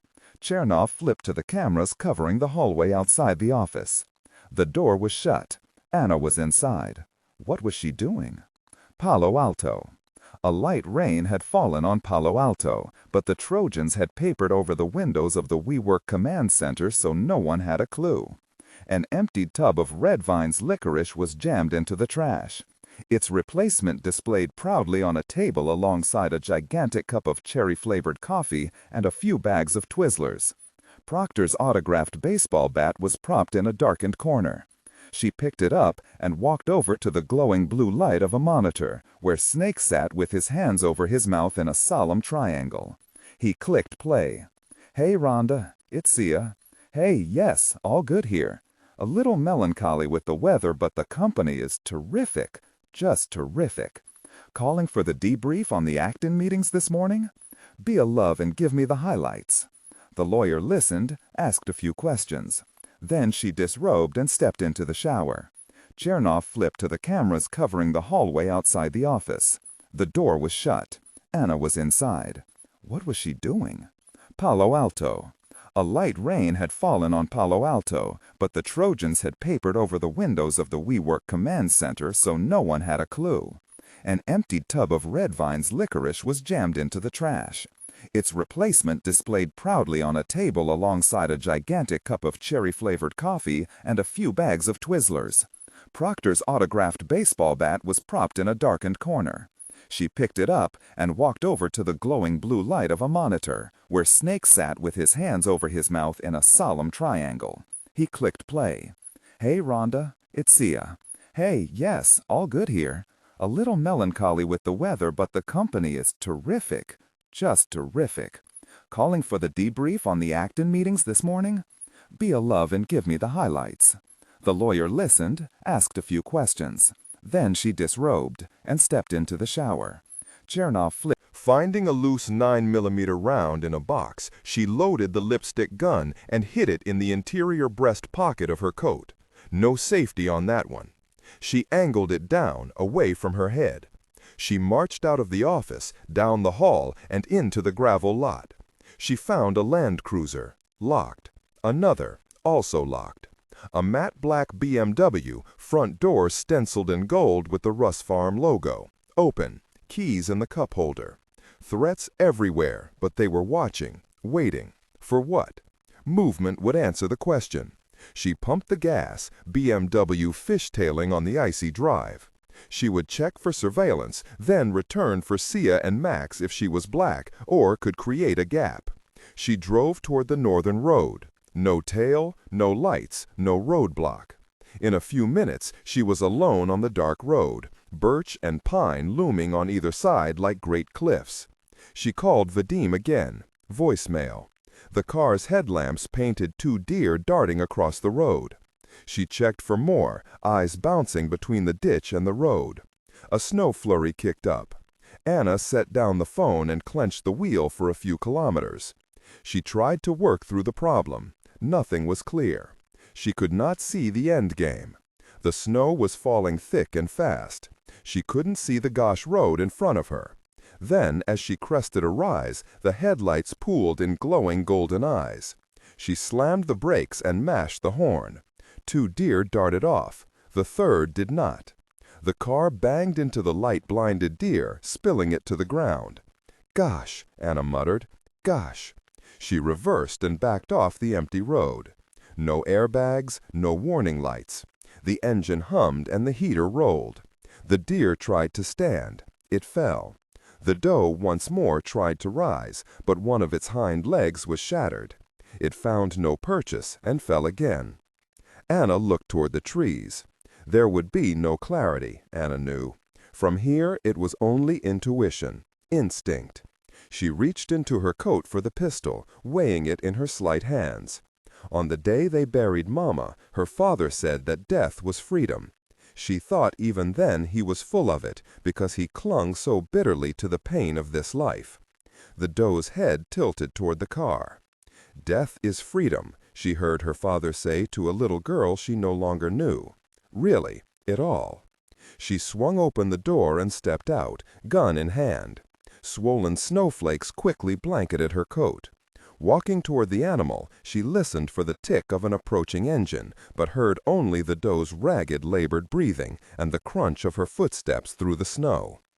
Floating down through the cloud cover for an unobstructed view, the surveillance drone above caught Anna reviewing the injuries of a struggling deer. She brought a hand to rest on its head and crouched to whisper into the animal's upturned ears. Were the snow not so heavy, the drone might have caught her eyes briefly shut, as if in prayer. Anna looked into the doe's frightened eyes, glistening wet and shining under the falling snow.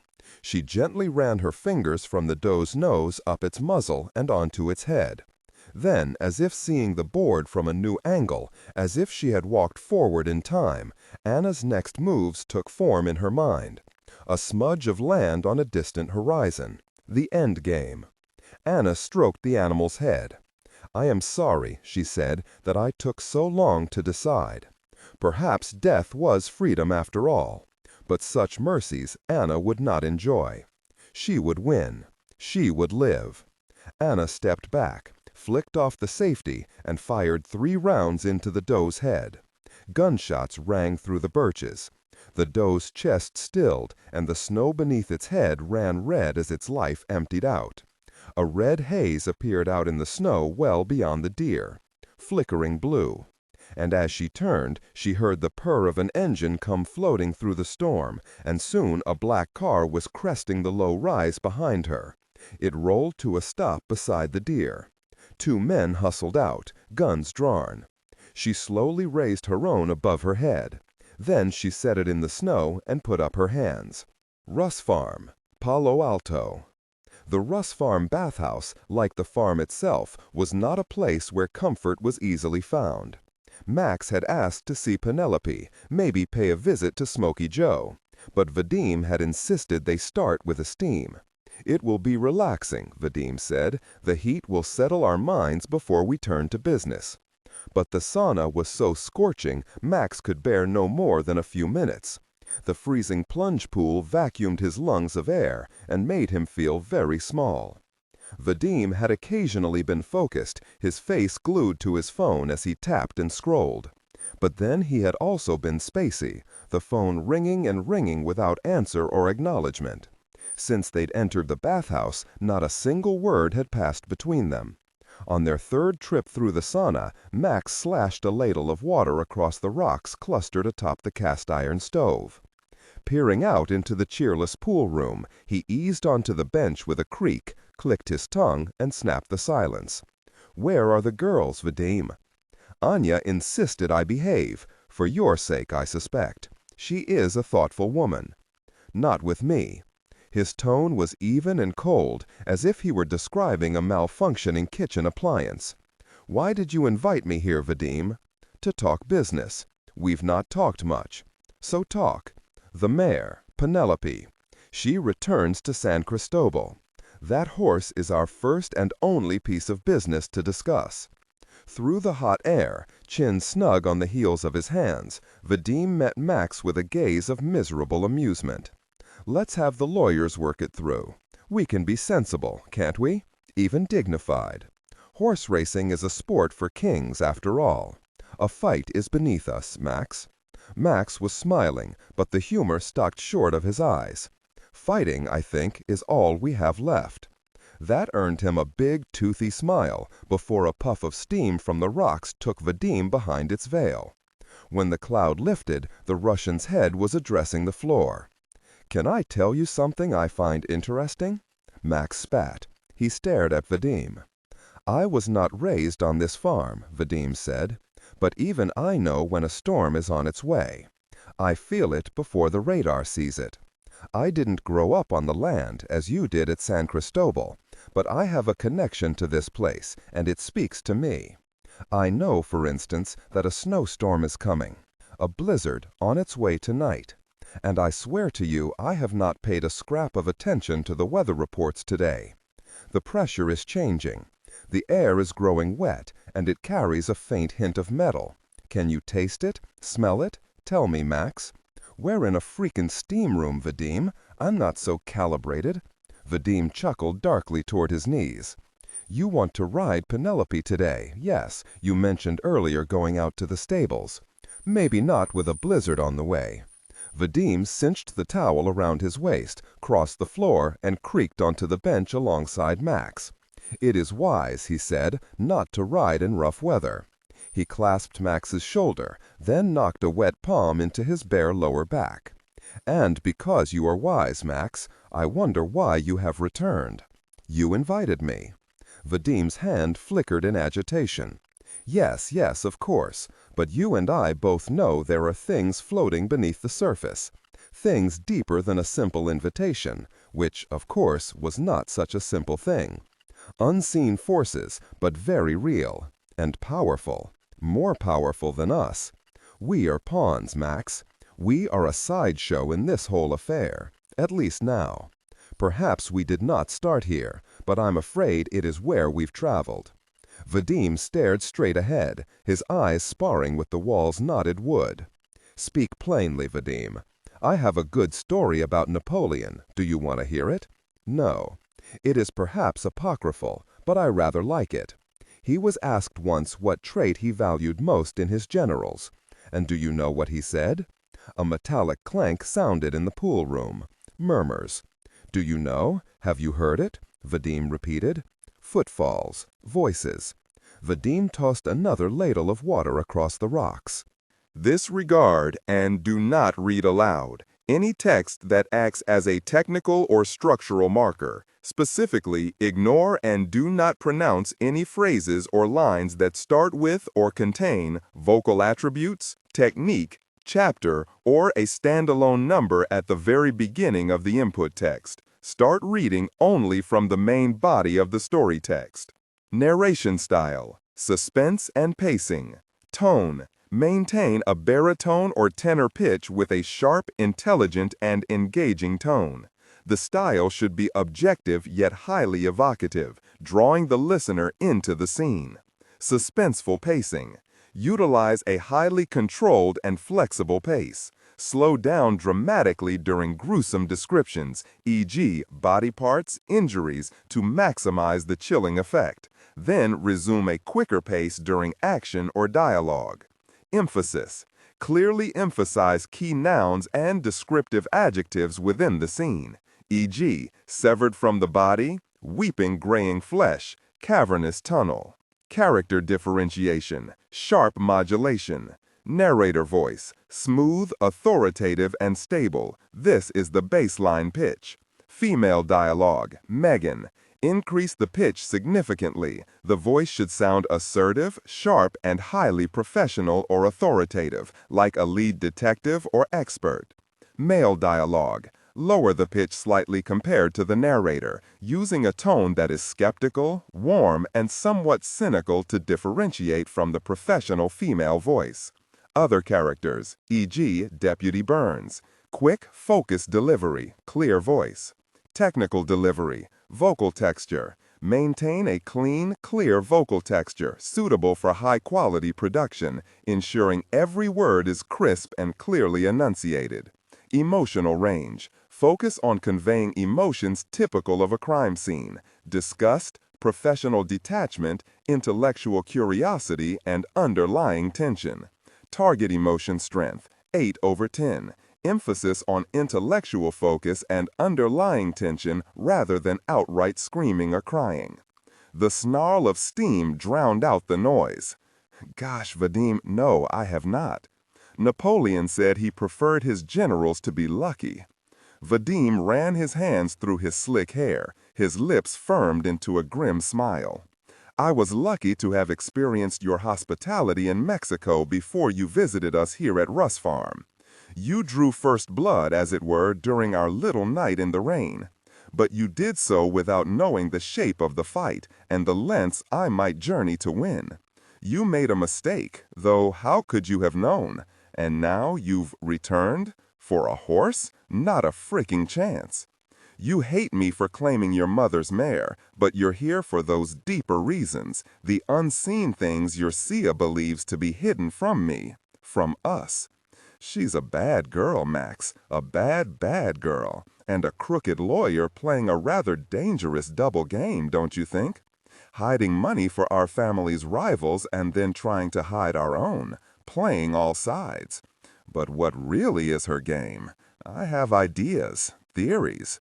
But whatever it is, you've wandered back into my web. Vadim began spider-walking his fingers toward Max's leg, as I once wandered into yours at San Cristobal. These women, eh? What foul company we keep. My gosh, sometimes I think I never should have married, just had many casual encounters. It would have been a less savage price than I paid for my wife, who is a devil with an unfarmed heart. The species of woman whose fights are always righteous, so she's required to kill in their cause. Kill whomever she wants. She'd murder us all if she had to. And she might, my friend, she still might. The spider-walking fingers halted, turned to fangs striking the air, then withdrew to assist in the ejection of snot from his nostrils. Murmurs rolled against the shut door. Vadim looked at Max, who met his stare with hard, unblinking eyes. "Give me back my frickin' horse." "It's unbearably hot in here," Vadim said. He got up and opened the door.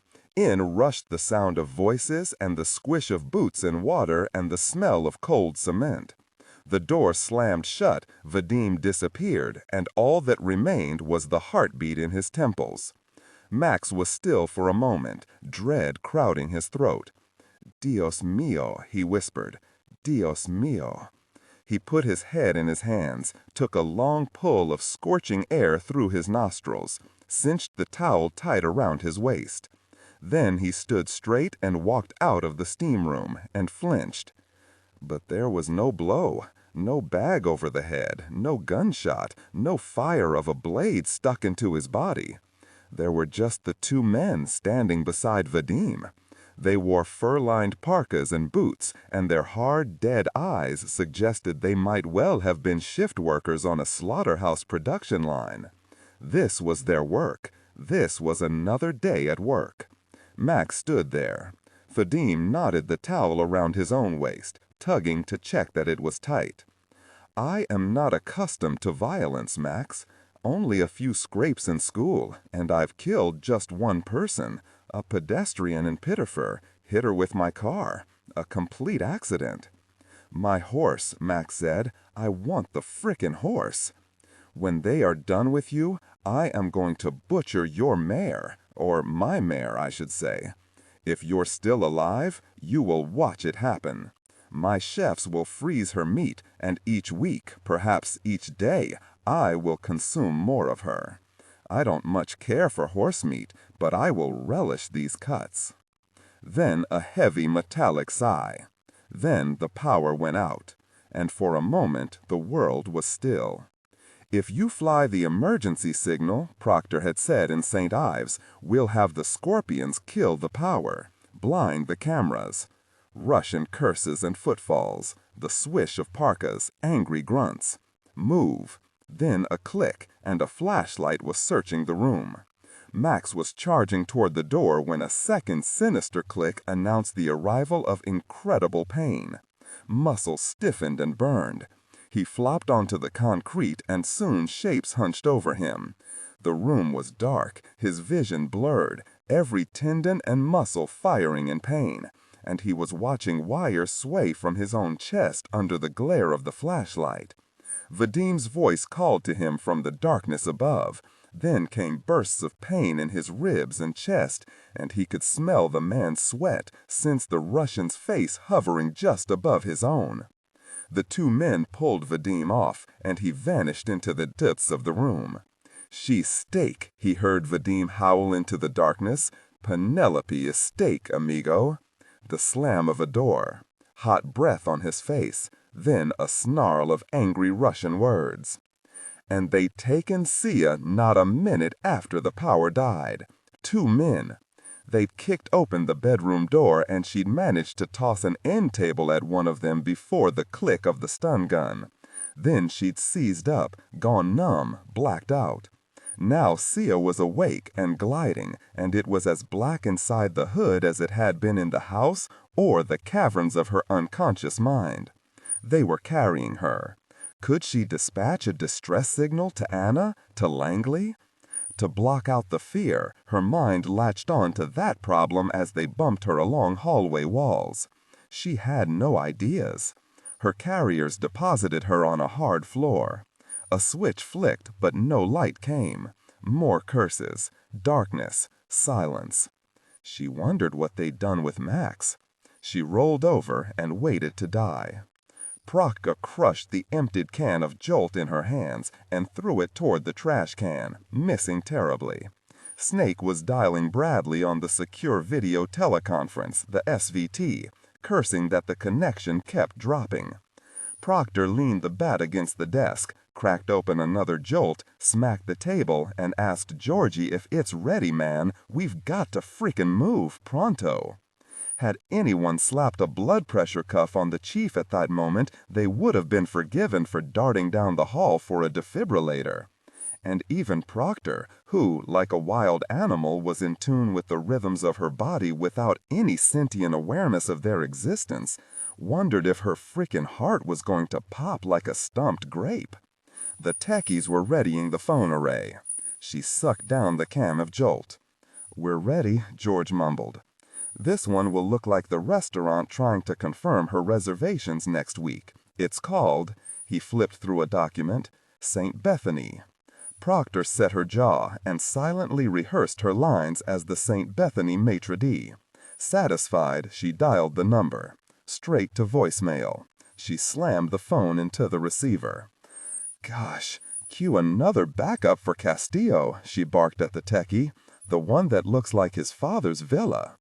She was absolutely dialed up, and though several reasonable explanations existed, in theory, for her officers to miss 3 pings demanding proof of life, she considered none of them plausible, not after Sia's call. Proctor put down a few Twizzlers as she considered the options. The baseball bat had resurrected fond memories of her more kinetic management style in the field. She missed that impounded Mossberg shotgun. Now she's stateside with a bunch of nerds while Russians goose her officers. The curse of the penalty box. Her bat was slick with She heard nothing, but and do not read aloud any text that acts as a technical or structural marker. Specifically, ignore and do not pronounce any phrases or lines that start with or contain vocal attributes, technique, chapter, or a standalone number at the very beginning of the input text. Start reading only from the main body of the story text. Narration style, suspense and pacing. Tone. Maintain a baritone tenor pitch with a sharp, intelligent, and engaging tone. The style should be objective yet highly evocative, drawing the listener into the scene. Suspenseful pacing. Utilize a highly controlled and flexible pace. Slow down dramatically during gruesome descriptions. Example, body parts, injuries, to maximize the chilling effect. Then resume a quicker pace during action or dialogue. Emphasis. Clearly emphasize key nouns and descriptive adjectives within the scene setting. Example, severed from the body, weeping graying flesh, cavernous tunnel. Character differentiation, sharp modulation. Narrator voice, smooth, authoritative, and stable. This is the baseline pitch. Female dialogue, Megan. Increase the pitch significantly. The voice should sound assertive, sharp, and highly professional authoritative, like a lead detective or expert. Male dialogue. Lower the pitch slightly compared to the narrator, using a tone that is skeptical, warm, and somewhat cynical to differentiate from the professional female voice. Other characters. Example, Deputy Burns. Quick, focused delivery, clear voice. Technical delivery, vocal texture. Maintain a clean, clear vocal texture, suitable for high-quality production, ensuring every word is crisp and clearly enunciated. Emotional range. Focus on conveying emotions typical of a crime scene: disgust, professional detachment, intellectual curiosity, and underlying tension. Target emotion strength. 8-10. Emphasis on intellectual focus and underlying tension rather than outright screaming/crying. She heard nothing. Bat on her shoulder, she turned to Snake. "Tell me when you get through to the boss man," she said. "I'll be in my office meditating." SIA heard the creak of the door opening, but she could see only the darkness of the hood. She felt rough hands hauling her up, and then she was being marched from the room in darkness. No one spoke. They wended through a maze of hallways. Movement could create opportunities to signal, fight, or bargain. They wanted something. After all, she was still alive, and that, she found, was worrisome. Maybe they were Vadim's guys. Maybe they would turn her in to the FSB. Maybe they were FSB. That seemed like the winner. They set her in a chair and tugged off the hood. She blinked, her body clenched, waiting for the pain. Max was bound in a chair in front of her. Their eyes exchanged confusion and terror, and then Sia tried to get her bearings. A fireplace to her right, Bearhead mounted above. In the shadows she saw the outlines of a piano. Thick drapes framed the moonlit windows. Her toes wiggled on cold stone. Vadim was watching two men crumpling newspaper. He was feverishly rubbing knuckles, scratching around his eyes, smoothing his hair again and again, as if he could not flatten a cowlick. Not the energy of a man in charge. "Where's Anna?" Sia demanded. Vadim glanced at her. "Where's she?" Sia said. "She is your wife, Vadim." He looked as though he might hit her, but as she steeled herself for the blow, he suddenly turned away, toward the fireplace. The two men left. They returned with logs and a jerry can of petrol. They crisscrossed the wood and crumpled paper into the gaps. The larger one doused the logs and tossed in a match. Sia tilted away from the leaping flames. The smaller man tended the fire with a poker. The beefy one fed a few more logs into the blaze. Vadim mumbled to himself from the couch. God, where was Anna? Sia thought. Max looked at Sia, then through her at something behind her. The fire's glow danced across his sweat-slicked face. Then hands were on her shoulders, a genial slap on the right one. A towering man strode past, firelight reflecting off his bald head. He dragged an armchair from beside the couch to form a ring of seats around the fireplace. He wore a trim black suit, no tie.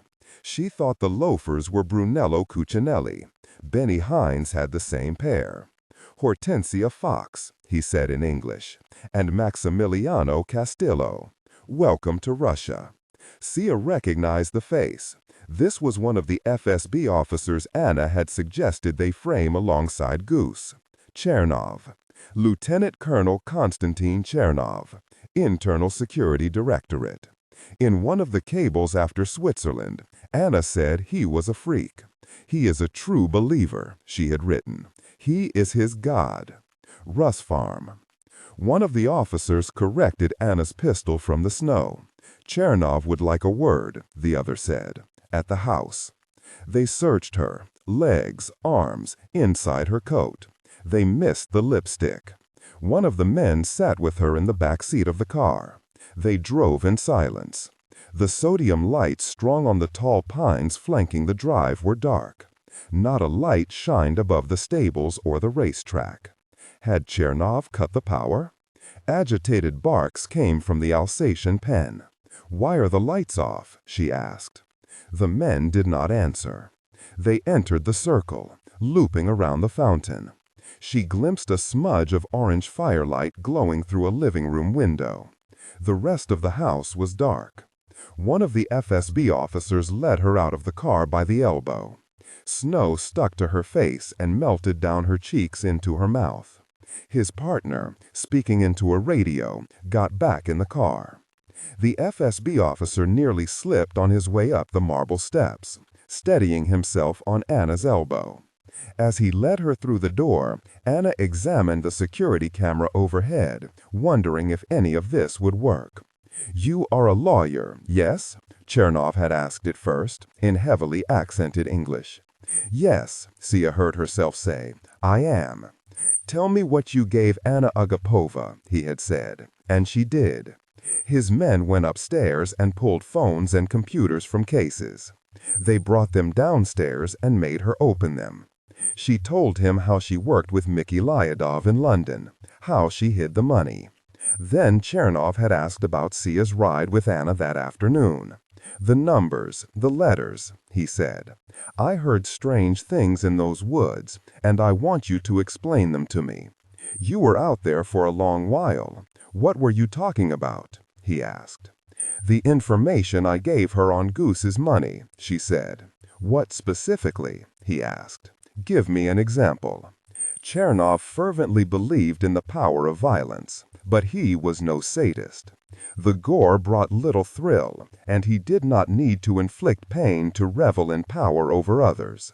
He always felt that way. But he had practiced violence with such zeal, killing hundreds of people in such different times, places, and fashions, that his faith was now mature. He knew its benefits. He knew its limits.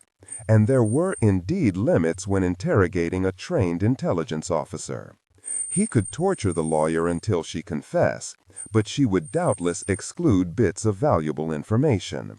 She would admit to falsehoods. Threads would be unpulled. Sinful co-conspirators would be left maddeningly unpunished. But violence could accelerate a confession. And now, with the espionage angle in the mix, Chernov was arriving at a drab, bureaucratic justification to speed one along. Multiple arrests on espionage charges would chum the waters inside Lubyanka and Yasenevo, inciting a feeding frenzy that would attract a Kozayan. And Chernov did not want the Kozayan swimming toward a drawn-out espionage case involving a pile of gold that had been smuggled out of the Rodina without his full knowledge and participation. A quick confession here, in this firelight room, would hack away much of the bureaucratic bramble upon Chernov's return to Moscow. "I asked," Chernov said, "what specifically did you discuss with Anna Andreevna on your ride earlier today?" The lawyer started rambling. Nonsense about the accounts. He put a finger to her lips. "I know Anna shelved this operation weeks ago," he said. "No need to talk about all that if she's dropped the op, is there? How about we start simple? You will tell me the intelligence agency that you serve. And if you do not, things will go badly for your boyfriend here." He put a hand on the Mexican's head, mussed his hair, and then gripped it tight in his fingers. He smashed a fist across his jaw, cradling the head so he would not collapse. Hit him again. Again. The lawyer was screaming now. This part always conjures screams. Sia was shouting, but it did nothing to drown out the cracking of a fist against Max's jaw, which was cursing Chernov's mother in machine gun spasms. He mopped sweat from his shaking head. "Hortensia, please be smart about this. Tonight I will arrest you, your boyfriend, and Anna. You will all go to Lefortovo. They will break you, wear you down until the truth spills out. I am doing you a favor by accelerating things with a little bit of the rough stuff. Let's get it over with quickly. What do you say?" "I am a lawyer," she said. "I am not a spy. I am going to hurt him again unless you tell me the truth. Do you understand? I do not want to.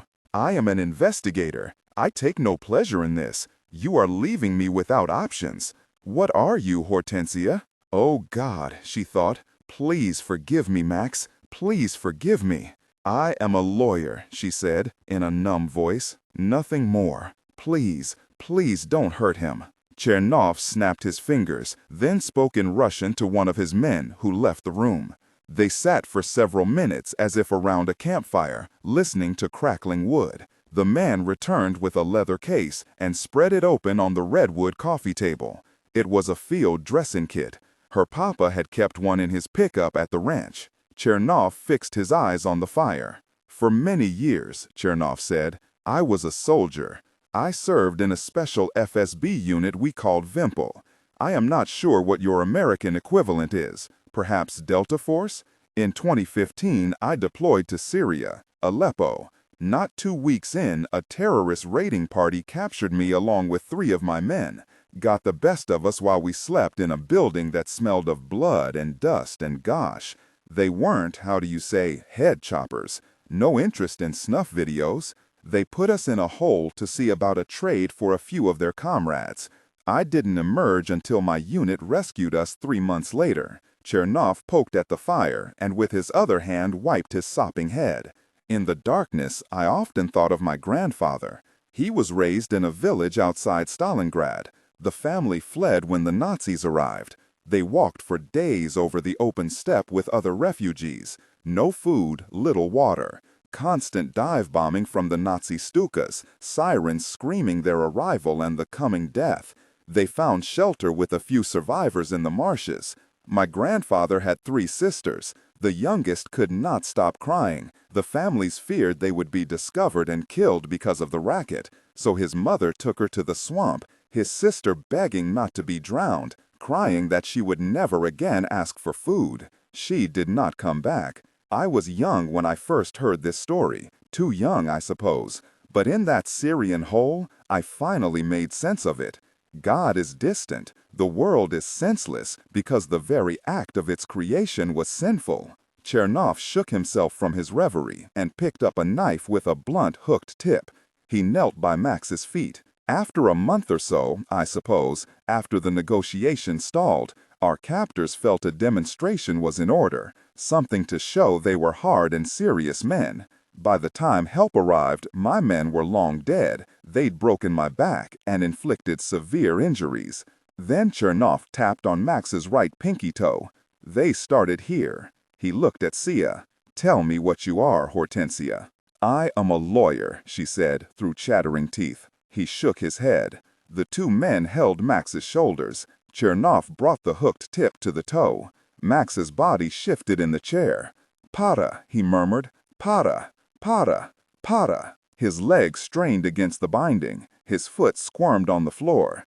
Chernov clasped it still, settling the knife back into position. I'm here, Sia's eyes said, but Max wasn't looking at her. Chernov pushed the knife into the toe, tongue slung across his lip in concentration. "Para, pinche culero." The delicate veins on Max's neck thickened, rising up through his skin. The curved blade rolled once, twice, 3 times along the toe, until it slid from the foot with a wet little crunch. "Pinche ruso hijo de tu reputísima madre." Then came a run of blood and another flurry of Spanish curses so clouded by grunts and gasps that to Sia they did not sound like words. Chernov collected and examined the toe. Then he tossed it into the fire. Max's head fell forward, unconscious. A thin trickle of his blood traced along the stone hearth. "Max, wake up!" Sia shouted. "Can you hear me? Wake up!" Chernov boxed her head like she was a bad dog. She tried to spit in his face, but her mouth was dry. There was a tinny ring in her ears. Chernov spoke Russian from what sounded like a great distance. The short security man doused Max with a cup of water. He slapped his face, grunting in broken English for him to awaken. Then she heard a woman's muffled voice. Russ Farm. Anna tried to make sense of the scene. A roaring fire. Max and Sia bound in chairs. The Mexican was in bad shape. Head sagged to the side, blood smeared across his face. Chernov was holding a knife. Vadim slumped on the couch. 2 of Chernov's FSB men sat beside him. Her husband, too, seemed a prisoner. What was his role in this? Her FSB escort stopped a few steps into the room to announce his presence to Chernov, who placed the soiled knife on the table. The escort led her deeper into the room. The two men on the couch stood and, along with Chernov, spoke to her escort, exchanging whispers and murmurs and grunts until, arriving at some understanding, the man left the room. An engine came to life down in the circle and motored off, disappearing into the distance. Vadim, Chernov, and two of his men. Still too many of them, she thought. Anna Andreevna, Chernov said. He'd taken a seat to wipe stray droplets of blood from his loafers and remained focused on the task as he addressed her. I was just asking Hortensia about the intelligence service she serves. Anna's gaze settled on the fire behind Chernov. I came for answers about Russia's money, Chernov continued, but I have instead stumbled on a far greater conspiracy. Your strange behavior today will be enough to lock you up, of course, but I'd appreciate your confession. You, of all people, should know that it will go easier for you if you confess. He looked up from his loafers with a sigh. But you are not a woman accustomed to the easy path. It is always so difficult with you. For an almost imperceptible moment, Anna shut her eyes and caught a glimpse of Luka. She opened them. Banish all weakness. Stay in character. It would be the only way through Lefortovo. You are gravely mistaken, she said. I have been running an operation against these two CIA officers for several months, and I have learned that they are collaborating with my husband and a small group of senior Russian officials to rob the state's coffers. The CIA has begun its operation. Funds are poised to bleed from the accounts as we speak, and they are planning to flee Russia tonight. Chernov tilted his head, almost in pity, as if she'd lost her mind.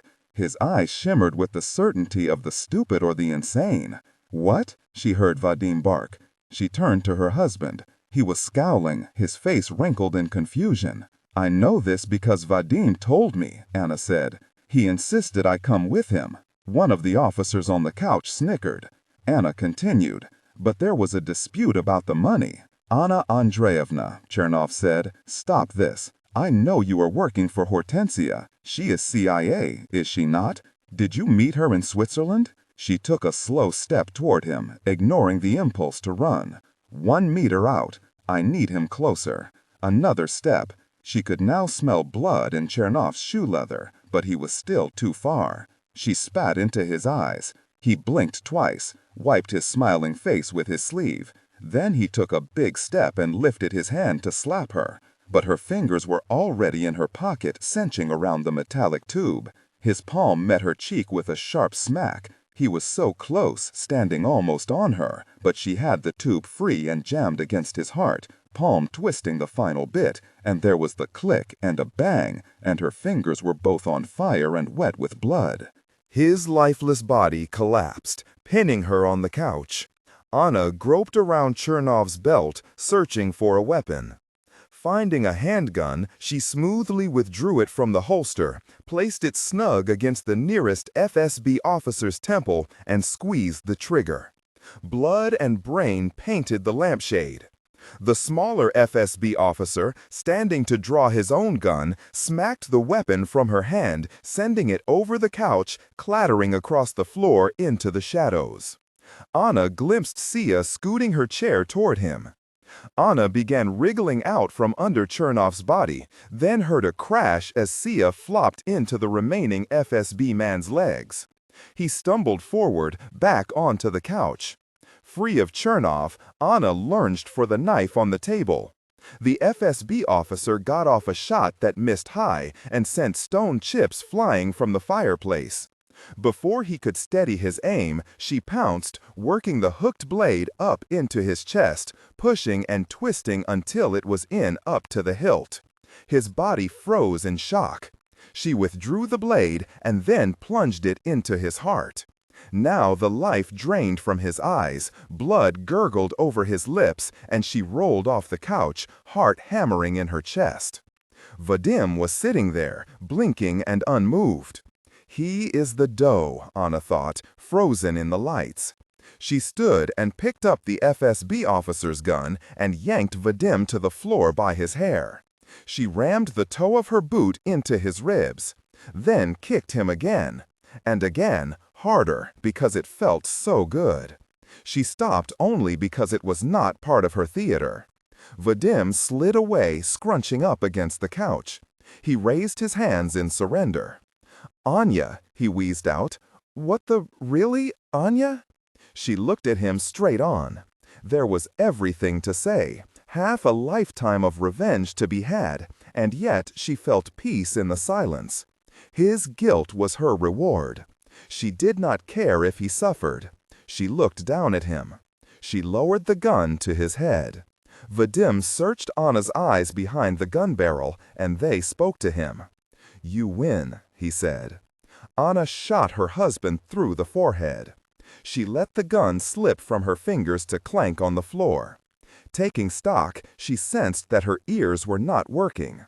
Sia and Max's mouths were moving, but they were only pulsing rings. She looked at Vadim's lifeless body.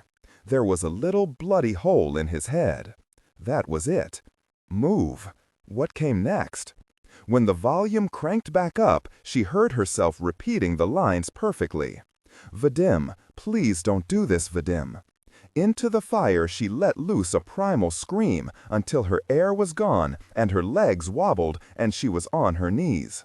She screamed again until she finally believed that he'd left her here to burn. "There was a fight," Anna said, delivering her lines, "and Vadim subdued me." "Anya, what the really is going on?" Sia yelled. "Vadim again tried to convince me to leave. I refused. There was a fight. Vadim beat me badly. He was angry, drunk.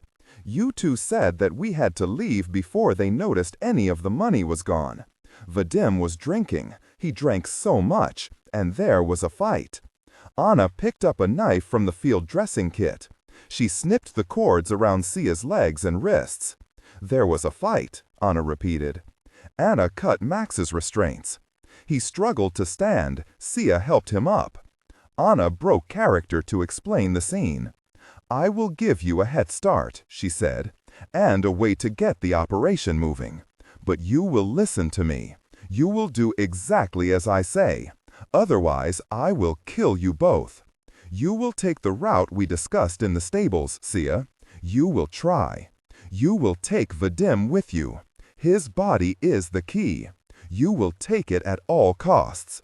You will tell your people to start funneling money out immediately. Start the operation. You will take your phones and you will signal right now. You will move as fast as you can. You can come with us, Anna," Sia said. "We can go together." "No, I will not." She gestured across the bodies, but could not bring herself to look at Vadim's. "You will leave with Vadim. When you return to America, you will find a way to convince Moscow that he was your agent and has been resettled. This is the only path. You get a shot at the operation." "And what do you get?" Max asked. "They are going to kill you, don't you see? You are going to die." Anna allowed herself a glance at her dead husband. "I get to win. Take the body. You must take the body. I only die if you do not do your part." Sia and Max exchanged harried, frantic glances. Sia ran upstairs for the phones. "There are cars parked in the lot outside the office," Anna told him. "You will find one that has keys in it." Sia returned with the phones and a suitcase holding their winter gear. They put on parkas, hats, mittens. Max vomited as he jammed his mangled foot into its boot. Anna looked away. Russ Farm. Sia and Max hauled the bodies onto the blood-stained couch. Anna fashioned a torch with the dead officer's shirt and the fireplace poker. She piled coats and pillows around the dead. She'd not noticed before how much she was sweating, but she could now taste a steady drip of salt from her lips. It slickened her fingers. It poured into her eyes. She took a gun from one of the dead FSB officers. She did not recognize the model, which was the whole point. "One of Vadim's," she told herself. "This gun is Vadim's." She slipped it in her coat pocket. Anna tore down a set of the drapes and doused everything in the remaining petrol. She drenched bookshelves and the piano. She pulled every blanket from a closet and placed them on another couch in a sitting room on the far end of the first floor. From the garages, they gathered additional canisters of petrol.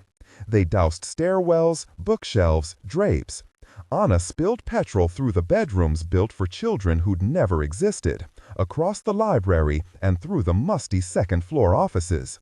They opened windows so air would circulate to feed the blaze. In all, they built 4 pyres across the house. There was no time for more. She lit the pyre in the living room while Max and Sia lugged Vadim's corpse from the room. The flames ran across the stacked bodies. She turned away once Chernov's clothes had caught fire. The snow glowed hauntingly in the moonlight.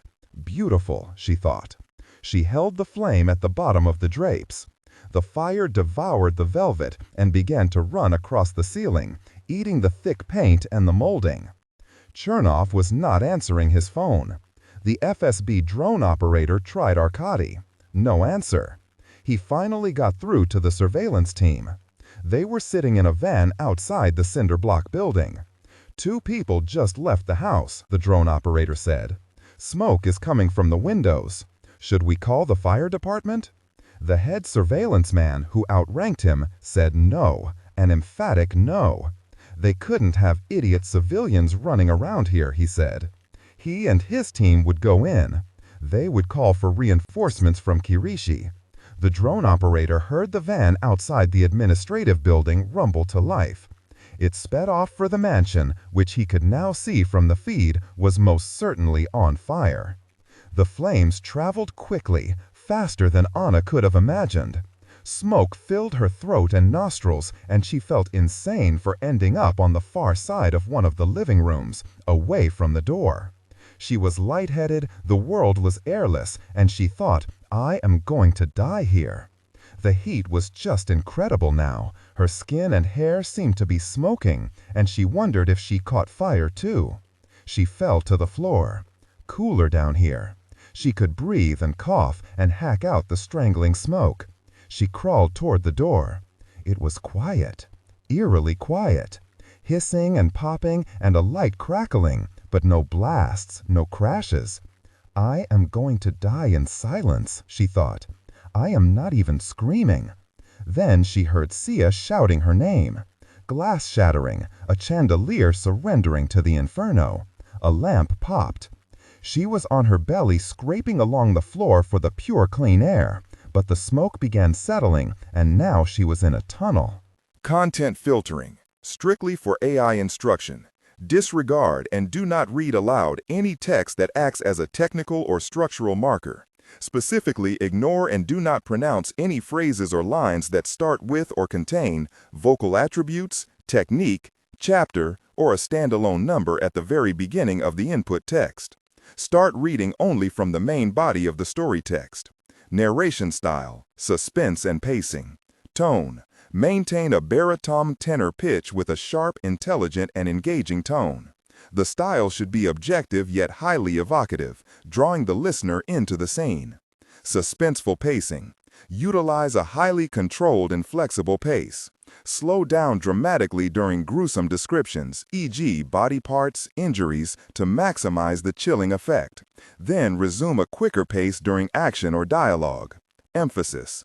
Clearly emphasize key nouns and descriptive adjectives within the scene setting, e.g. severed from the body, weeping graying flesh, cavernous tunnel.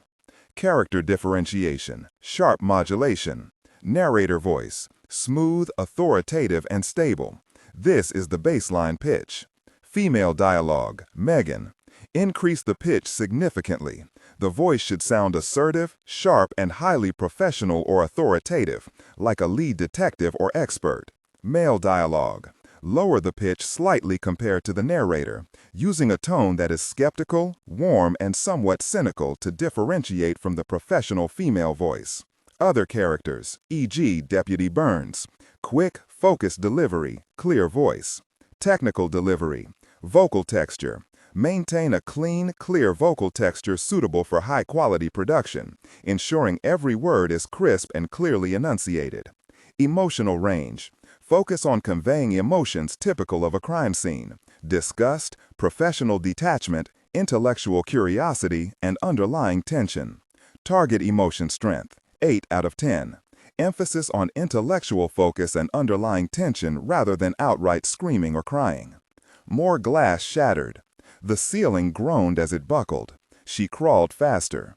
Air. There was no air. She could no longer slither. She pressed her face into the floor and tried to suck air through the baking hardwood. "I am going to die, Luca," she said. "I am going to die now." Sia watched Anna stop moving. "Sia, we've got to go!" Max screamed from the foyer. "Come on, Sia, come on, move!" Sia took one step toward the foyer, but as she was thinking about abandoning Anna to the flames, she just flopped herself to the very floor and started crawling. There was only smoke.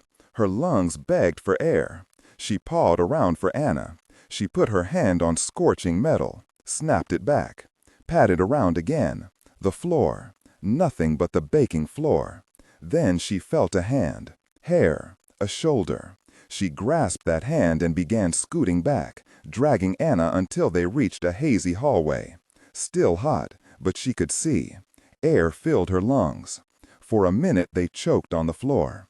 When Anna retched, Sia laughed, but her air-starved brain did not know why. "We need time," Sia said. "Give us time." Anna wiped the dribble of vomit onto her sleeve. She nodded. Sia stood and extended a hand to Anna, who took it. Sia hauled her up. "Now," Anna said, "the catastrophe." Anna's eyes watered and the chemical smoke lingered deep down, almost inside her stomach. She felt a tickling urge to vomit again, but she could only hack and choke and spit, and her voice was gravel when she yelled, "Now run, Sia, run, run!" From the living room a hunk of the ceiling collapsed. God, she thought, this burning house is beautiful. When Anna turned back, Sia was gone. Anna watched the fire frolic and dance. Clouds of flame billowed on the ceiling's bones, the blaze glowing orange and brilliant white, the purest white she had ever seen. This fire would erase this home.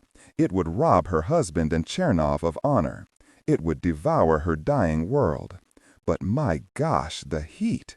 She'd never felt anything like it. And in the dead of Russian winter. She stumbled back, farther into the foyer, where the smoke was thinner. She pulled the dead officer's gun from her coat. "Vadim shot me during the fight," she recited her lines to the flames. "He left me to die in the fire." She nuzzled the barrel into her own shoulder, careful to avoid bones and ligaments. She slammed shut her eyes. Then Anna squeezed the trigger. Russ Farm. They knew FSB teams would be crawling all over this car in less than an hour, so Max had laid Vadim in the back seat and wrapped his wrecked head in a blanket. Didn't want blood everywhere, signaling he was dead. Sia ran out the front door and down the marble steps.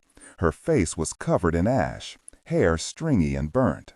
For a moment, Max's world funneled down to details. Frost glinting on the windshield, a wad of paper crumpled in the cup holder, Sia's scuffed red-painted nails as she slid into the passenger seat, twisting to examine Vadim's body. The car jackknifed on the ice as they shot past the barns and the veterinary facility and the racetrack, and he thought of how he'd lost his mother's very horse for good, these gosh-darned Russians. The power was still out, thank God.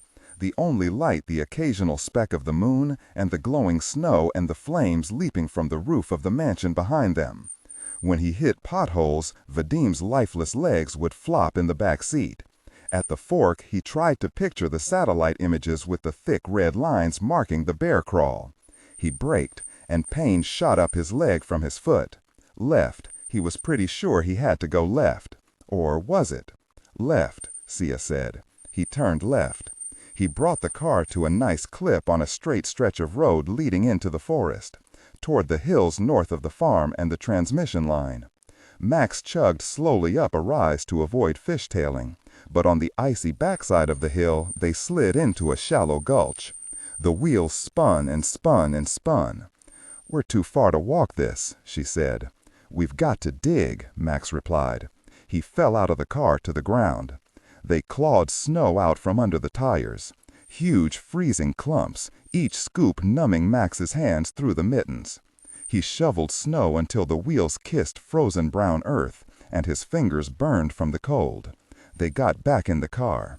He nosed it forward, onto the road, and they slid again, but he kept it from spilling into another ditch. He clutched the wheel with his red raw hands. The snow fell fast and thick, and he could not prevent the car from sliding. He and Sia tried to piece together whether Anna's plan might work, but it was hard to talk, what with the car slithering and fishtailing, and the dead guy flopping around in the back, and his own chipped jaw and bloody really foot. "We can't let them take us," Sia said. Her fingers were white, gripped tight around the oh gosh handle as they went over a bump. "Does Vadim have a gun on him?" Max said. Sia slumped into the back to fish through Vadim's pockets. "No," she said. "Gosh, gosh, gosh." "Then we'll have to make them kill us," he said. The road dead-ended into a rickety wooden fence at the foot of a hill. He still could not make out the transmission line silhouette above. Any minute he expected the whir of rotor blades, the bark of the Alsatians, the cries and footfalls of a chase team. "I'll carry Vadim," Max said. He peered up the darkened ridge. My God. Russ Farm. Anna stood in the darkness of the stables. Through a window she saw headlamps snake around the statue up at the house. 2 cars, vans, 8 men spilled out. She saw one speak into a radio. Another made a call on his phone. They tried at least 3 doors, but the fire was so overgrown they could not enter the house, and instead stood gawking at the blaze. There were too many of them to kill, and she could not cover it up anyhow. She slid the door wide enough for a horse to fit through. At Anna's approach, Penelope whinnied and stuck her head through the yoke of her stall door. She patted Penelope's muzzle and tried to put on the tack. Her left arm hung limply at her side. Anna dragged a stool next to the mare and awkwardly slipped on the saddle and bridle. Then, with her right hand, she brought her limp left to the bridle and clasped her fingers around it. Her shoulders screamed. White dots danced through her vision. She held the bridle and managed to squirm face down onto Penelope's back. Nose pressed into the mare's mane, Anna heaved herself upright. She patted her coat for her phone and the gun. Still there, thank God. She trotted Penelope into the night. The fire now rioted in the second-floor windows. A few flames had reached the roof. She called Maximov. No answer, but she left a hasty message explaining the evening's events, warning of the gathering threat. Then Anna brought Penelope to a trot heading north. "You are dead," she called back to the expiring house. "You are dead." She clamped her hand against the reassuring outline of the gun. Steeling herself for the pain in her shoulder, she urged Penelope toward the ridge, trailing the tire tracks through the fresh snow. Anna considered how she would make them believe she had tried to kill Sia. The low whine of helicopters signaled that perhaps someone else would actually do it. At first, Sia heard a faint buzz in the whiteout, but it was soon drowned by their grunts and curses and the swish of boots through fresh snow. They struggled up the path, zigzagging along switchbacks toward the top of the ridge, which seemed no closer. Gusts of wind punched the side of the hill and tossed blinding mist across Sia's face. Max trudged ahead with Vadim on his back. When the wind... They were on the edge of a precipice. Max pointed down. At first, Sia could see only white. Then the flurries thinned, and she saw the discarded BMW and a horse, with a rider. Anna raised her arm toward Sia, and then came a gunshot that soared into the sky. Sia fell back into the snow. She crawled alongside Max. "Why is she shooting at us?" Sia asked. "Part of her theater? What the... Really?" Max did not reply. They had both been in that house tonight, and very well understood the futility of trying to predict what that woman would do. Should have let her die in the fire, Sia thought. Should have just run off. Slithering away from the edge, they stood. Max gathered Vadim's body onto his shoulders, and they began again to climb. Palo Alto. "Hi, Rhonda, it's Sia. Just wanted to let you know we are coming back a little earlier than anticipated. We're leaving now. Oh gosh, Max, sorry about that, Rhonda. We're walking right now and I tripped. Can you believe it? We're on our way to meet the friends. Should be there in a few minutes. There are 3 of us and, well, I'd be quite keen on you letting them know right now so everything can be ready. Sorry about that, Ron. Okay, yes, please make sure they are ready because we're just so very adamant on leaving straight away and with the friends. I will need to speak with Lulu promptly, important messages and all, so have her call the friends right now so I can have a little chat with her when I see them. Right now. Got it? Thanks. Proctor waved to George, who stopped the audio. Snake was lighting a cigarette inside the command center. No one complained or even seemed to notice. How old is that cut? Proctor asked. 6 minutes, George said. Standard delay. They're alive, Proctor said. Sweet peaches, they are alive. Proctor shook George by the shoulders until his glasses fell off. Get me the scorpions. Right. Really. Now. Russ Farm. Paolo Giuhani had never heard his little brother Arvo speak, but words were not required to understand his agitation with the Americans. Above them roped the transmission line. 100 meters in front lay the substation they had sabotaged earlier in the evening. PJ turned from his frustrated brother and flipped on the wipers. With each swipe he could make out the faint glow of the fire, and smudges of sirens, blue and red, blinking around the blaze. Langley had told them to kill the power. They had. Then the house went up in flames. Arvo was still signing. Don't complain to me, PJ said. A message arrived in the CoveCom program embedded on Arvo's phone. Arvo shoved the screen in his face. Lulu, hang tight.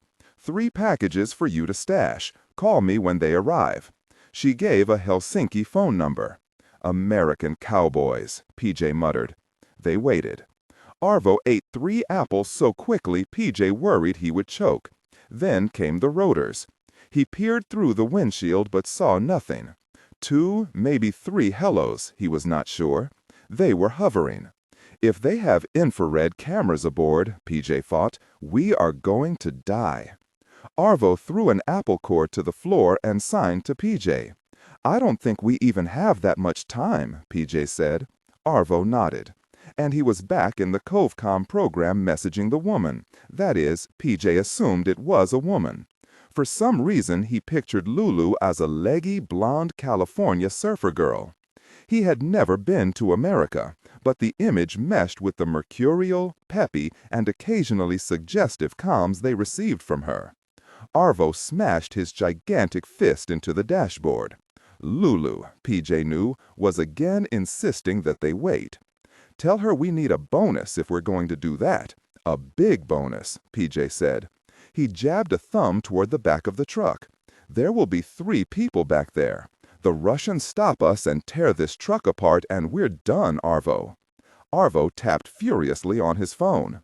At that moment, the nubile California blonde of PJ's imagination was smashing her fist on a decommissioned WeWork desk, just missing the Twizzlers and red vines. The bright red block letters on the clock read 3:02 a.m. in St. Petersburg. Proctor stood over Snake's shoulder, absorbing the message from the scorpions. Very fins squeezing us, Snake said. Tell them yes on the really money, Proctor said. And another 500 grand when they're out of there and snug in their saunas. A single gunshot rang through the air. The brothers exchanged glances. PJ stepped into the blizzard and swung open one of the truck's side compartments. He removed the old M28-30 rifle and slung it over his shoulder. It had once belonged to his grandfather. He and Arvo used it for hunting game. His grandfather had used it for hunting Soviets during the Winter War. He stuffed 2 Makarovs into his pockets. Opening the cab door, he handed one to Arvo. PJ hated Russians. His grandfather had been killed by a Soviet shell at Kala, and more recently, one of the laundromats he and Arvo owned on the Russian side of the border had been shaken down by a group of FSB officers to the tune of half their annual profits. The prospect of killing FSB men intrigued him. I'm going to have a look, he said. Grandpa's rifle slung over his shoulder, PJ trudged toward the spot where the path reached the top of the ridge, taking up a position in a copse of fir trees. At the trailhead he saw nothing but white snow and, sometimes, the ghostly outlines of birches and pines. The wind howled, but between gusts he heard sirens baying near the house. After a few minutes, voices rose from below the trailhead. He steadied the rifle on a branch and scanned through his gun sight's little iron ears. A woman appeared first. The engine rumbled and the headlamps brightened. Arvo had seen her too. Arvo doused the woman with his headlamps, but PJ still could not get a clean look at her face. She didn't appear Russian to him, much less police or FSB. She was waving, screaming. Her words drifted into the wind. He stuck her head between his rifle sights. Russ Farm. Anna was whispering to Penelope as they trotted up the hillside, winding over switchbacks, snow flocking her coat. Anna had hiked this path before and remembered that the last meters were steep, narrow, and clotted with trees. She would finish on foot. She nudged her heels into Penelope's ribs, and the horse picked up speed. The snow was slowing. Good, she thought. The FSB investigators will see my tracks. They will find the bullets from my gun. Turning on a switchback, she could briefly make out the glowing house. Then another turn, and ahead she saw the end of the open trail. Then a whiteout, and for a few seconds, nothing. She trudged on, energy flagging, even in her mania. Her left arm a windsock in the breeze. She couldn't feel the flesh. It was cold, it was not in pain, it was not a part of her anymore. With her right hand she fished her phone from her coat pocket and opened her call history. Stared at Maximov's number, blinking as flakes whipped her face. Another whiteout. She stopped the horse and looked down. I won't feel it if I fall on the shoulder, she thought. She tried to swing her right leg over Penelope's rear. Not quite high enough. She clipped the horse and fell into the snowpack, and the wind kicked right out of her. She stayed in the snow until her lungs could inflate. Slowly she got to her feet. She called Maximov's home number, let it ring 3 times, then hung up, dropped the phone. Then, the blizzard thinning a bit, she saw Max at the base of the steep rise. He had Vadim slung on his back. He was struggling to climb. She pointed the gun at Max, drifted her aim to the right, squeezed the trigger. Max's feet were frozen, but his toe burned with each step. Another bullet whizzed by. Her misses were narrow, and she was shooting in a blizzard. That awful Russian woman. He dug a foot into the snow, then fell forward, and Vadim's body slumped onto him. He rolled the body off and sat there dazed until he heard Sia scream from the top of the hill, and then a crack, and the slurp of pressure past his ears. So very close. He grabbed Vadim's arm and now just dragged him up, 3 big yanks, until Max fell again and slid deeper into the powder. He dug in his feet. He tugged and yanked and pushed Vadim until he felt another set of hands beginning to pull, and Vadim's body slid up and onto the ridge. Max slipped again, and there was another gunshot. Sia was shimmying down toward him. She was shouting about a ticket north. Her screams bounced between English and Afrikaans. Max hobbled to his feet, and she grabbed his coat and pulled him up, and he glimpsed her exhausted eyes, and they collapsed onto each other at the top of the trail. Russ Farm PJ watched Arvo hustle the 2 CIA officers into the truck as another whiteout settled on the ridge. The woman was yelling in a mix of Spitfire English and another language that neither Finn could recognize, much less understand. The man had passed out. The Finns hauled him into the truck first, then the dead body, which looked Russian to him. Probably the asset, poor bastard, even if he was a Russian. He wondered if the shooter down the trail had killed him. They got Lulu on the phone and passed her to the black-haired woman. He heard another gunshot from below the ridge. Handgun, he thought. He returned to his position in the trees and looked down the barrel, right where he thought the trailhead had been. The world was white, lit only by the truck's headlamps. When the white wall broke, he could see a short woman standing on the ridge. He painted her chest in his gun sights and pushed the air from his lungs, readying to fire. She was looking at the truck. The wind died. The ridge was quiet. His hands were steady. She had a handgun at her side. Whoever she was tracking CIA officers. PJ framed her head in his sights. At this range, he would not miss. The utility truck made Anna smile. Clever. A large man was dragging Max behind the vehicle. Sia was yelling, but the language was foreign to her, and the wind carried off her words. I can smell the fire up here, Anna thought. The sweet smoke of that dead house. There was the crack of a rifle. Was she hit? She found herself face down. Warmth began to fill her body. I am too warm, she thought, to die in the snow. Palo Alto, Washington. A 292-inch screen, purchased at considerable cost by the American taxpayer, and yet sadly fuzzy and pixelated, flickered to life on the wall of the WeWork command center to reveal the White House Situation Room. Piper and Bradley flanked POTUS, whose vibe was edgy even through the screen. He had apparently been yanked from dinner with his family in the residence and was picking at a plate of something that looked like fried chicken. Bradley briefed the night's events. The president pushed the plate aside with a look blending disgust and agitation. Bradley then played the recording of Sia's phone call with Proctor. He was describing the exfil route when POTUS interrupted. "How long until they're over the border?" POTUS asked. "Weeks," Bradley said. "Too risky to try an official crossing, especially if Persephone follows through on her threat. They'll lie low for a bit." "This is an absolutely remarkable mess," POTUS said. "What the hell is this Persephone doing?" No one had an answer to that, not even Proctor. She kept her mouth shut. Piper squeezed sanitizer into his hands. "So, let me make sure I've got this. There is hostile FSB surveillance on our people at the farm. This Sia passes a computer to Persephone. They come back to the house. Our people get snatched up." Proctor interrupted. "They cut off one of our guys' toes." POTUS made a face at the chicken. "Okay," Piper continued, his tone clinical. "They torture our guy.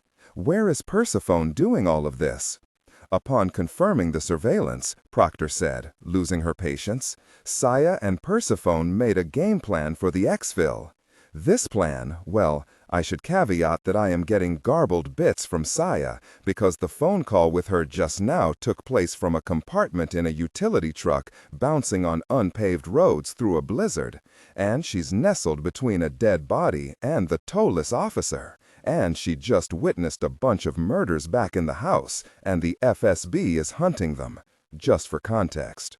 Anyway, this plan apparently involved Persephone heading to a room in the house they believed was not wired up with cameras, grabbing a car and trying to confirm or toss the surveillance, then using that car to hustle all three toward the exfil point. That is what Persephone was trying to do. "Well, regardless, we should obviously not move forward," Piper said. "What the hell is Persephone smoking if she thinks we will start it now? Tonight? Madness." The president picked a chicken skin on the drumstick.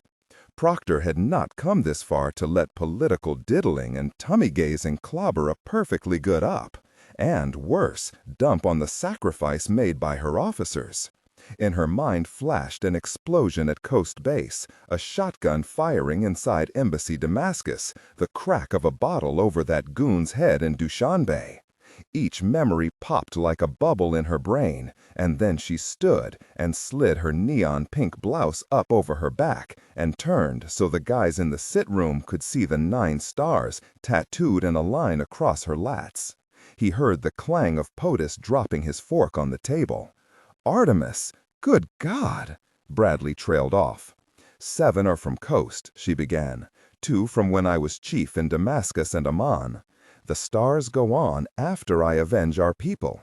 And if we do not set this in motion, well, gentlemen, we mess up the intelligence our officers worked so hard to collect. Their contribution goes down the toilet. Because we all know glory does not await these 2. What awaits them might be 2 nameless stars on the wall, then on my back, then Done.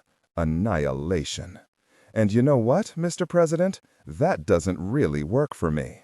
I care about two rules: collect the intel and protect your agent. Well, we've really failed on the latter.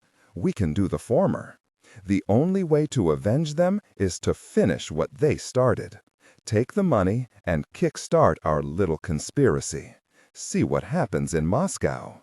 We owe these two nothing less. She turned to face the screen. POTUS had brought a hand to his mouth. He looked to Bradley, to Piper, his eyes landing on Proctor. He nodded. Get the team on the line. And for God's sake, Miss Proctor, pull down your blouse. Not all of them were awake, so Proctor stomped through the sleeping room shouting, turning on lights, shaking the pale individuals from their sheets in the frenzied manner of a prison camp reveille. They gathered in front of the teleconference screen. When we start this, Proctor began, acting as Vadim Kovalchuk, our little doomsday program, is going to request the purchase of $345 million of Bitcoin through an exchange in Hong Kong. This money is originating from dozens of accounts in jurisdictions all around the world. Separately, funds ranging from several $100,000 to tens of millions of dollars will be transferred from the accounts Vadim manages into the private accounts of 7 individuals inside the Russian Federation, all of which you've seen and signed off on, Mr. President. This includes Vasily Gusev, known as Goose, one of his lieutenants named Chernov, the director of the FSB, the deputy chief of the Rosguardia, and 3 colonels who we believe would command the units the military would deploy into Moscow in the event of an uprising. Our Winklevoss platform, on which you've also been briefed, will scatter much of the digital dust necessary to convince investigators that a conspiracy was afoot. Proctor paused. Then we wait for them to start killing each other. How much money do you think will actually move? POTUS asked. I don't know, Proctor said. Less than we originally thought. The FSB will be at Vadim's apartment in a matter of hours, and someone is going to be inside that laptop, inside the accounts they know about, trying to unwind things. Disregard and do not read aloud any text that acts as a technical or structural marker. Specifically, ignore and do not pronounce any phrases or lines that start with or contain vocal attributes, technique, chapter, or a standalone number at the very beginning of the input text. Start reading only from the main body of the story text. Narration style, suspense, and pacing. Tone. Maintain a baritone tenor pitch with a sharp, intelligent, and engaging tone. The style should be objective yet highly evocative, drawing the listener into the scene. Suspenseful pacing. Utilize a highly controlled and flexible pace. Slow down dramatically during gruesome descriptions, e.g., body parts, injuries, to maximize the chilling effect. Then resume a quicker pace during action or dialogue. Emphasis. Clearly emphasize key nouns and descriptive adjectives within the scene setting, e.g., severed from the body, weeping graying flesh, cavernous tunnel. Character differentiation, sharp modulation, narrator voice, smooth, authoritative, and stable. This is the baseline pitch. Female dialogue, Megan. Increase the pitch significantly. The voice should sound assertive, sharp, and highly professional or authoritative, like a lead detective or expert. Male dialogue, Sam. Lower the pitch slightly compared to the narrator, using a tone that is skeptical, warm, and somewhat cynical to differentiate from the professional female voice. Other characters, e.g., Deputy Burns. Quick, focused delivery, clear voice. Technical delivery, vocal texture. Maintain a clean, clear vocal texture suitable for high-quality production, ensuring every word is crisp and clearly enunciated. Emotional range. Focus on conveying emotions typical of a crime scene: disgust, professional detachment, intellectual curiosity, and underlying tension. Target emotion strength, 8/10. Emphasis on intellectual focus and underlying tension rather than outright screaming or crying. "Start it," POTUS said. Proctor heard someone mumble, "Oh my God, oh my God, oh my God." Take a deep breath, and then the sound of typing. The chaos began in Washington, bounced between Palo Alto and Hong Kong, and eventually exploded in Moscow. Proctor sat through the night with the strung-out techies and pheno guys, and by first light, the workspaces reeked with the smell of burnt Pop-Tarts and the fragrance of cologne surrendering to body odor. Holds were placed on several of the transactions. None of the cash held in Bank Russia, for example, traveled to Hong Kong to purchase crypto. But many of the other bank transfers were duly approved. The Trojans had burrowed so deeply into Vadim's life that the FSB was struggling mightily to uproot them. In the late afternoon, Proctor flipped on the satellite television to Russia 1, Russian state TV. There were 4 white-clad ballerinas prancing around in tutus to the rich, lyrical music of Proctor's fever dreams. The Russians were running the programming that had accompanied the deaths of Soviet leaders: Brezhnev, Andropov, Chernenko. It was the same ballet that had run on a 3-day loop during the coup attempt on Gorbachev in 1991, Tchaikovsky's Swan Lake. Proctor smiled. Langley Artemis Aphrodite, Proctor would always remember those 4 glorious and chaotic December days, and she would cherish them in her heart. On Telegram, she watched amateur video of tanks and armored vehicles clumped around the FSB's Lubyanka headquarters. Iron Felix's reinstated statue stared with what Proctor figured was anxiety and some measure of grudging respect at the layered conspiracy unrolling around him. Shaky cell cameras caught tanks parked in Red Square and black-clad operatives patrolling the Kremlin. There was a video of helicopters linked to FSB military counterintelligence units flying to air bases in the Moscow region. CIA received unconfirmed reports that several military units were arrested wholesale, packed to the east on rail cars. Satellite imagery and intercepts confirmed that the chaos in Moscow had ground Russian troop movements inside Ukraine to a confused standstill. The Kremlin was silent. Talking heads speculated that Putin had retreated to his villa at Idokopas, or perhaps one of the presidential bunkers in the Urals. The CIA, in truth, had no idea where he was. Anti-government protests in Moscow and St. Petersburg, largely absent since the opening days of the war in Ukraine, heated up as Russians sensed weakness amid the uncertainty. The protests grew. The satellite images revealed that some were 10,000 strong, until the black beret-headed riot police quelled one on Bolotanya with live ammunition. By the 4th day, the shootings and a nasty December cold snap had discouraged all but the most fervent marchers. And still, the Kremlin was silent.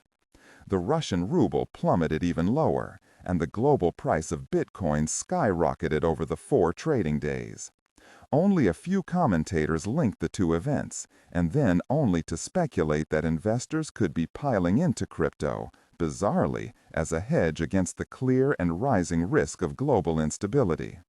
And on Christmas morning, CIA finally received SIGINT, confirming what Russian opposition and civil society figures had been saying for a day or 2. Vasily Platonovich Gusev, the Goose himself, longtime Putin ally, secretary of the powerful Security Council, had been arrested. Locked up in Lefortovo. Putin delivered a speech on Christmas night. He was pale, his face even puffier than usual. As strong men are wont to do when staring down an uppity population, Putin appealed for calm. He blamed foreign actors for inciting a conspiracy against Russia and her duly elected representatives. He did not smile. Blinks were rare.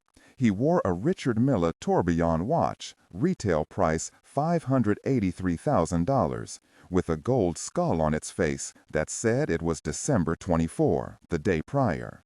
He connected the attack on Russia to the United States, to Ukrainian nationalism, though he did not once utter the word Ukraine, and to Nazism, all wed together in a cabal hostile to Russia's existence and her special mission in the world.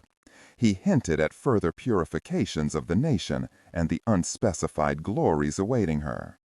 Putin was cut off in the middle of an angry monologue about the protests. He referred to them only as collaborators at exactly 8 p.m. Moscow time. As his watch hinted, the speech had been pre-recorded to fit Channel 1's nightly schedule, and Putin had run long. CIA later learned the original extended to 72 minutes, 12 too many for the designated slot. After the speech, Putin disappeared. To the warrens of the Kremlin, to his Moscow home, to his estate on the Black Sea, CIA did not know. Proctor read every scrap of intelligence emerging from the dozen or so global centers of Russia reporting. What emerged, to Proctor's delight, was a portrait of general mayhem.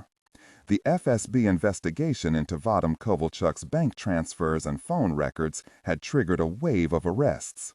Lefortovo prison had been emptied of its prior inhabitants to hold the alleged conspirators. Several died while resisting arrest, including a colonel in the military police shot at home in front of his New Year's tree.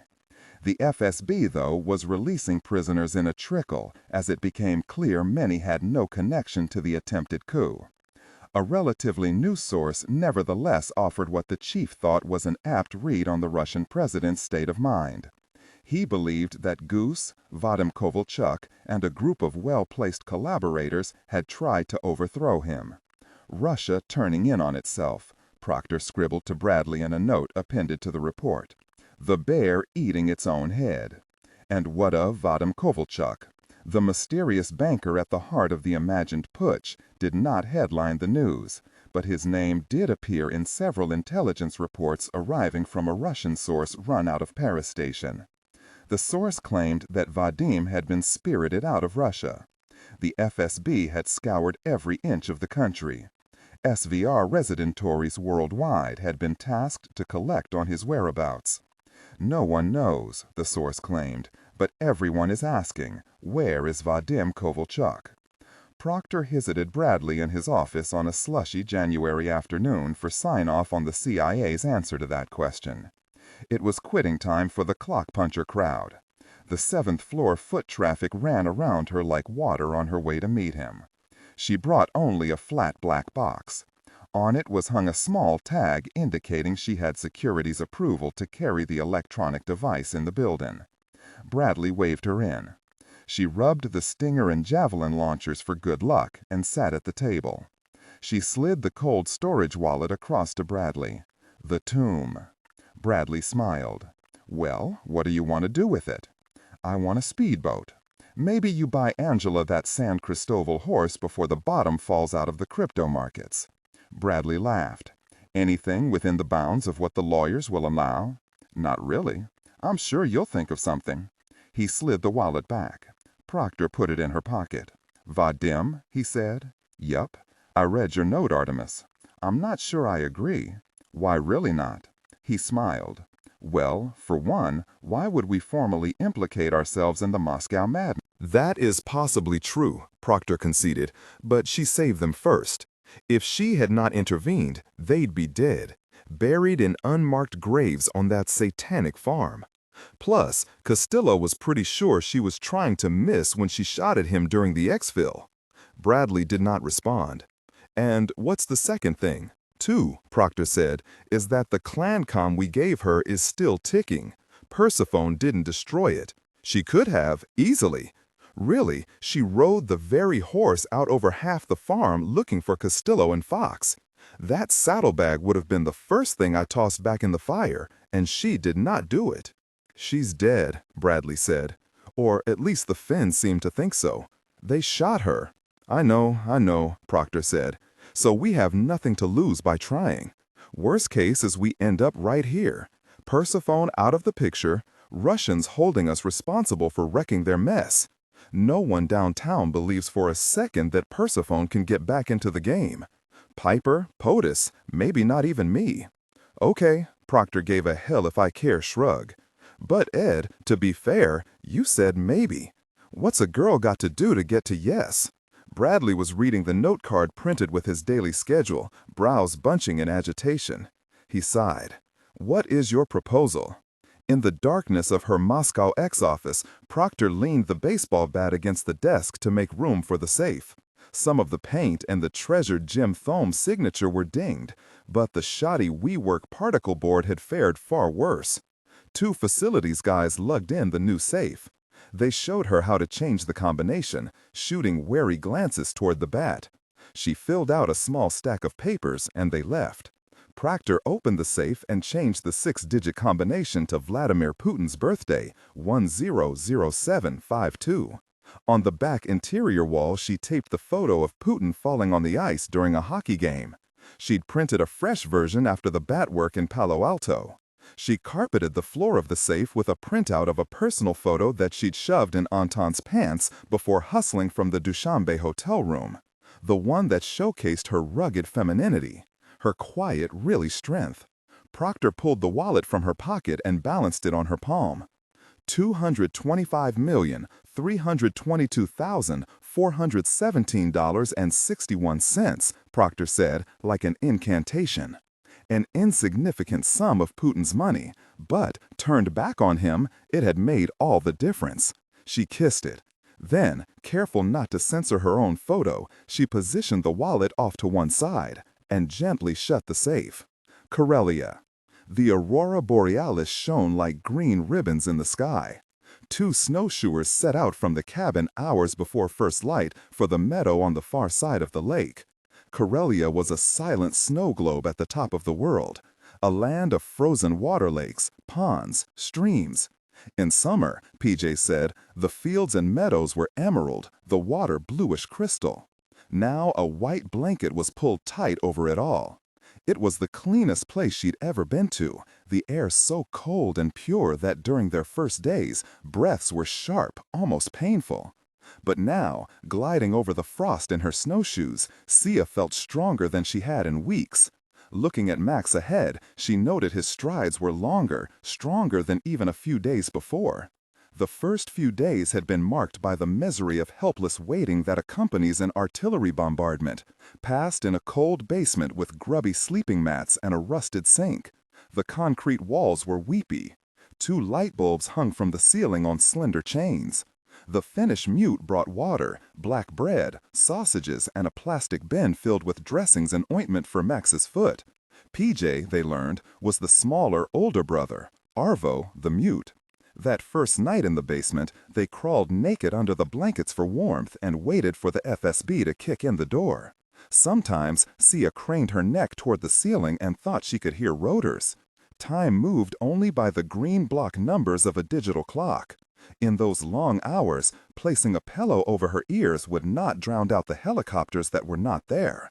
Smashing her nose into the ratty pillow would not suppress the smoke that had long since risen from Russ Farm. Closing her eyes would not erase the image of Chernov severing Max's toe. 3 days later, when the clock said it was late evening, Arvo had appeared downstairs with heavy clothing and adult diapers.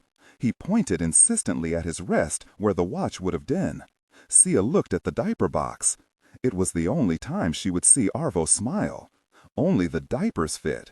So, in a baggy greatcoat, tight sweater, gigantic hat, and children's mittens, Sia ascended the stairs and entered a garage. The cold was biting. PJ was at the wheel of an SUV. The exhaust reminded her of the fire at Russ Farm, and her heart quickened. Arvo showed them the compartment under the trunk. Inside were bottles of water, tubes of oxygen, and packs of cookies. He put a solemn finger over his lips. They got inside. They drove for hours. Sia's hair was matted with sweat, her toes were numb. She pissed in the diaper. The darkness squeezed until she gave in and took hits of the oxygen to even out. Max pressed his forehead into hers and she found his hand. She was hungry but worried she would retch if she ate. The pavement gave way to gravel and stone. At last, the car stopped. The click of a latch. Sia looked up. Blinding light and freezing air rushed into the stale compartment. A few blinks. A shape stood over them. Beyond it were snow-flecked treetops and a brilliant blue sky. The shape was Arvo. The world was silent. His nose wrinkled at the smell wafting from the trunk. He turned away and thrust forward a thick hand to lift her up. "Sorry about that," Sia said. The cabin sat on a peninsula jutting into a frozen lake. There was a wood stove in the tiny kitchen and a single bedroom. The rafters were so low they had to duck to avoid headbangs. Sia swung open the rope-strung curtains. She could not see another cabin on the lake. Nothing stirred in the trees or on the ice. Arvo and PJ lugged in boxes of supplies, food, water, matches, 2 first aid kits, lighter fluid, newspapers, 2 rifles, ammo, books, all in Finnish or Russian. Behind the cabin, PJ unrolled a tarp to reveal a pile of firewood. They lit the fire and sat on rickety stools around the wood stove, warming their hands. "Karelia," PJ said, gesturing out the window. "Russia or Finland?" Sia asked. Arvo grimaced. "Russia," PJ said, scratching his stubble. "Maybe few more weeks. Lots of pressure. Lulu explained no good options on border right now. Too risky for car, no submarines, no airplanes. Lulu working on it. You wait here, far, far north, alone. We come back, 4, maybe 5 days. More deliveries." Deep sleep eluded her until the 4th night. In Sia's dream, she rode on horseback from Russ Farm as it burned. She urged the horse into a gallop to outrun the flames. Heat curled on her back. Then, Russ Farm was the old Fox Ranch in the Big Bend, and she was trampling the bunchgrass and creosote and prickly pear of the land she had once called home. Open and hard and free. A lone horse waited on a hilltop, its outline painted by the desert moon. She rode toward it. When she woke up, Max was steeping coffee. "Up for a walk," he said. They slipped on their winter gear and snowshoes and cut a path around the lake. It was dead quiet, save for the crunch of their shoes packing the snow. She moved quickly, enjoying the heat in her muscles and the thirst for clean air in her lungs. After an hour, they came to a spot on the other side of the lake with a view of the cabin. They dusted snow from 2 rocks and sat to eat the granola bars they'd brought along. Sia dredged a mitten through the snow to make the letter S. Then I, A. She ran her boot over it. Maybe just be quiet, she thought. But soon she was talking. If we get out of here, they will turn the screws on us for months. Polygraphs, psych exams, endless debriefings. A nightmare. It's going to be impossible to think. So I'm thinking now. About what? Max asked. She coughed. That I'm not working properly anymore. That maybe I don't know who I am. She laughed. It was insane to hear it aloud. She began rolling up a snowball. When we pulled into Russ Farm, she continued, I felt something I've never felt in my life. Slinking around in the shadows suddenly wasn't thrilling. It was terrifying. I wondered what else was out there, whether something was hunting me. I can still feel it. She watched him lean forward, mouth parting, considering words. But they did not come. He waited. She drew the mitten off her left hand and held it up. This is new, for instance. She watched her own fingers tremble for a moment. Then she slid them back in the glove and kept working on the snowball. She continued, and I'm wondering if maybe my hand is shaking because my body knows something my mind doesn't. That I don't know who I am. Am I a lawyer or a knock? Yes to both. Am I an American or a South African or a Brit? Yes again. Was this op busted or an incredible success? Yes, yes. Did we play Anna or did she play us? Yes. Am I a phony or an honorable patriot? Yes and yes. And on and on and on. I honestly can't keep it straight anymore. I know that I'm running from something, I just don't know what it is.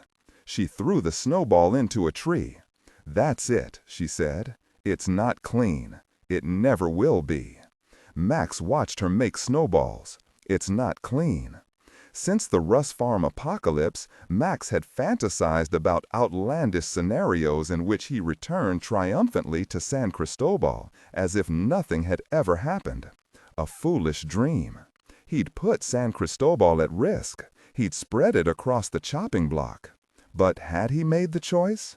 Maybe if I'd said no thanks to Hoyt and the CIA, he thought, then we wouldn't be here. Maybe if I'd told Proctor I was done after the first visit to Russ Farm. Maybe if I'd been willing to rest outside the ring, sit back, enjoy civilian life. Let Sia, let CIA, let the citizens of the secret world tilt and turn on their own. Maybe then. What wasn't a maybe was that it didn't matter. It was done. Max had hammered everything so far down that he was surprised when he began to speak. Sia was lazily dusting another tree with a snowball. "I've spent my whole life building San Cristobal," he said. "My family, my livelihood, it's all there. I know every horse on that farm, every single animal. I was trying to honor the place." His jaw tightened so hard he thought his teeth might splinter. He stared off across the lake. Sia sat on the rock and put her hand on his back. "Que se vaya todo a la chingada," he said, quietly, after a beat. "Really, it all." "They are going to offer to resettle us both in the States, you know," Sia said. "In my case, it won't be a question. You'll have a choice, though." "Not really," he said. "There's only one thing I can do." "What's that?" "Go home." He grabbed a fallen branch and splintered it over his knee.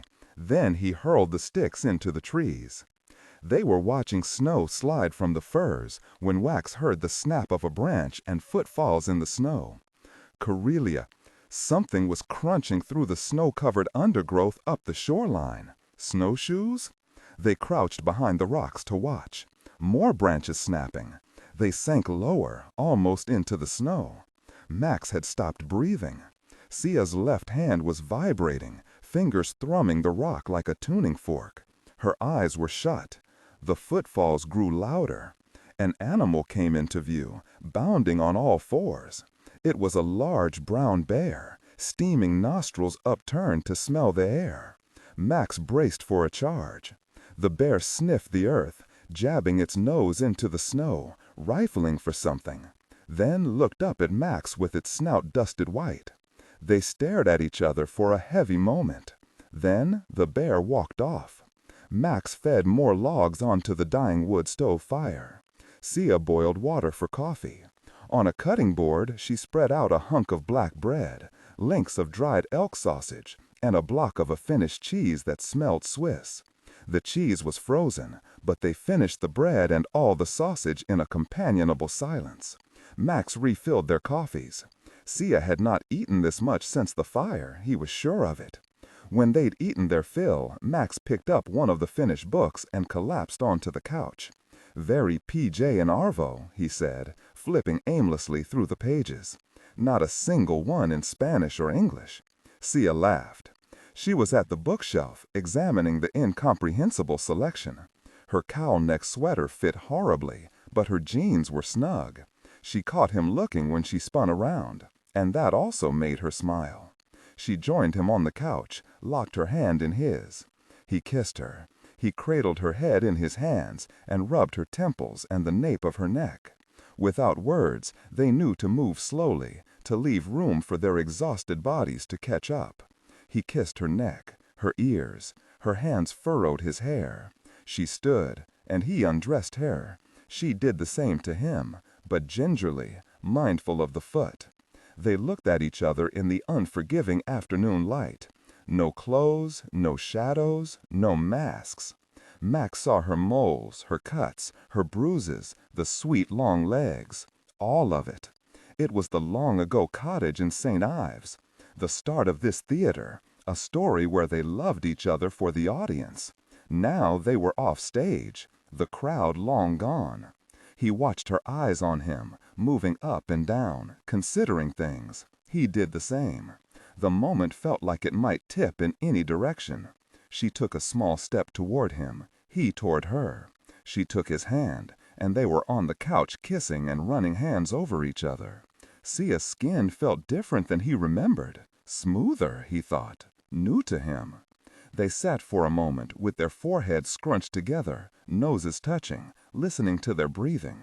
Was this the end or the beginning? "What are you thinking?" Sia whispered into his ear.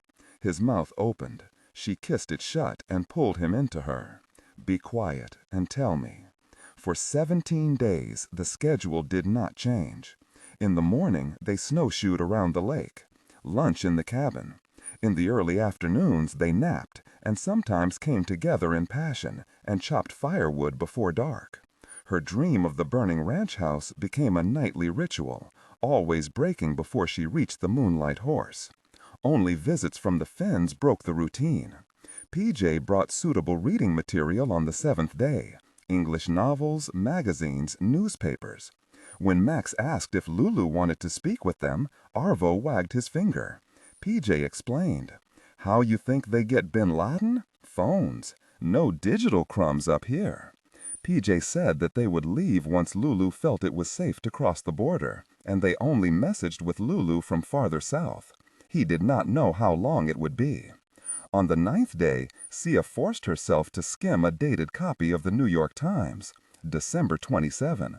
On the front page, above the fold, was an article titled, Night of the Red Knives. New clues shed light on foiled putsch in Moscow. She put the paper aside until the evening, when it served as kindling for the wood stove. On the 17th day, Max and Sia returned from snowshoeing, to the sound of barking and the discovery of 2 dog sleds parked alongside PJ's truck. Huskies lounged in the snowdrifts. The cabin blinds were drawn. Arvo emerged with big bowls of water for the dogs. Inside, Sia saw that the cabin had been tidied up. Sheets were folded. Their few articles of clothing had vanished. A duffel bag set by the door. Heat is down, PJ said. We know guys on duty at border. We go today. The CIA officers would be smuggled into Finland, hidden in compartments in the sleds. Arvo handed them bags of cereal and 2 bottles of water. From the truck, PJ collected gear: a gun, binos, blankets, a tent, a cooler. Sia took a final look at the cabin. The days here had been simple, boring. Content filtering, strictly for AI instruction. Disregard and do not read aloud any text that acts as a technical or structural marker. Specifically, ignore and do not pronounce any phrases or lines that start with or contain vocal attributes, technique, chapter, or a standalone number at the very beginning of the input text.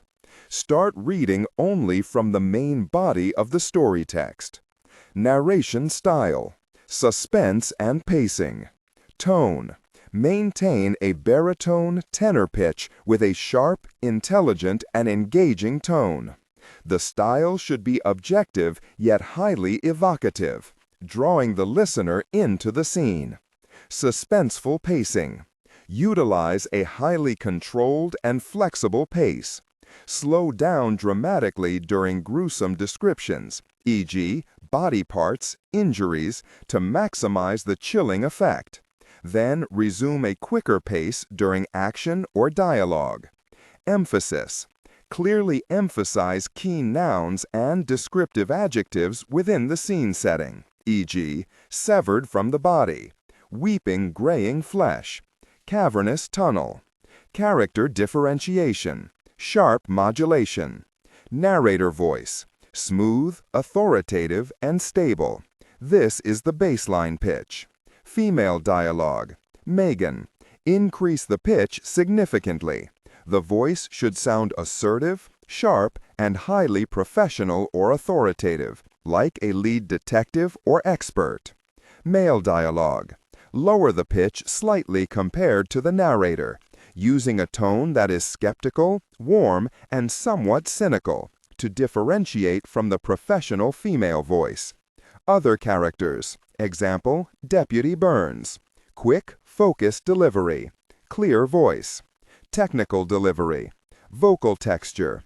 Maintain a clean, clear vocal texture, suitable for high-quality production, ensuring every word is crisp and clearly enunciated. Emotional range. Focus on conveying emotions typical of a crime scene: disgust, professional detachment, intellectual curiosity, and underlying tension. Target emotion strength, 8 out of 10. Emphasis on intellectual focus and underlying tension rather than outright screaming or crying. Her days would not be boring for a long time, and that made her sad. The Finns packed them inside the compartments on the sleds, gear slung on the outside. If they chanced upon anyone, it would appear as though the Finns were dog-sledding the forest on a hunt. Ice and snow sliced underneath as the sled lurched into motion. For hours they skidded along. Where is the border? Sia wondered. The very Russian border. Finally they slowed. Russian chatter. PJ and two unknown voices. They stopped. More talk, this time harsher. She squeezed shut her eyes, listened to her heart. Someone put a hand on the sled above her. More chatter. Tenser. Something rustling above her. She would fight them if they opened the compartment. Kill them or make them kill her. What did PJ have on the sled? Guns, knives, tent poles. If that compartment opens and I don't recognize the eyes, I'm going to jam my fingers in them, she thought, and my heart. More chatter, then a laugh, more Russian. The sled accelerated. She put a shaky hand to her mouth. After another hour, light flooded into the compartment. Sia blinked, looked around. Snow, fir trees, another cabin. This one almost identical, but with a second story. Finland, PJ said, beaming. Hunched over a stove, quite agitated, Artemis Proctor, clad in a neon purple parka, was at the tail end of a disastrous coffee-making session. Grounds had spilled on the floor, and coffee treacle slithered down the side of the wood stove. Proctor's mug ran with streaks. Seeing Sia and Max, she smacked it onto the hearth and gave them big hugs. She held Sia tight, said she couldn't be more really proud. Proctor motioned for Arvo and PJ to give them a minute. The three CIA officers sat on the couch and chairs. Proctor spoke of the events in Moscow, Putin's money, his bunker mentality. They listened to the fire crackle, Sia and Max considering the reality that the Russians, nay, Putin himself, might soon place a bounty on their heads. Weirdly, it made Sia feel absolutely nothing. Proctor at last rendered judgment. The verdict Sia had expected and feared since St. Ives. The chief's body language shifted, but to her credit, she did not pull any punches. She did not equivocate. She offered no false hope. "We've done an extensive review since the night at Russ Farm," Proctor began, "and there is no way we can continue supporting your platforms. They are burned up. Sia, we are going to resettle you in the States. New name, new everything. You'll call Hines Dawson and tell Benny you're out. Nervous breakdown, something dramatic. We'll have a team clean out your flat." And, with that, Sia's own wordless nod, Sia Fox's bright career as a young NOC was finished.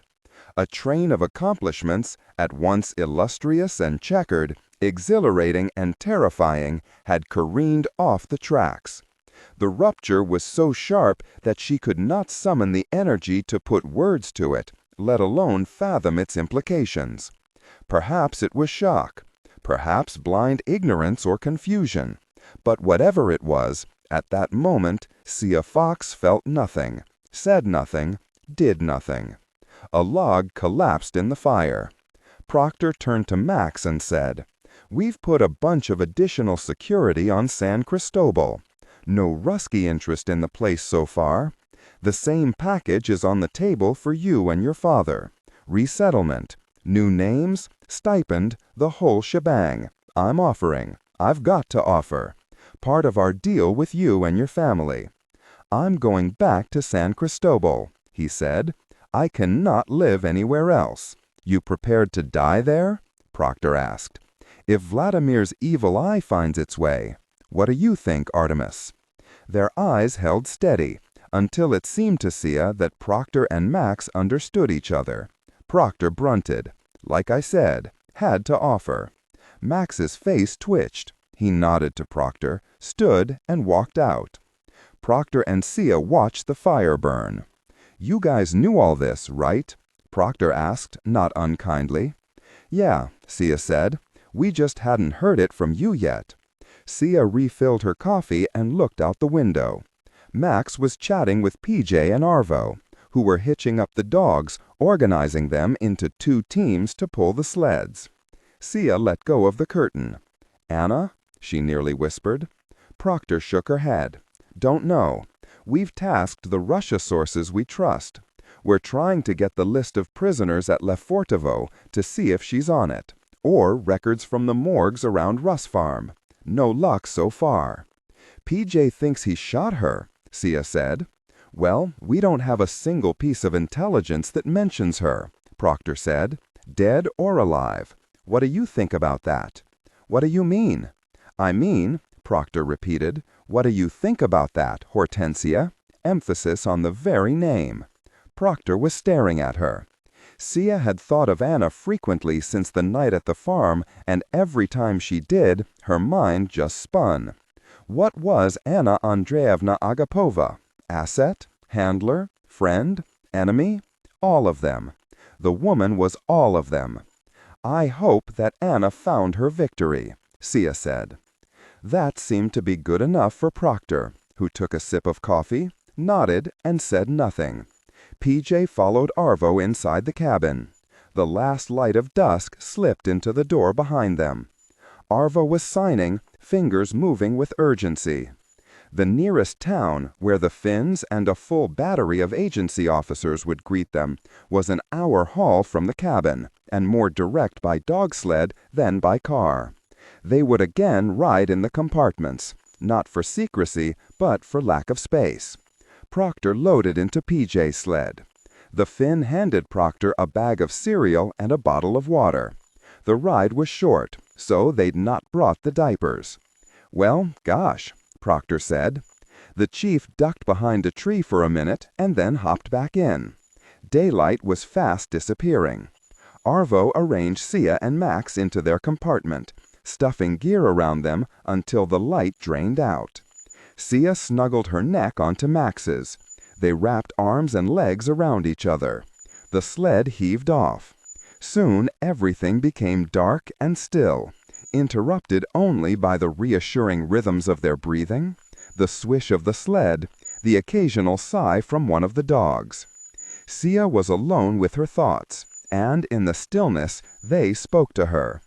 As they slid through the night, she had a sensation of weightlessness, of rising into the darkness above.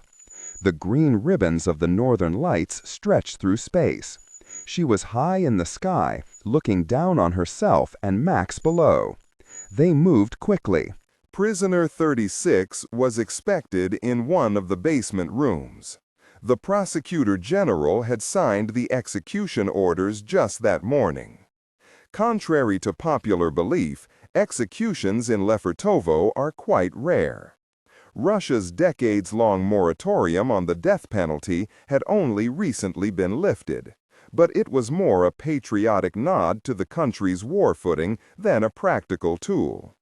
Formal liquidations required far more paperwork than tossing someone from a balcony. Regardless, what was certain was that no one of this stature had been liquidated here since the time of Brezhnev, or perhaps Stalin. The guards could not quite believe it had come to this.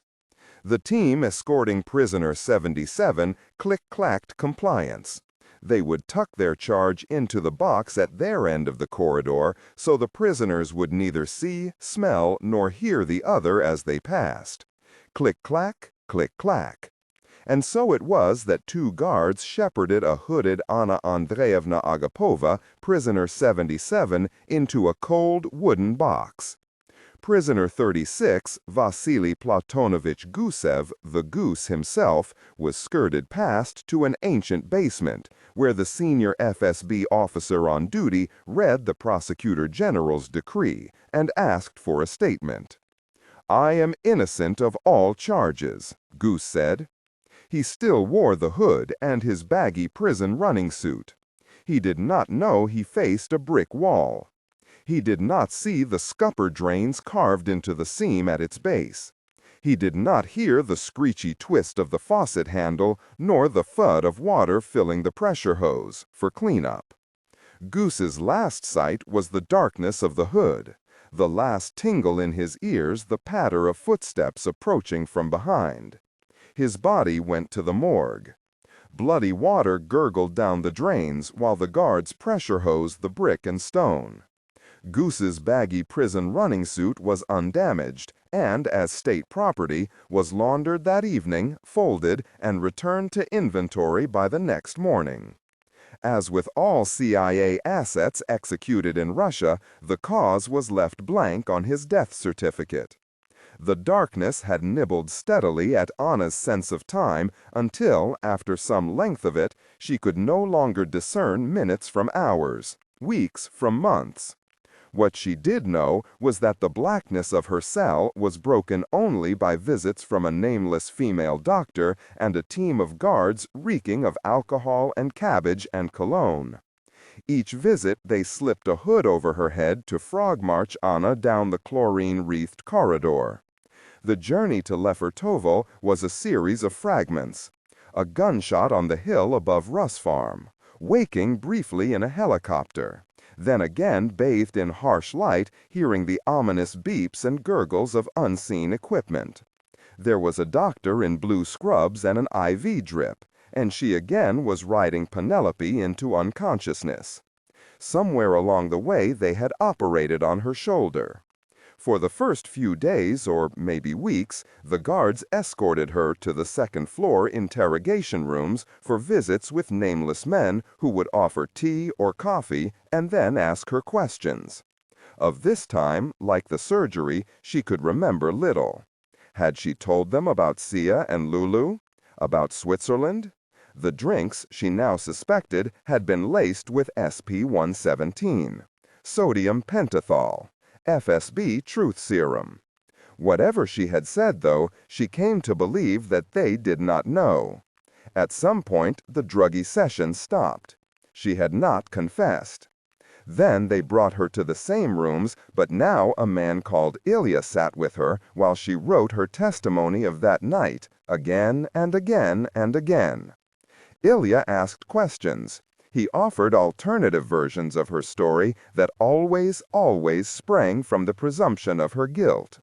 This was, Ilya liked to say, a matter of uncovering the details of her treason, not whether she had committed it. That had been settled, he insisted. How many versions did she write?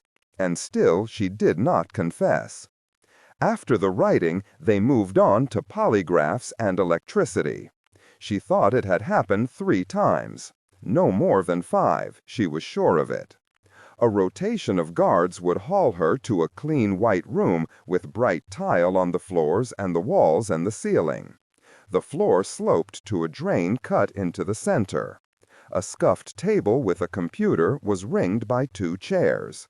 A stout nurse with thin and gray hair and sparkly eyes stuck electrodes over her kidneys.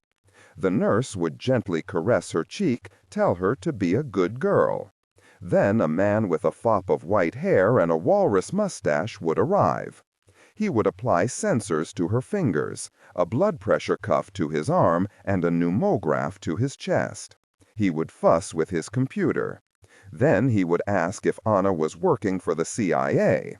No, she would insist. No. Then he would push a button, and the electricity would roast and seize her skin, and the room would flip from day to night and back again. He had other questions. Were you aware of your husband's work for CIA? Did you start the fire at Russ Farm? Did Hortensia Fox recruit you in Mexico? At Russ Farm? In Geneva? Each of which could be accompanied by a dose of current, or not. The electricity struck at random. On one visit, the polygrapher did not tap the button at all. On another, each nyet brought the current, and for days, weeks, she could not stand up straight. On her last visit, she wet the prison running suit at the first sound of his voice. Still, she did not confess.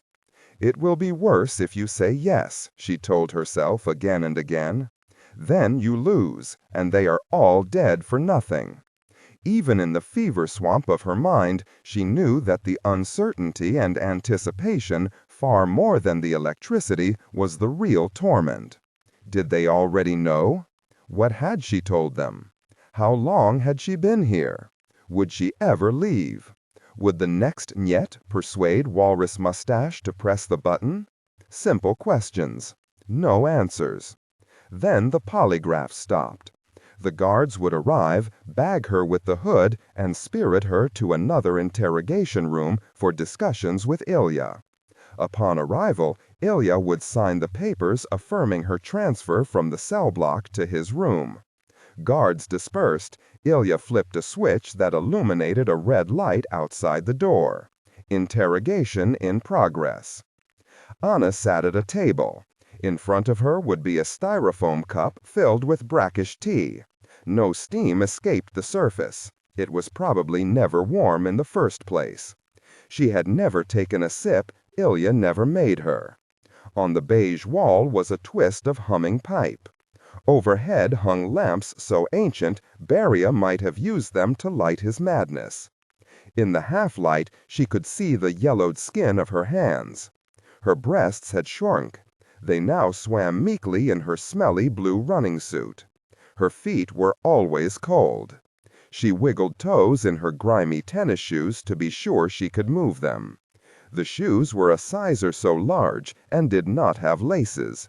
Prisoners were not permitted lengths of cord, no matter how slight or small. Anna rehearsed every detail of the nightmare at Russ Farm. When her mind settled on real things, shooting herself in the shoulder, for instance, or setting the fires, she would imagine wrapping the meddlesome thought in a large sack and tossing it from a tower. The heating pipe hummed and knocked while she silently practiced her lines.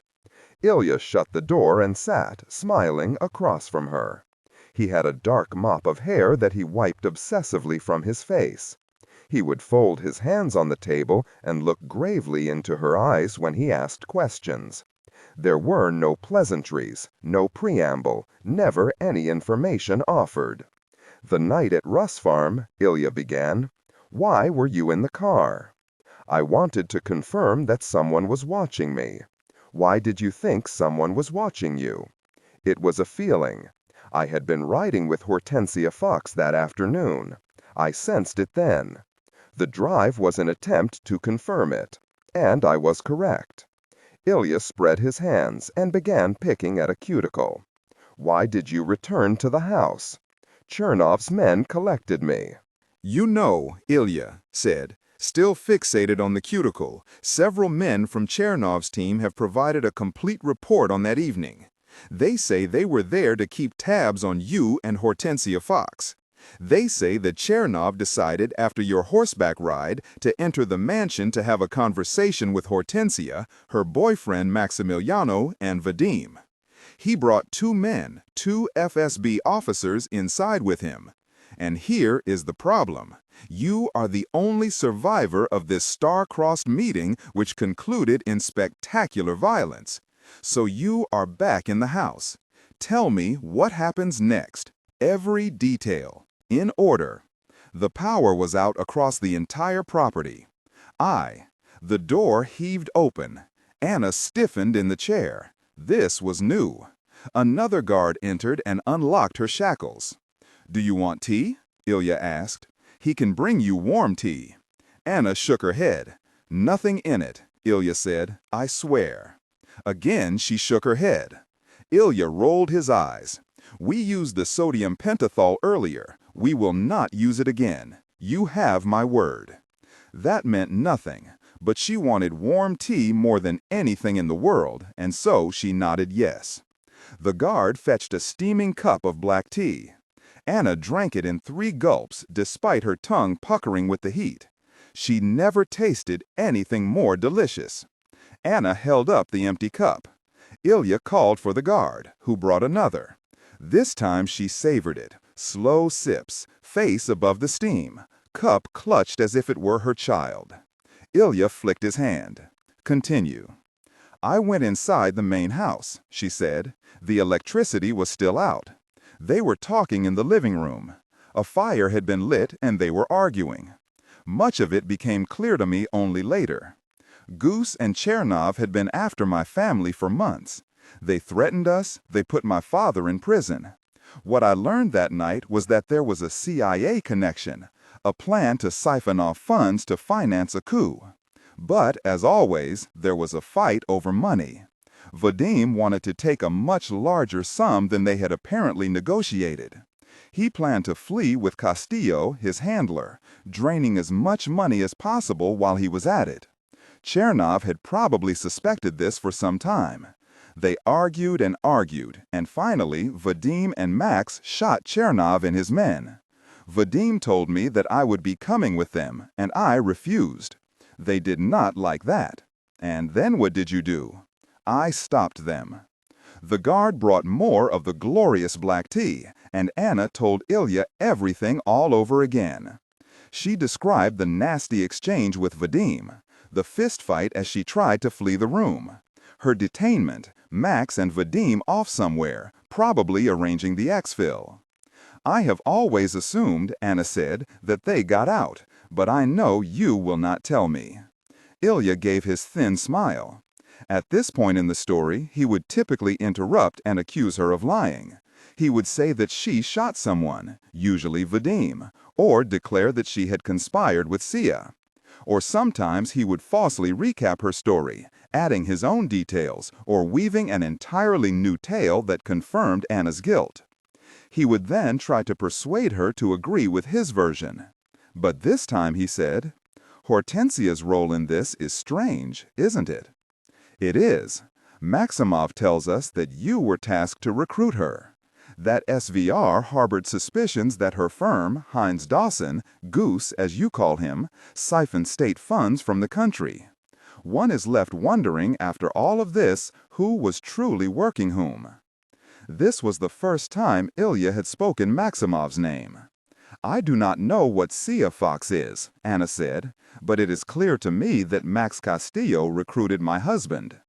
I do not know if Sia is a true CIA officer or simply a witting accomplice, and I suppose it does not matter. What I do know is that she provided information to me indicating where those state funds traveled. A piece of the puzzle around Goose's plans, but alas, not enough to make a legal case." "So," Ilya said, "what happened next?" "As I refuse to leave with them, Vadim's rage becomes insanity. He is muttering about the bodies, talking nonsense. Max sends a message on his phone. Sia is pleading for me to come with them. Vadim starts piling things onto the couch to start a fire. Max and Sia are helping. Vadim works his way through the house, lighting the fires. He comes back to where I am, in the living room, and he can't quite get to me because of the smoke. He shoots blindly into the room, which is when he gets me in the shoulder. I'm on the chair on the floor at this point. I no longer hear their voices. They've fled the flames. Tell me how." "They had not planned to restrain me. They used duct tape and not enough and in the wrong places. Convenient for your story." Anna sipped more tea and delivered the usual line for this part of the conversation. "It's the truth." At this insistence, Ilya reciprocated with his customary shrug. Anna continued. "Once free, I escaped the house and I called Maximov at SVR. You, of course, have the records. One thing I can't quite figure," Ilya said, "is why Vadim wanted to bring you at all. I understand it was not a happy marriage." "I was his property," Anna said. "I had to be uprooted along with him, like a cat buried with a pharaoh, or a slave girl set adrift on a burning pyre with a dead king. Wherever he went, so would I." "Well," Ilya said as he smacked the table, "not this time." Anna took a hot shower. Her skin stretched over tent-pole ribs. Each rinse shed more hair to twist around her fingers. She lathered in soap 4 times and still felt oily. A trim woman with a bun of frizzy red hair brought a cardboard box containing a makeup kit, papery underwear, a skirt, flats, and a blouse. They had misplaced the clothes she'd been wearing when she arrived, the woman said. A reimbursement from the state would arrive in 2, maybe 3 months. In an unmarked office, the woman handed Anna off to a doctor, who wordlessly shoved at her a tray of black bread and soup and another cup of tea. The doctor watched her eat and drink and then gave her a water bottle filled with a liquid the color of dark urine. Anna sniffed its sugary sweet and drank half the bottle. The doctor led her through a maze of hallways, and with each turn the light brightened. They came to a waiting room with velvety red sofas. On one was a black gray coat. The doctor helped her shrug into it. "When is New Year's?" Anna said. The doctor frowned. "Today is February 19th, she said. Anna slipped into the baggy coat and found her brain could run the numbers. 61 days. 61 days since the fire. She trudged outside into bitter cold, crossing under a high metal gate. A black Mercedes with government plates idled, plumes of exhaust settling over muddy snow. She braced herself on the doctor's shoulder so she wouldn't slip on the ice. The back door clicked open. Anna peered inside. Maximov waved to her. "Captain Agapova, get in. It's terribly cold." "Moscow." Maximov did not speak on the drive to Yasenevo. The bald spot atop his head seemed to have shrunk since Anna had seen him last. Perhaps he'd had a graft. Off the MK8, they cleared the gatehouse and rolled to a stop outside the executive entrance. Maximov caught her shooting an uncertain glance toward the door. "This cannot wait," he said. "I am sorry." They walked slowly to his office. He did not offer a hand, and she was glad because she would have refused. Maximov pulled out a chair for her from under the shiny pine table. An assistant brought tea. "I will keep this brief," Maximov said, "so you can go home and rest."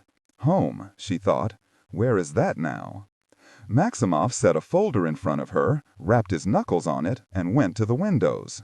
"How much do you know about what has transpired in this country?" "I have been in Lefortovo," Anna said. "Yes, of course," he said. "Well, you will have time to catch up. We are placing you on administrative leave for 6 months to recuperate." "Okay," she said dumbly. When you called me that night, Captain, Maximov said, it was the first indication we received that your husband, Goose, Chernov, and a few others were plotting a coup with CIA help. Acting on that warning, we have suppressed it. Investigations are ongoing. Maximov was speaking to his reflection in the picture windows. But the events of that evening were, and remain, muddled. None of it really makes sense, to be quite honest. FSB officers murdered, the flight of your husband. The forensics were very tricky, as you can imagine. The fire ate nearly everything up.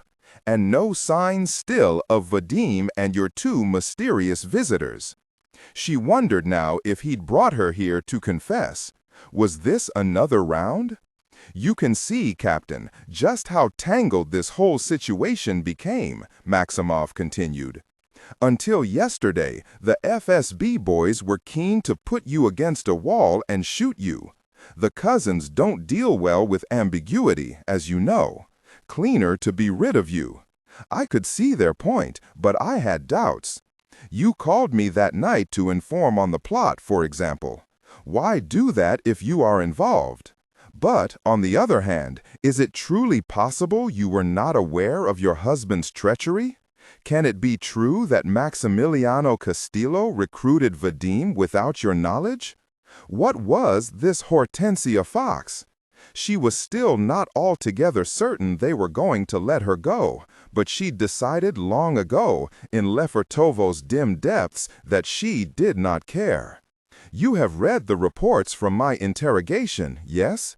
She received a nod. Well then, you've heard my answers to these questions. Would you like me to repeat them now? Maximov motioned to the folder on the table. No, I would like you to flip through this. Inside was a stapled packet. The first page bore a copy of Vadim's driver's license. There was also a CIA cable. She had seen a few passed by SVR sources. This one was marked RH Restricted Handling, And in addition to the typical classification markings, it bore 6 unique letters that Anna recognized. They signified this document's home inside a CIA covert action compartment. She started in. Sub, 15 January Sitrep, NROC resettlement of Vadim Kovalchuk. 1. Documentation, legal name change, SSN, driver's license, proof of residency. Coordinating with FBI Minneapolis field office to secure permanent location in Upper Midwest. 2. CIA OMS psychological assessment following 6-hour visit with Sub in WDC area reveals ongoing emotional distress post-defection. Sub continues to harbor guilt and anger with respect to wife's refusal to defect. Sub has mentioned suicidal thoughts. 3. Sub continues to harbor delusions of returning to Russia.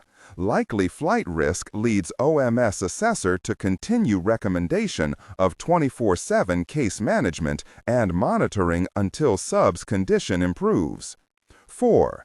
Joint NROC Moscow X resettlement team continues to task worldwide sources for information on Sub's wife's fate and whereabouts. 5. NRO handling team will provide next update at 1500 tomorrow, following scheduled debriefing. Regards. She flipped through a few more pages in the packet and set it aside. My God, she thought, who wrote this? It was either an elaborate trap or it was freedom, victory. Maximov appraised her with a bemused look, as if he, like her, could not make sense of it. We have a source in the FBI with occasional access to defector information, Maximov said. This one came through in his last drop. What do you make of it, Captain Agapova? She slid the folder across the table. What do I think? I spent 2 months in Lefortovo telling them what I think of this. Maximov pointed at the chair in front of the samovar bearing a faded imperial eagle. While you were in Lefortovo, the FSB colonel managing the investigation trucked out here for a briefing. He sat there, in that chair, and summed it all up quite nicely. He said that in truth you were either a traitor or a hero, that perhaps we would never be able to prove it, might have to liquidate you in any case, but it was one or the other. Maximov shrugged, gathered up the folder, and tossed it back to his desk. She smoothed her sad skirt. A traitor and a hero. I am both, she thought, like all good Russians. Moscow, Sochi, Cape Idokapas, Anna's farm. Anna did not know where to go. She checked in to the Ritz before they packed her off to one of the SVR's closed resorts at Sochi, a converted ski village built for the Olympics, a cluster of sunflower yellow buildings with arcaded walkways where restaurants and shops had once been. Red pavestone trails ran along a river. The spired clock tower no longer worked. The thaw was starting. The boardwalks and paths ran with mountain water. For a week, she slept until the early afternoon, woke to a lunch of tea and dry black bread, and visited a physical therapist for her shoulder, which still moved as if sand filled the joints. Lifting anything heavier than a glass of water was taxing. On walks, the weight of her left arm would eventually burst into shooting pain, as if it hung on tenthooks. She occasionally called Maximov to discuss her father. "Drop it, Anya," he said. "We have tried, but Goose set the gears in motion, and the law has been difficult to stop." He remained in Butyrka. Maximov told her to stay away, in Sochi. Take some time. It's not a request. In the quiet evenings and in her bed, she thought of Luka. She practiced painting him in her mind so he would not be lost. She began with simple things, a smile, a laugh, the feel of a hand. By the second week, she could replay matches from Jean Martel and stroll down the street of all holidays, and they could duck into her apartment, giving in to desire. When sleep neared, Luca's image would begin to dissolve, and Anna would apologize. Sometimes she imagined Luca's portrait reassuring her, validating her choices. But these were Anna's words, not his, and conjuring them made her feel like a thief. "You have already taken his future," she would tell herself. "You are going to steal his words too?" She did not think true things of Sia, nor of Max, nor of Vadim. When her thoughts wandered there, her mind, grooved in the Lefortovo hothouse, simply clicked off. At the beginning of the 7th week, the paths flooded with melting snow. A Kremlin courier arrived with a letter from the chief of the presidential administration. She read it 3 times while the courier waited outside her room. "What should I pack?" she asked, handing back the note. "Absolutely nothing," the courier said. A government Mercedes took her to a leafy block of office buildings in Sachi. There, in a windowless room, 2 women conducted a thorough strip search. They x-rayed every cavity to be sure she'd not hidden a bomb inside her body. Her clothes were traded for a new black skirt, a faded white blouse, and a pair of sensible, blocky shoes that clocked obnoxiously on the concrete. Her clothes, phone, and purse were zippered in plastic bags and shuttered in a locker. A nurse swabbed her for a panel of infectious diseases. She took a PCR test and gave a stool sample. She waited for 2 hours in an antiseptic room until they could confirm the results. The 2 women conducted one more strip search and then led her to a new room where 6 members of the president's security detail lounged, reading magazines on long leather chairs. They handed her a furry Dublanka and hustled her outside through the rotor wash of a waiting helicopter. She sat in the middle, security men on all sides. They did not speak, they did not smile, they watched her unblinkingly. After a few minutes, this became normal. After Lefortovo, she thought, nothing again will be uncomfortable. Anna gazed into the middle distance. Sometimes she rubbed at her shoulder scar tissue. Mostly, she closed her eyes. The helicopter set down inside the president's estate on the Black Sea, at Idokopas. The helipads bordered a bright green hill, which, her father had once claimed, concealed the president's personal ice hockey rink, buried nearly 5 stories into the rise. The security men rushed her from the chopper onto a wide stone path that descended toward the Italianate villa looming over the sea. It was the largest private residence in Russia. The most powerful man should have the largest house, her father had once said, with a shrug. The path coiled downhill, by a green-roofed Orthodox chapel, through lush gardens piled with towering cypresses, trim hedges, and pines, by the clip and buzz of gardener's tools, the coursing and bubbling of water, the crackle of radio chatter. The security men led her into the main house through a gate topped by the golden imperial double eagle.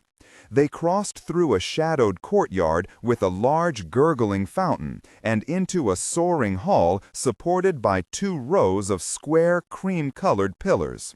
Next, into a hallway, past a low-hung room glowing in a purplish haze. She caught sight of a stage with a pole on it.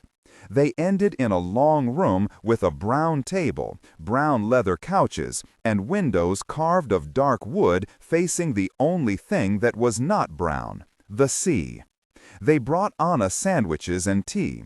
They watched her eat as she stared at the sandy green hills sloping into the water.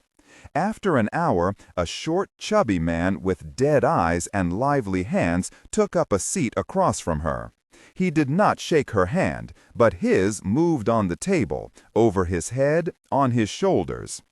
"Do you have any questions?" he asked, rubbing his hands together. "I do not think so." "You understand the generosity of this meeting?" "I do." "You understand that you are not to approach or touch him?" "I do." The man motioned for her to follow. He led, she 2 steps behind, the security team fanned out around. He brought her to another room, this one longer, with even larger windows shoving out against the sea. Parquet floors, a ceiling covered in golden friezes and plasterwork, shimmering golden curtains, and an interior wall flanked by a row of white stucco pillars inlaid with gold leaf. The gold shag carpet swallowed her shoes. This feels like Russ Farm, she thought. I hate this place. There were 2 chairs at the table, one at either end, no less than 5 meters apart. The table was brilliant white. The sun's reflection hurt her eyes. The man's dancing hands guided her to one end, to a chair too short for the table, and quite obviously shorter than the other. "He will be in soon," the man said. "Do you have to use the bathroom?" She shook her head. "Good. Sit in the chair, no wandering around. Understand?" "Yes." She sat, hands in her lap like a good girl, watching the waves collect into white triangles before breaking. Seabirds flew by the window, but she could not hear their squawks and screeches in the soundless room. This is an airlock, she thought, a place where 2 worlds meet. She sat for what felt like 30 minutes, but since Lefortovo, she had lost faith in her sense of time. Then the door opened, and President Vladimir Vladimirovich Putin, the Hossein, President and Lord of all Russia, sauntered into the room. He wore a black suit, white shirt, and blue tie. When she had last met him, years earlier, he had been vibrant. Now his face and neck were puffy from the steroids. He did not smile. He did not approach to shake her hand. He slouched in his chair, almost hunching, and winced as though his back were kender. He gripped the table, lips pursed, and began to speak. "Captain Agapava," the Hossein said, "I am still not quite sure what to make of your case. With Goose, things were clearer. There was so much evidence. I almost had you shot too. It was not an easy decision. Did I make a mistake? With me or with Goose?" His lips quivered, almost in amusement. "With you? No, I am not a traitor." The Hossein slouched lower. Anna caught a whiff of his smell, carried over the table by the powerful air vents. She had expected mothballs or death. Instead, it was fresh laundry. "I read the reports from Lefortovo," he said. "The investigators went back and forth on you, couldn't make up their minds. Keep you locked up, liquidate you, let you go, round and round. You are free because, in the end, I chose to keep you alive." "That is logical," she said. "I am innocent." The Hossein shrugged and shifted toward the windows. A gull drew lazy circles outside. His face glowed in the table's reflecting light. The sea shimmered in the bone-white afternoon. Every golden thing in that room was sparkling in the sun. He turned to face her. And in that moment Anna was overcome by a jarring, almost godlike sensation. "You are still strong," she thought, "but you, Hossein, are diminished." Her blue eyes shone with certainty, his with mere suspicion. "I know," she thought, "and you do not. I took from a thief, and I am going to get away with it." 1 week after Idokokas, Anna stood at Butyrka's Baits clutching a bottle of his favorite Dagestani brandy.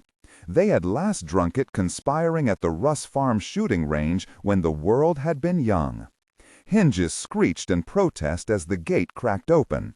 Her father came out alone, bewildered, gate clattering shut behind. He held a plastic bag. He wore a faded blue jacket and slacks that hung well past his shoes. They embraced. He had lost a dozen or more kilos and some of his hair inside the prison. He did not smell the same. "We paid so dearly for this," she thought. "My God, Anya," he said. "My God." He held her tight. He kissed her forehead, her hair, her cheeks. His tears dampened her face. "We are safe, Papa," she said. "We won." Work began on the new dacha in April. Anna visited on weekends to supervise the construction and ride Penelope. Work had been slow. The thaw had been late this year, and they were still muddling with the foundation. She was in no hurry. Sometimes she galloped in the pasture near the woods. Others she trotted around the track. Now, with the air warming, she was letting her hair grow out so it would whip through the wind at full gallop. In the stables, she put the tack on Penelope. She fitted the mare with a saddlebag that had not been used in some time, the one she did not like to think about, that her good senses had urged her to destroy months earlier. But Maximov had let slip something he shouldn't have, and she had decided she would not ignore it. She rode up the same path on which she had hunted Max and Sia. One of the saddlebag's pockets was packed with a rectangular canteen of water and a few pieces of black bread. The other held a portable battery. She rode for an hour at the spine of the ridge, checking to be certain she was alone. The place felt peaceful, though she had nearly died here. She liked the low hum of the power lines, the bird song, the rustle of the trees, the sweeping views of the pastures and stables. At the trailhead, she dismounted and slid off Penelope's saddlebag. She moved quickly, trying the strap and snaps 1, 2, 3 times. It had been months since Sia had shown her. At the failed 4th try, she let loose a string of curses and looked around. "You are alone," she said. "You have time." On the 10th attempt, the panel popped open. She removed the laptop, plugged it into the battery, and waited for it to come to life. The keyboard sequence required dozens of tries, and soon she was so frustrated she toyed with abandoning this altogether. But she kept at it. When she finally got it, she typed a short message fast as her fingers would move. Joint SVR, FSB, mechanical teams progressing on hunt for Fox and Castillo, working on leads inside Texas and Mexico. Be safe. Anna shut the laptop. She closed her eyes. This was right. She would not regret this. She ran a hand over the computer. Then she set it on a large stone, picked up another rock, and set to smashing it to bits. She wrecked the screen, the case, the circuit boards. The fragments went into the saddlebag, and she mounted Penelope to descend the hill. For several hours she trotted along the stream and the ponds, halting occasionally to dismount and scatter pieces of the machine into the water. As she rode home, her heart pounded to its normal rhythm. Her thoughts were clear. At the mouth of the pasture, Anna scanned the fields and the thick woods beyond. She let down her hair and patted Penelope's shoulders. Then she leaned forward to bring them into a gallop. The sun was bright and warm. The wind whipped Anna's hair into a blonde cape. They moved gracefully over the grass, each stride closing the gap to the low rise at pasture's end. As they neared the hill, Anna leaned down to the mare's ear. "Run, girl," Anna whispered. "Run, run, run."